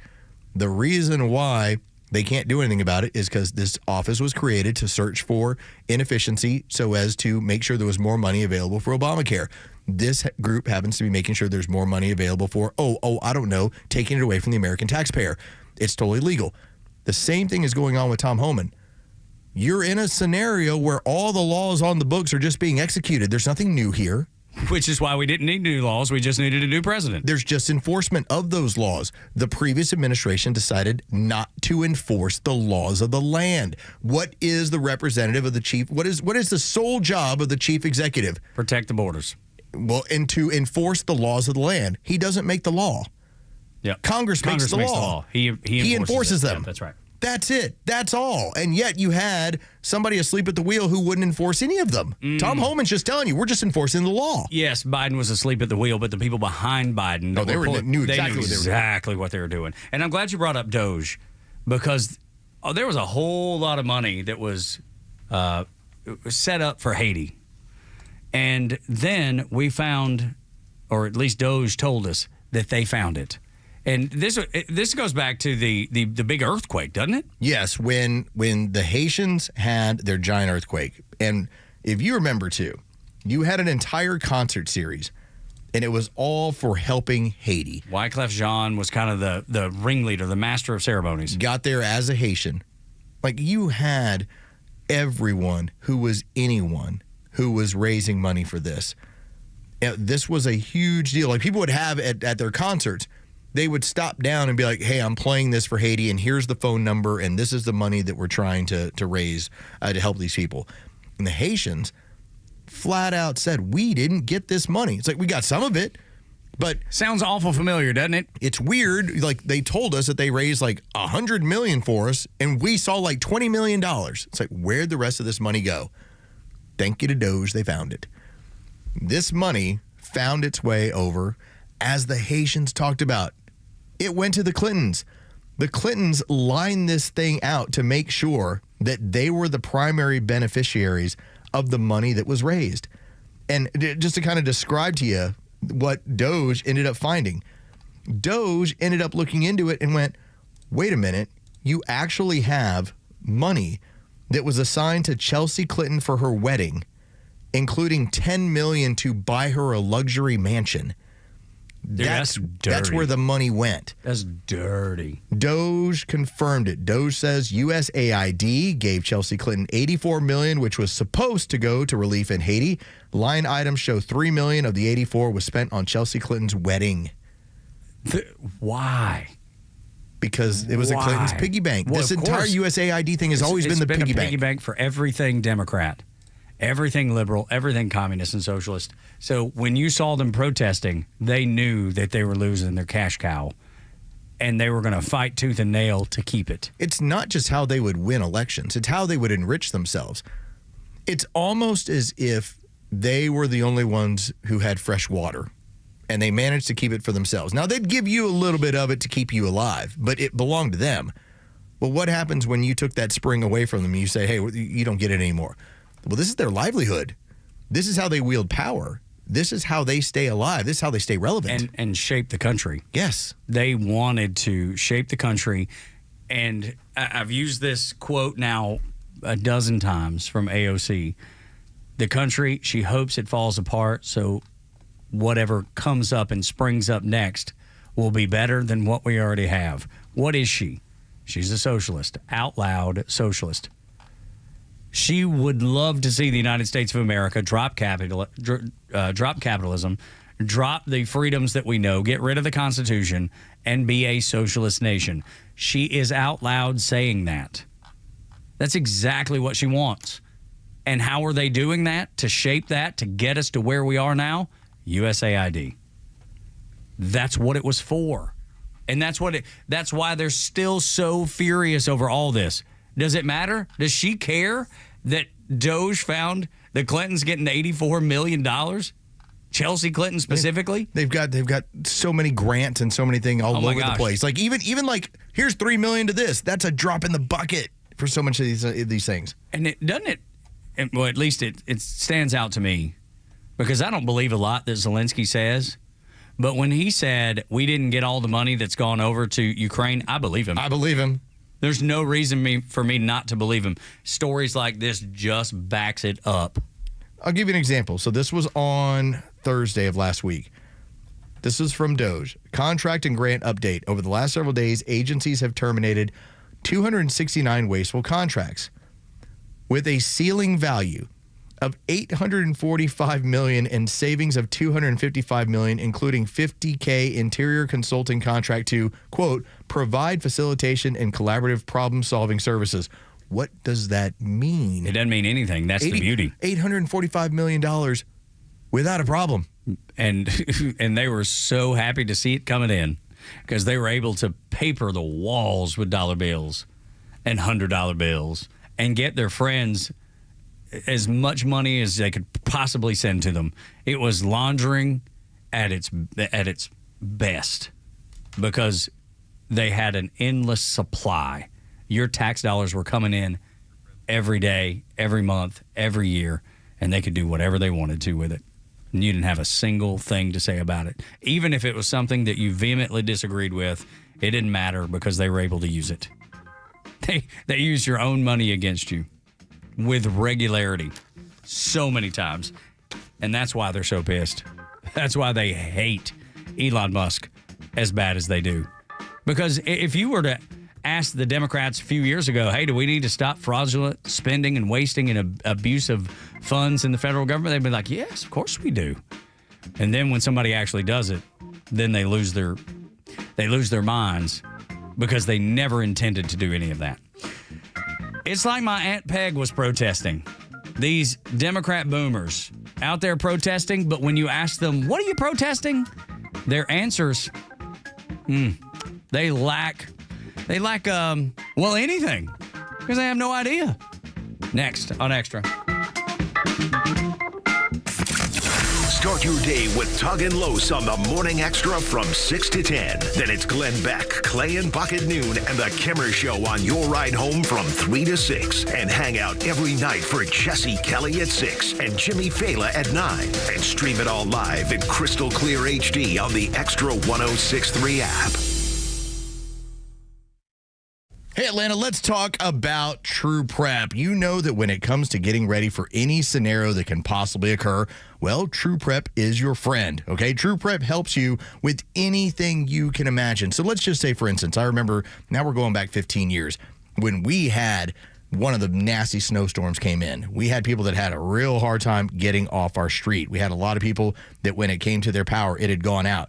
Well, that was one of the reasons why I knew I should probably take this prepping a little bit more seriously. Then when it came to 2018 and we saw the results of Hurricane Michael throughout the Gulf Coast and then into the state of Georgia where people were out of power for weeks at a time, that's when I turned into, yeah, this is a reason why I need to do that. True Prep can help you with those emergency situations. Again, it might be a day, might be 2 days, might be a couple weeks. It always helps to just be ready just in case. That is what True Prep is able to offer you. All you have to do, first off, is you can go over to Cobb Parkway in Marietta and check them out. They have freeze-dried food, dehydrated and canned foods, water purification system. That's all part of it. But also, when it comes to personal security, they got the firearms. They can help you. They can help you with safety instruction, and they've got ammo at cheap prices. So what do? Just head on over to True Prep, right over in Marietta, right off Cobb Parkway, or go to online at True Prep. That's TRUprep.com. Again, TRUprep.com. Prepare today for a worry-free tomorrow with True Prep.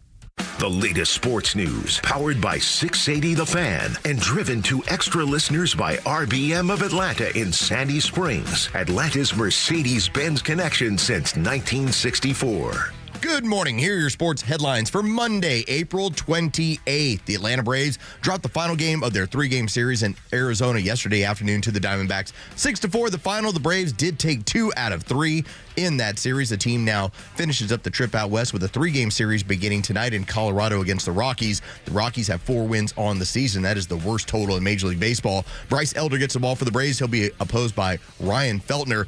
First pitch is set for 8:40. You can hear that game live on our sister station's brand new app, 680 The Fan. And one of the weirdest stories from the NFL draft is now linked to the Atlanta Falcons, as the son of Falcons defensive coordinator Jeff Ulbrich was the person responsible for pranking new Browns quarterback Shedeur Sanders. The 21-year-old Jax Ulbrich took the private number from his father's iPad and pretended to be a member of the New Orleans Saints organization. The young man then posted the prank to social media. With your sports headlines, I'm Carlos Medina. Hey, this is Matt from East Cobb. So ATL Turf Co. did an amazing job with our backyard transformation. They basically created a miniature golf hole. We have a miniature fairway. We also have a miniature little putting green. Consists of about 4 holes. After that transformation, my father-in-law came and saw his house the way it looked. Sure enough, he did the same thing with ATL Turf Co. He has a beautiful backyard, wonderful stonework, drainage, and a beautiful practice area for chipping and putting. Check him out online at atlturfco.com. Shooting drills. A coach who knows the game can teach their team how to improve. But one who genuinely cares about each player You have what it takes. We got this. can inspire them to win. At Truist, we believe the same is true for banking. Because when you work with someone who knows a lot and cares even more, you're unstoppable. Truist, leaders in banking, unwavering in care. Start feeling unstoppable. Visit truist.com/care. Truist Bank, member FDIC, leading based on top 10 U.S. commercial bank. Neil Borch here. Maybe you've already taken the steps to improve your health, maybe save your life. You're using a CPAP for your sleep apnea. I've been using one for well over 20 years. So right now I'm here to tell you about a source for CPAPs and CPAP supplies here in the Atlanta area. CPAPs, etc. They're in Alpharetta. They have whatever you need. Roddy and Sharon are your CPAP experts, and they'll ship nationwide. More information, CPAPs.com. Atlanta, it's Mark from the Safe House. Now that President Trump has unburdened us from what could have been, our country's finally headed in the right directions. But the Democrats are screaming and yelling and losing their minds. And unfortunately, the bad guys are still here, and they want your stuff. Thank you, Joe Biden. And customers are still reporting break-ins and thefts of their hard-earned valuables. Don't wait till it's too late. Get a quality safe from the Safe House. We carry the largest selection of safes in the Southeast. And remember, gun safes are sales tax-free at Atlanta Safe House. So give us a call or go to AtlantaSafeHouse.com. Millions of Americans take medicine like Ozempic and Zepbound. Many of them are overpaying by thousands of dollars a year. These GLP-1 medications for diabetes, weight loss, and more may not always be covered by your insurance, but GoodRx can help. GoodRx helps you save every month on prescriptions at over 70,000 pharmacies nationwide. Best of all, it's free to use. Check GoodRx to save on GLP-1s. Just go to GoodRx.com/GLP. That's GoodRx.com/GLP. GoodRx is not insurance, but can be used instead of insurance, including Medicare and other federal and state-funded programs. 1 in 4 Americans have a disability. I'm one of them. I'm also a working mom who cares deeply about making sure every child with a disability thrives by getting their access needs met. We've got a trusted ally by our side. Easter Seals provides children and families the foundation for lifelong success through early learning programs, skills training, and prep for college and career. That's my Easter Seals. Make it yours. Join us at EasterSeals.com. Attention warriors, are you a veteran ready to navigate to success after service? Tune in to the Warrior Alliance Network. Join us as we spotlight inspiring stories, provide essential resources, and connect you with a community dedicated to empowering veterans. From career advice to health and wellness tips, the Warrior Alliance Network is your go-to hub for post-service success. Tune in Saturday mornings at 11 a.m. on Xtra 106.3. Join us on the mission, the Warrior Alliance Network, where warriors thrive together. Visit us at thewarrioralliance.org for more information.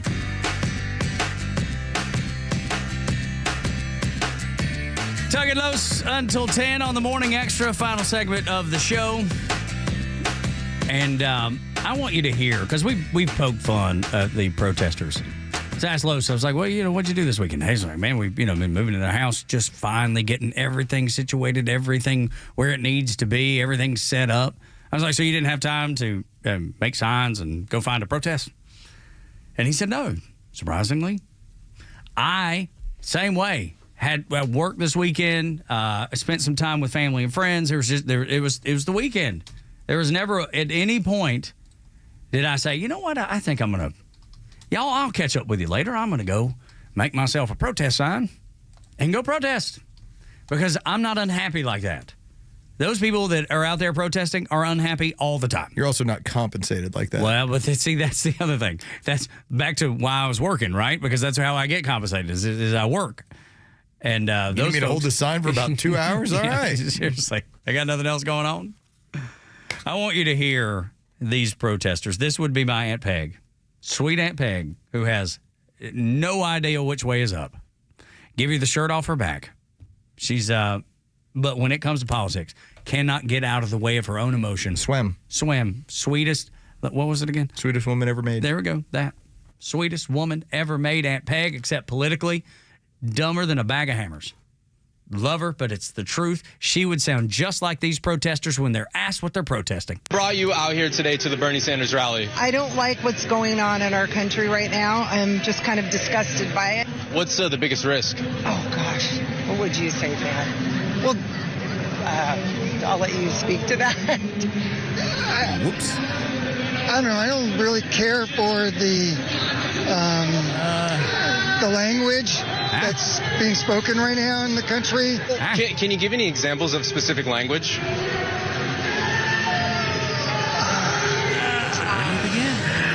That's squeak voice. That. So many things, I don't even know where to start. I would say, oh gosh, Dan, help. Help! You know the thing. What's changed over the last couple months post-Biden administration for you guys? Oh gosh.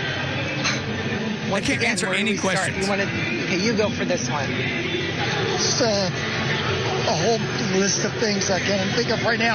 Is it just non-stop non-answers? Los called it the squeak voice because that's true. I really don't know. I don't know I'm protesting. I know I'm angry. I know I'm told to be angry. So I have to take my orders.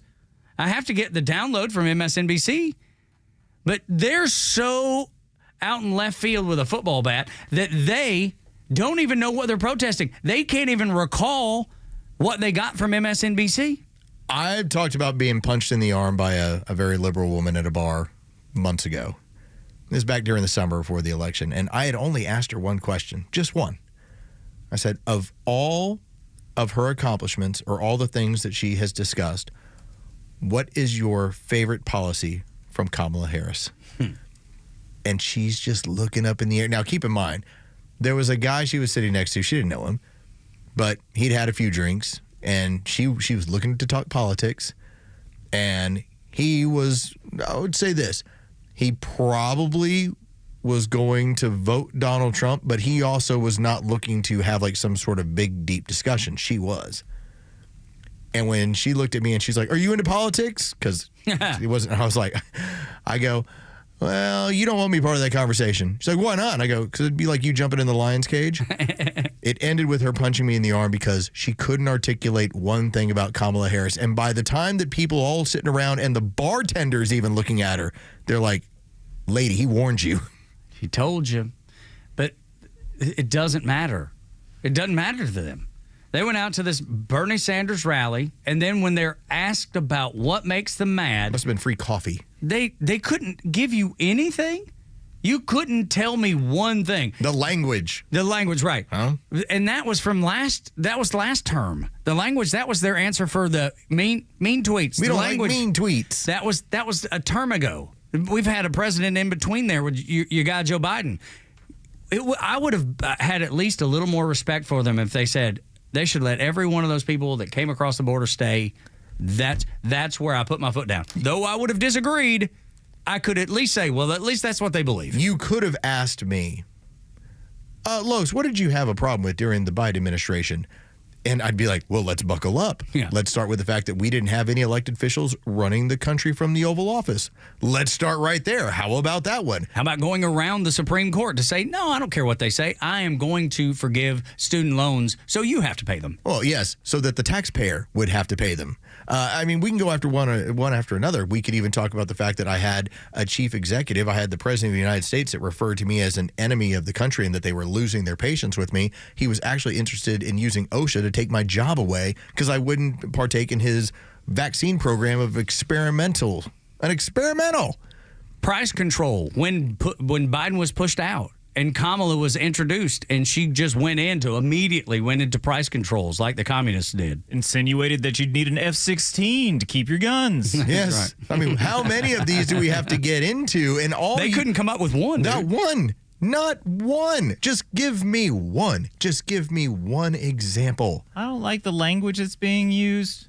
Like, all right, well, good. Okay. That got you out on the street? That would never get you out on the street. You know what got you out on the street? A payday. Dollars got you out on the street. You got paid your, $50 to go out, hold your sign, send your reimbursement in. Here's your $50. It comes your way. That's how the system works. So that's $100. And look, good money. Go do it, man. But don't pretend that they're out there with some noble cause because they have no idea the cause. They don't know anything. They just know they're supposed to be angry and they're collecting a check. Those are the two things that has worked for them and will continue to work for them. That's why you see these sparsely attended protests. In this case, the Bernie Sanders rally. But still, they're out there for the same reasons. One of our callers earlier pointed out the group yesterday that was sitting out in front of the Capitol, Hakeem Jeffries and company. Oh, yeah. They were looking pretty lonely. The quiet sit-in, as they called it? Yeah. Dumb. Yeah, where was the crowd? Apparently, they didn't send out the reimbursement form. This is where we talk about having to update the playbook. Because that was supposed to create a crowd. We're sitting out in front of the Capitol. We've been out here for hours. And then they're like, okay, this isn't working after like 10 hours. We got to get out of here. Can you imagine? Play the game. Can you imagine wasting that much time? No. On a Sunday? And they were waiting. They're like, this is going to generate a whole bunch of people come in for the sit-in. Didn't work. It's the same thing that's happening where Bernie Sanders has had to alter his thing. For years, it was like, we got to get after these millionaires. They're not taking care of it. Bernie, now you're that. So what have you now turned it into? The oligarchs. All right. You kind of updated the playbook, but it's still, all you did was change the language. It's still the same play. You got to come up with something new. The oligarchy. They're going after the people that have all the millions and billions. All the while, he's taking a private jet to every event. You got to talk about just no credibility.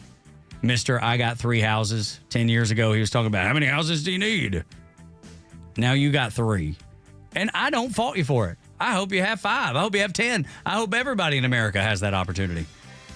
But the way the system works, we would actually, if you are under a capitalist system, you could potentially do that. Use your talents, your God-given ability to get yourself 3 houses and not take it from the taxpayers like you have, Bernie. Anyway, that's the protest class that gets paid to be out there. Just thought you'd enjoy that. A nice smile as we turn it over to the Glenn Beck program. For Front Office Los and Jure, I'm Tug. Y'all come back now, you hear? Tell me one single policy idea the Democrats have come up with since they got wiped out in this last election. Nothing. Nada. Catch Neil's commentary every day on Extra 106.3 and the Extra app.